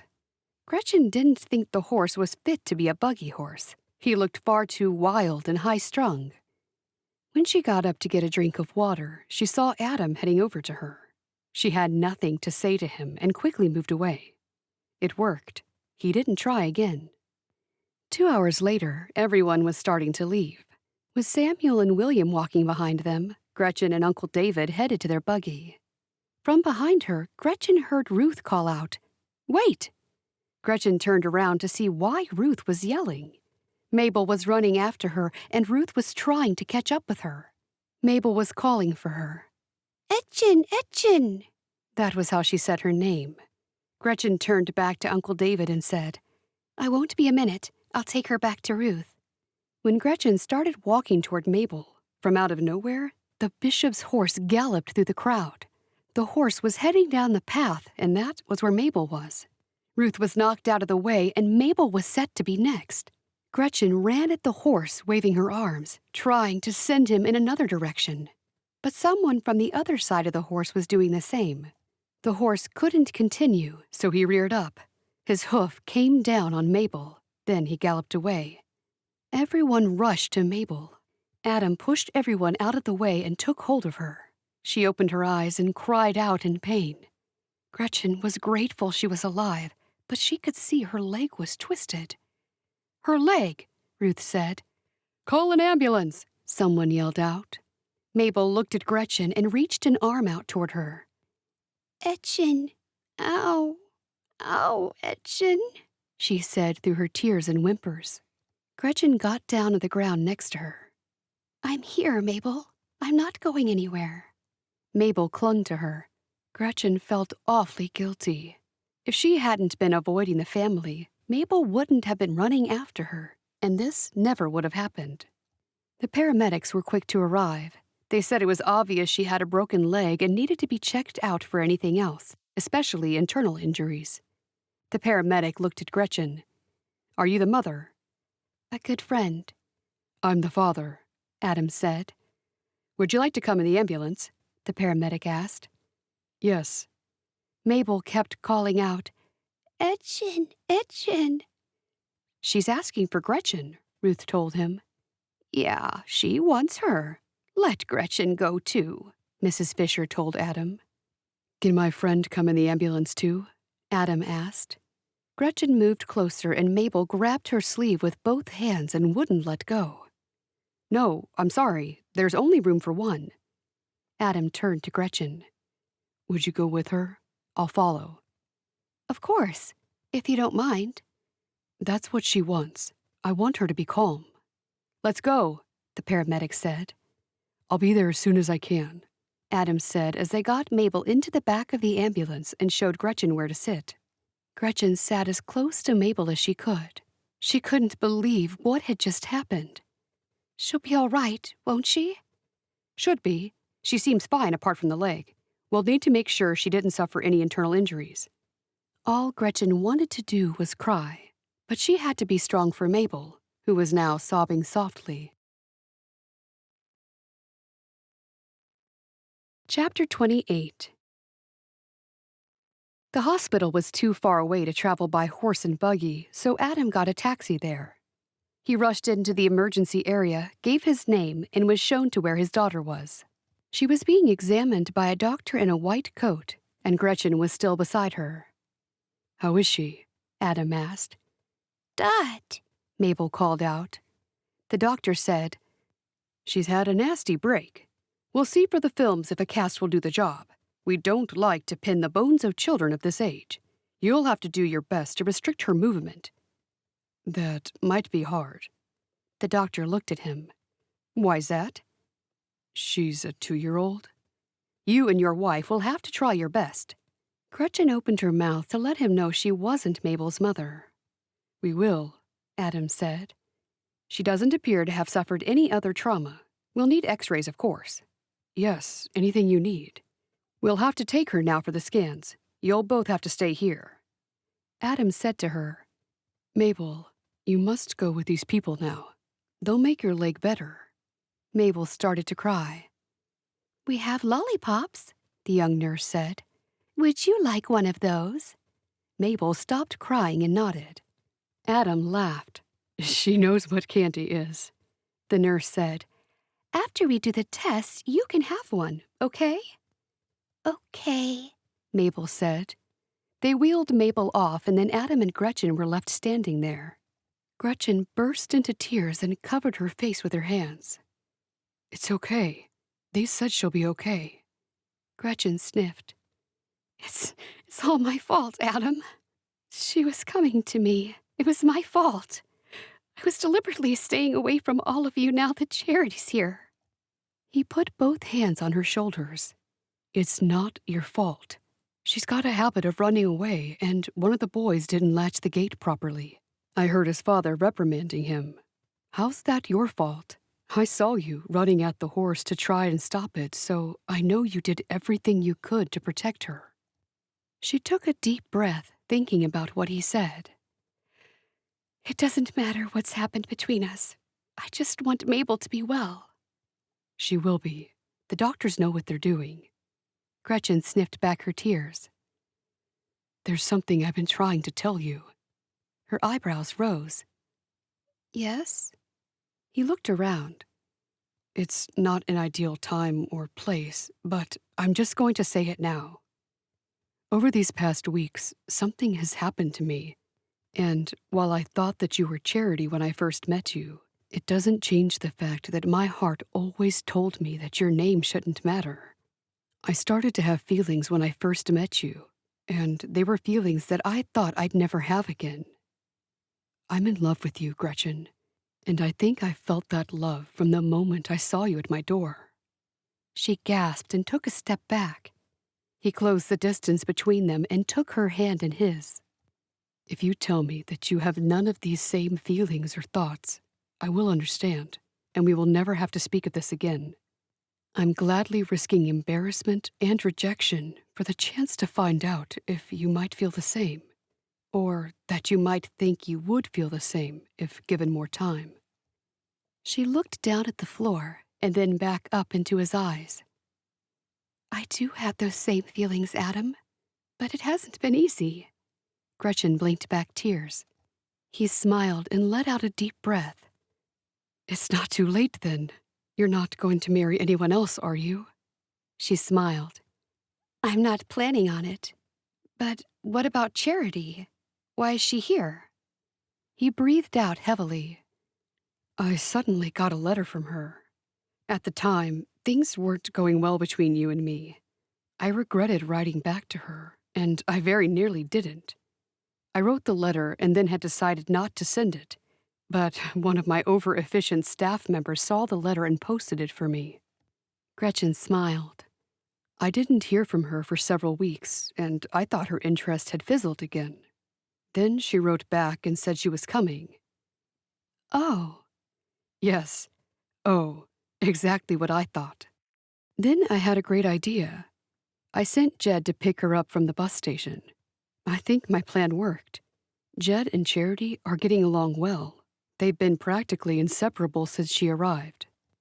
As soon as we met, I was honest with her and told her how things were. I didn't hold back the truth. She accepted it. I didn't know. No, you didn't, because you wouldn't let me tell you. As I said, this is neither the right time nor the right place, but I'm not going to wait any longer. Wait for what? Wait to find out. Will you marry me, Miss Bontrager? A hard-headed fool of a man who nearly let you slip away from him. Gretchen nodded as fresh tears came to her eyes. Yes, Mr. Fisher. Yes, I will. The pressure of the day and the excitement of the proposal was all too much. She stepped into his arms and put her head on his shoulder. He wrapped her tightly in his arms. This feels right. She looked up at him. What made you change your mind about me? I had time to see the real you. The woman who cares for her cousins as though they were her own sons. The one who has captured the heart of my daughter. How could I not want to marry you? She stared up at him, not knowing what to say. And, as well as capturing my daughter's heart, you've captured mine. As soon as Mabel is better, I'll invite everyone for dinner at my mother's house, and then we'll tell them all. By then, you and I would have talked to the bishop and worked out a date for the wedding. I'm not sure what to say. You've got the boys to look after. You go. She nodded. She did have to think about her responsibilities. I would love to stay, but you're right. I do have to be up early for the boys. I'll tell her you said goodbye and you had to go take care of them. Thanks. He walked her out of the hospital and she got in a waiting taxi. He waved as the vehicle drove away. Adam wondered how his family would react to the news. He knew his mother and Ruth would be delighted, but his brothers might have different thoughts. Now, he had to get back inside and be with his daughter. The best thing he could have done for his daughter was to marry Gretchen. It was perfect that it was also the best thing he could have done for himself. 4 hours later, Adam sat at his daughter's bedside. She had a full cast on her leg and she was fast asleep. He stroked her hair, thanking God that a broken leg was all that was wrong with her. It could have been so much worse. Chapter 29. Gretchen could scarcely believe what was happening. Had Adam really just asked her to marry him? A sense of peace surged through her body. Her prayers were finally answered, and God had said yes. Adam had chosen her over Charity, even before Charity arrived. She would become a wife and a mother at the very same time. What would Uncle David do without her? He'd have to find someone else. The next day, Adam came to her place in the morning and told her that Mabel was at his mother's house, with Ruth watching over her. We'll tell everyone tomorrow night over dinner. I've already talked to the bishop. He gave his blessing and wants to talk to both of us. Okay. Invite David and the boys. They might as well find out along with everyone else. We'll have things to talk about on the way. I'll pick you up at 6. Oh, but is Charity staying at your mother's place?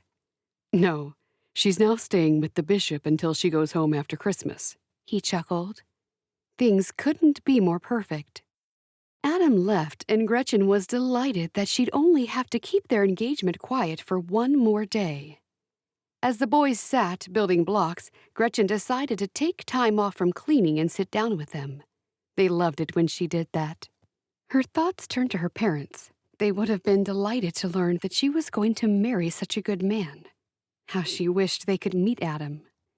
Ruth and Mrs. Fisher would be her new family, along with Adam's brothers. A smile tickled the corners of her lips when she thought of Adam's brothers. They were so individual in their personalities. When Uncle David came home later that day, she told him they were invited to the Fishers tomorrow night for a meal. He asked why, and she said she couldn't tell him. "I won't be driving there with you. Adam is picking me up." Uncle David smiled. "It's like that, is it?" "Pretty much." The next evening, Gretchen chose a pale lemon dress that she hadn't worn before. It was one that Adam had bought for her when she had first arrived. Tonight was a big night, and one that she would remember for the rest of her life. Adam was going to acknowledge her in front of his family. Finally, she looked in the window's reflection and liked the look of the woman she saw. She nodded her head in satisfaction, just as she realized from the hour gong of Uncle David's mantel clock that it was right on 6 o'clock.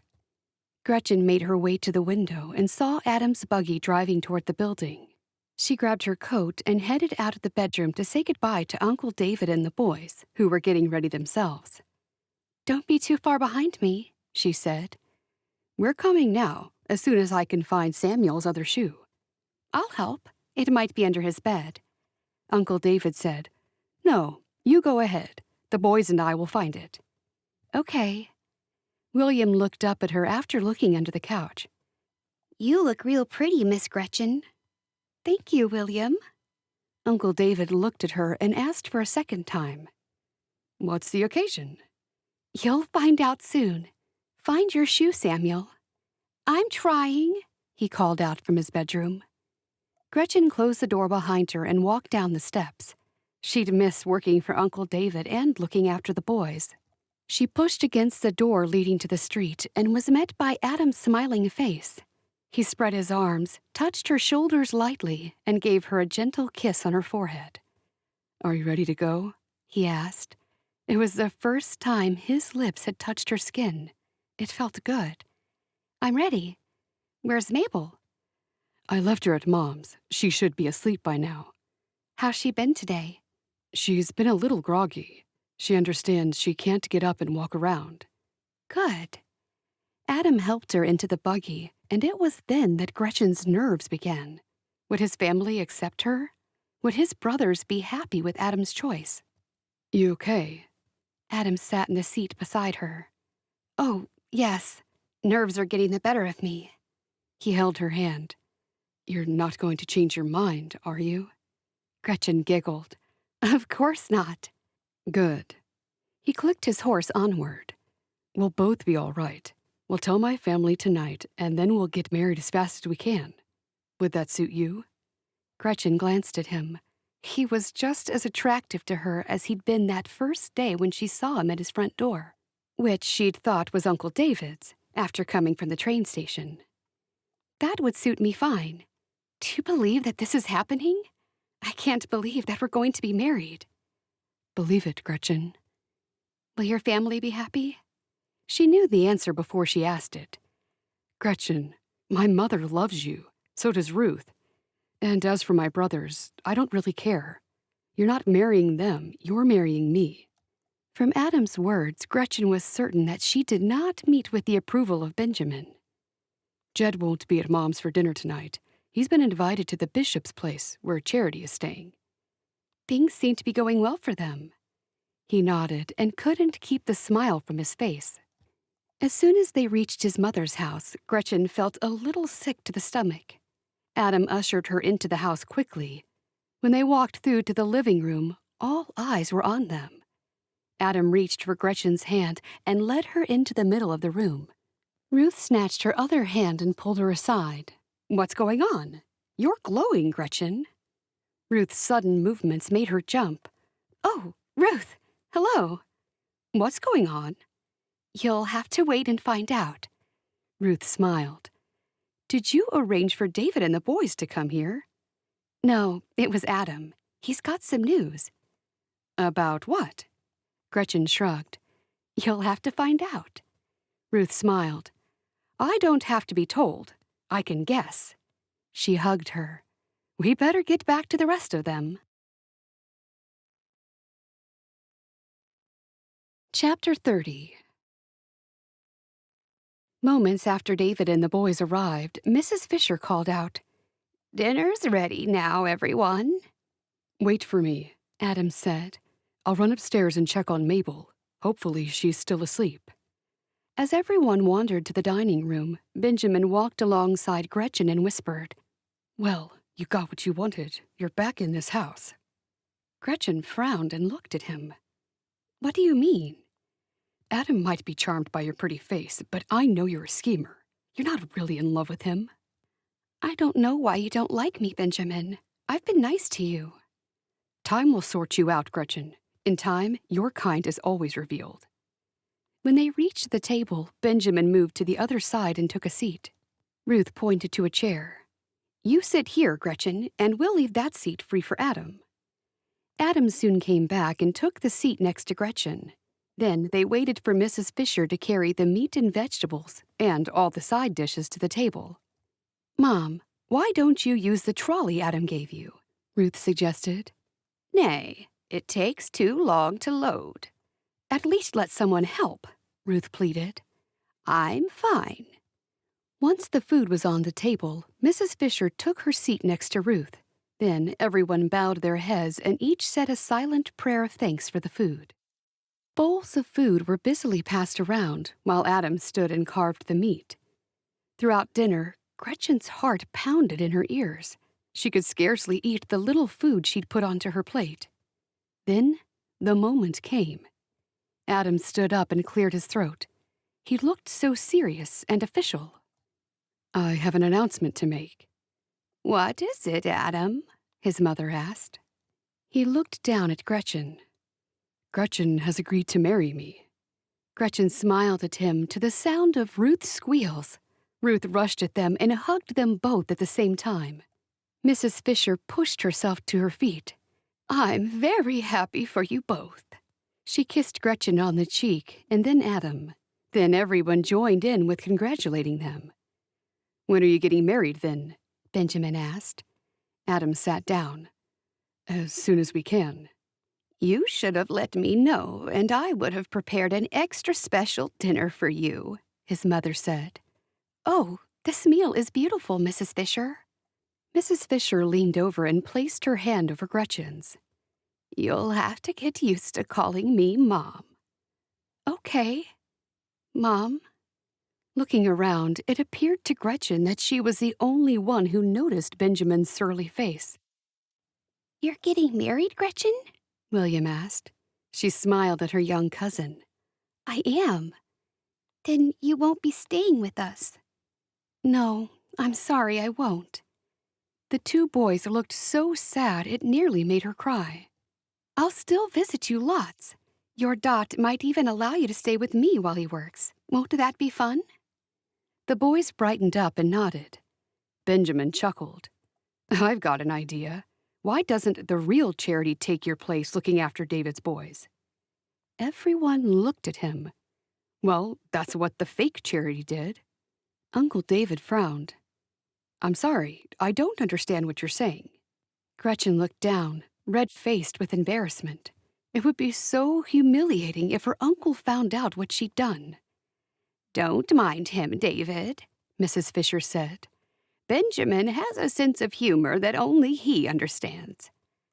"I could help look after the boys," Ruth offered. David smiled at her. "You'd do that?" "I would love that.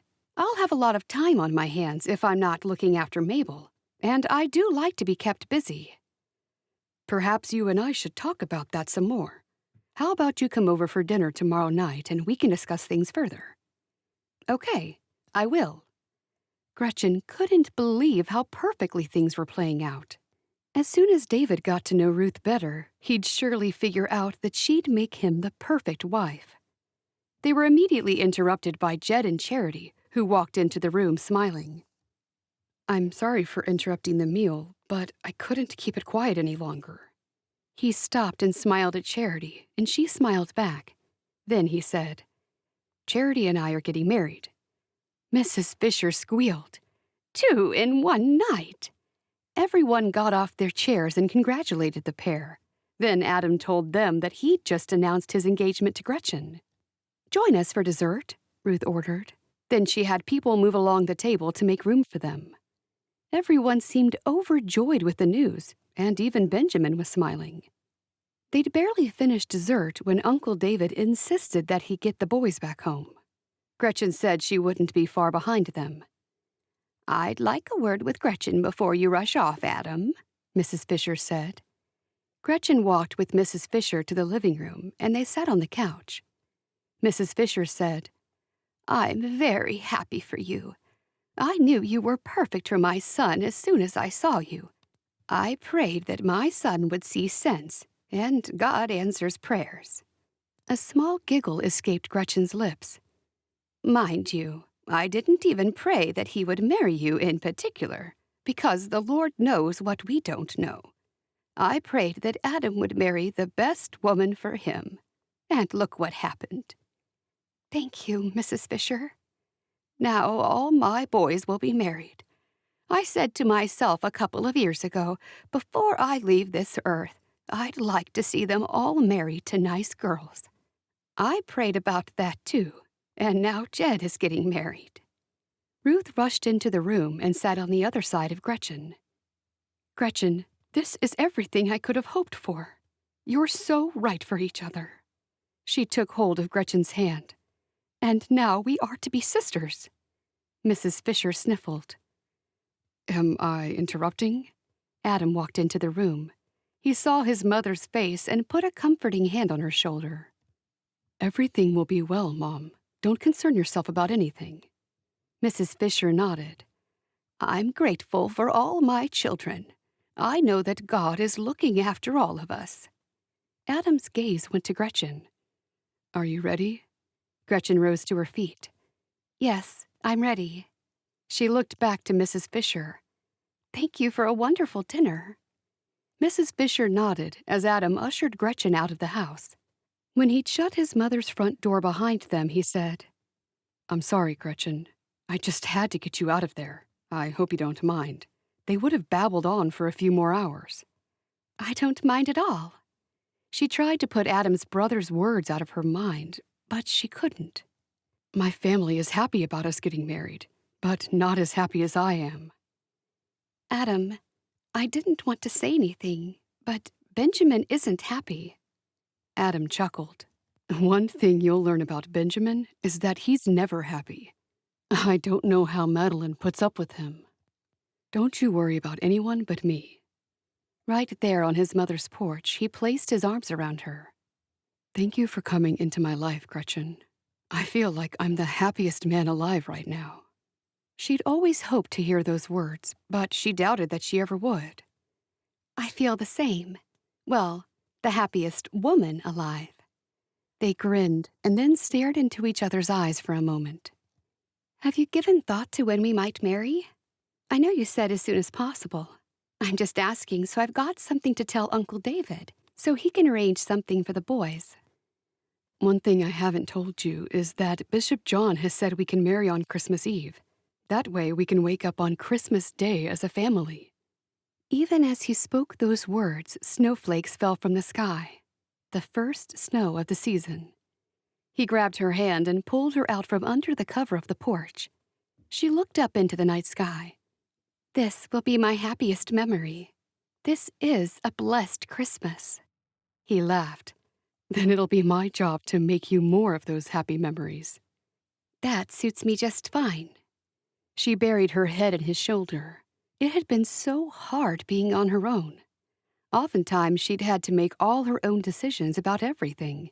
And then there was the constant loneliness she'd suffered after her parents died. Now, she'd be part of a family, and nothing pleased her more. Chapter 31. It was a whirlwind few days of wedding preparations, but Christmas Eve finally arrived. Gretchen and Adam's wedding was taking place at the Fisher family home. There was no time for any of Gretchen's extended family to come to the wedding. She'd managed to talk to her aunt by phone, and Aunt Bessie was so happy for her, and even promised to make the journey and visit her in the warmer weather. Gretchen had spent the night back in the yellow room of Mrs. Fisher's house. The room brought back early memories of how she'd met Adam. It all seemed so long ago. Thankfully, Adam had totally forgiven her for what had happened back then, and she had forgiven him for his unforgiving attitude back then. Her day started when a knock sounded on her door. She got off the bed and opened it, and there was Ruth. Gretchen looked her only wedding attendant up and down. "You look lovely in that dress. I'm still surprised we were able to get it made in time. I have that wonderful seamstress, remember? The one who made your dresses. Aren't you dressed yet? People are arriving." "It won't take me long." Gretchen moved to the window and looked out. It was snowing. It was a perfect day. "Are you awfully upset that there won't be many people here?" Ruth asked. "I don't mind. It was short notice. The main thing is I'm getting married to Adam." Gretchen pulled her dress out of the wardrobe. It was the one Adam had paid for a whole year ago. "I'll leave you alone to get dressed. Do you have nerves? Are you going to change your mind? Are you scared? Do you need anything?" Gretchen laughed and took Ruth by her arm and led her to the door. "I'm not nervous, but perhaps you need to take a few deep breaths." "I might indeed." Ruth walked out of the room laughing too. These last moments weren't going to pass by without Gretchen savoring every moment. She was about to become a wife and a mother. Her two favorite people in the world were about to become her family. Closing her eyes, she thanked God for His goodness, His mercy, and His grace. The previous day, Adam and Gretchen had gone to the bishop's house for a talk about marriage. It was something that all couples did before they committed to go ahead with the ceremony. She already knew there would be good times and bad times, but that was life. It never stayed even. As long as Adam was by her side, the two could weather any storms. She stood up and then slipped into her dress, knowing that today, her life would change forever. The only sadness that tugged at her mind was that her parents wouldn't be there to see her be married. Maybe they were looking down from where they were, and they would be there in a sense. That thought brought Gretchen some comfort. There was another knock on her door, and before she answered, Ruth stuck her head in. "Come downstairs. Are you ready?" She took a deep breath. "I am." "Everyone's seated, and the bishop's waiting." "Adam?" "He's there. Of course he is." Gretchen smiled and took a deep breath. He hadn't run away or changed his mind. She walked downstairs with Ruth leading the way. Then she walked into the Fishers' large living room. That morning, it had been transformed. The usual furniture was gone, and it had been replaced with rows of benches. Then she looked around and saw Adam. He had Mabel in his arms. The morning sun streamed in the window, creating a golden glow around him. It was as though God surrounded him with light to tell her this was her answer to prayer. At that moment, she felt she was in a dream. Everything was so beautiful. The colors in the guests' clothes were clearer, and every sound was true and clear. She took a moment and leaned against a nearby wall so she wouldn't faint with happiness. Madeline then walked over to Adam to take Mabel from him. Adam looked over at Gretchen, smiled, and then walked over to her. "Are you nervous?" he whispered. "No, not anymore. Are you?" His presence gave her the strength to continue. "Not at all. Not anymore," he said in echo to her words. "Let's go." They walked toward the bishop, who was standing at the end of the room. Then they sat down in front of him. For the next half hour, they listened to the bishop. Gretchen started off trying to concentrate on what he was saying, but she was too excited.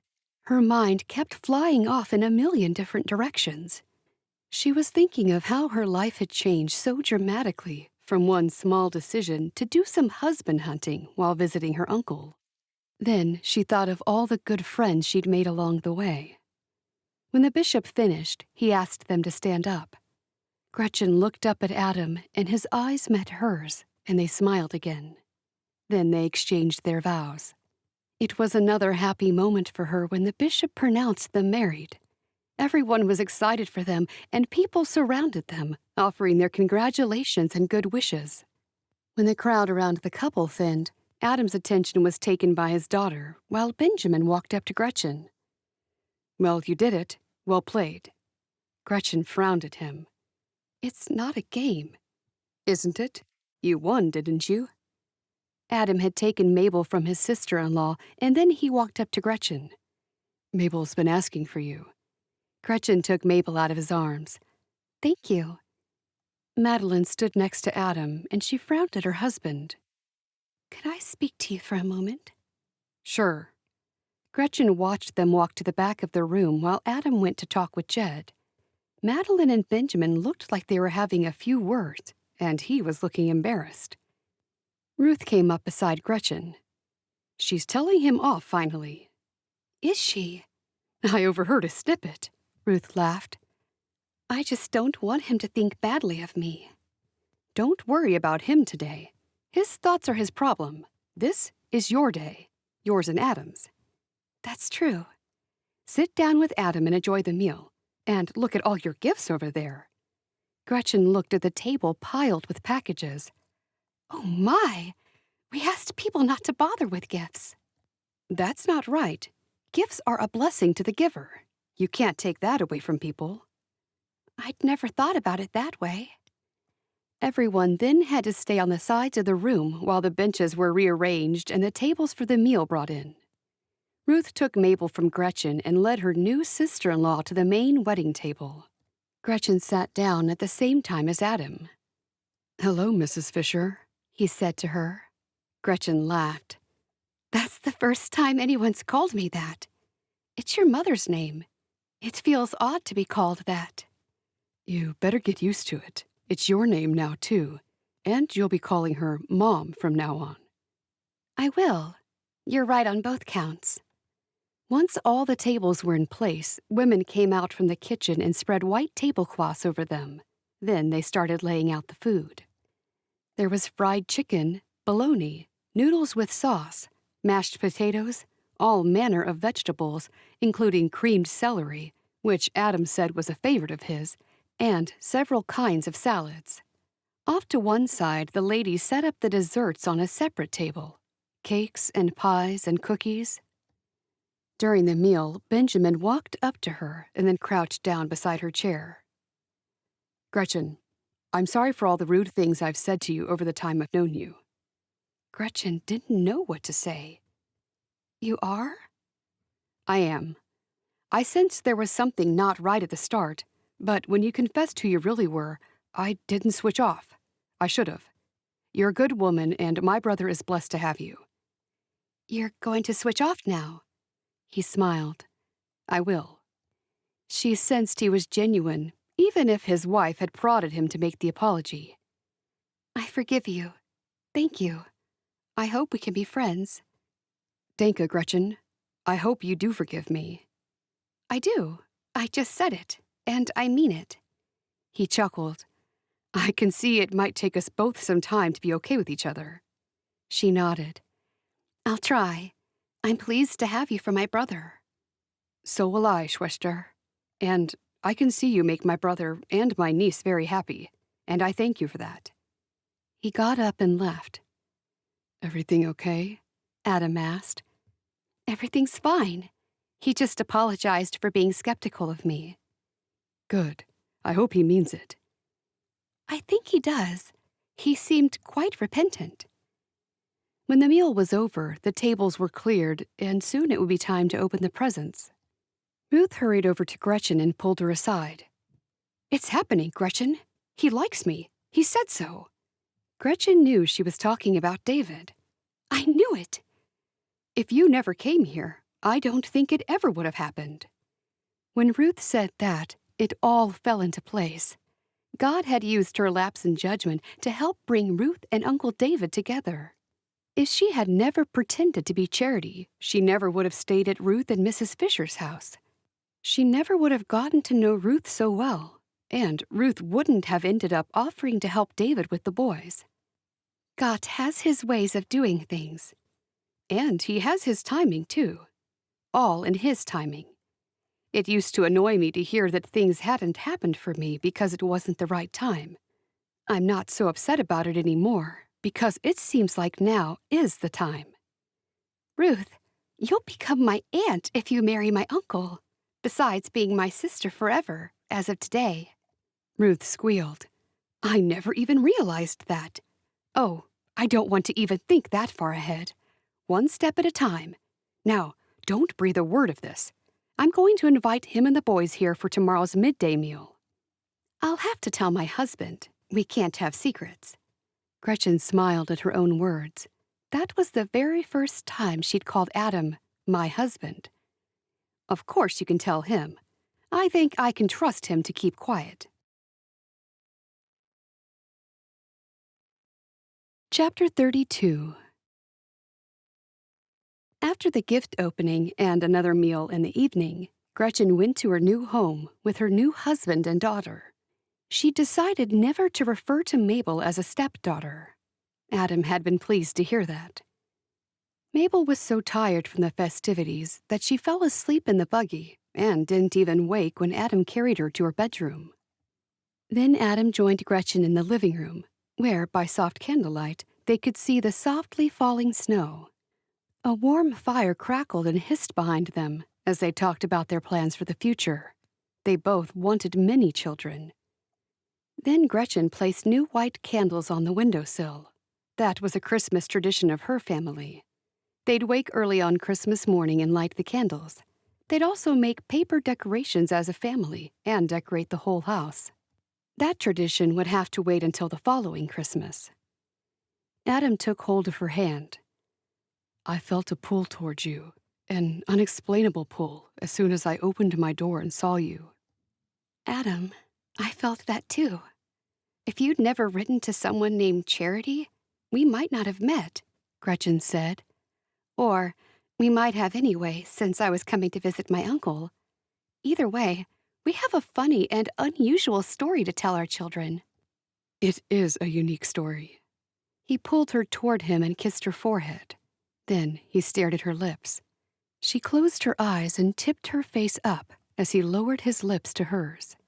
Gretchen thanked God that he is a God who cares and answers prayers, above and beyond anything we could hope. The very next morning, Gretchen sat up in bed and, for a moment, didn't know where she was. Then she saw Adam next to her and realized she was married. Now, when she was an old lady in her rocking chair contemplating her past, she'd know that it had worked out perfectly. She wouldn't regret taking that chance. The curtains hadn't been drawn that night, and she saw gentle snow falling amongst the trees outside the window. Adam opened one eye. Happy Christmas. Happy Christmas. We have to go to Mom's and help clean up from the wedding and get ready for our family Christmas. Gretchen put her hand over her stomach. I don't think I could eat another thing. Really? That's too bad. Mom and Ruth are making turkey with cranberry sauce. Maybe I can fit a little of that in. He pulled her into his arms and she rested her head against him.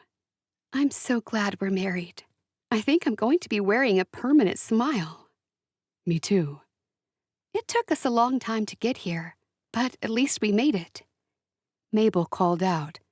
With Adam's free hand, he covered both their heads with the sheet. Since Mabel's leg was still in a cast, they had to help her in and out of bed and carry her everywhere. I should probably have told you, we won't need an alarm clock.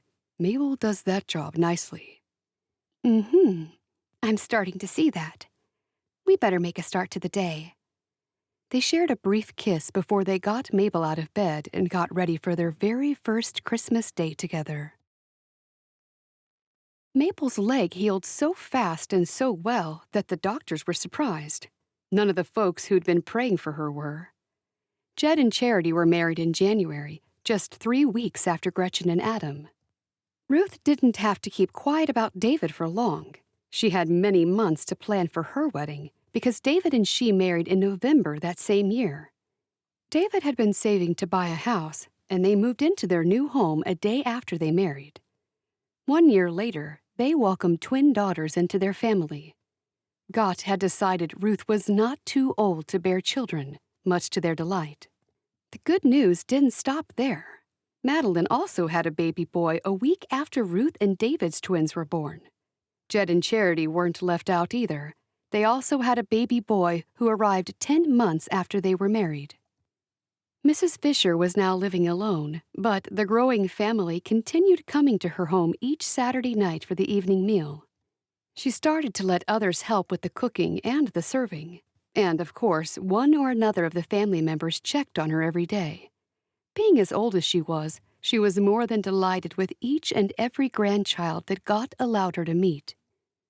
With the awkward tension gone between Gretchen and Charity, the two women developed a close relationship. Then, it was only a matter of time before Ruth, Madeline, Gretchen, and Charity became a close foursome. Gretchen was now surrounded with family as well as lifelong friends. A year to the day on Christmas Eve, the anniversary of their wedding, Gretchen and Adam welcomed a baby girl into their lives. They called her Emily after Adam's mother, and her middle name was Rose after Gretchen's late mother. Emily Rose was the first of 8 children they'd have together, with Mabel proud of her role as eldest sister. The end.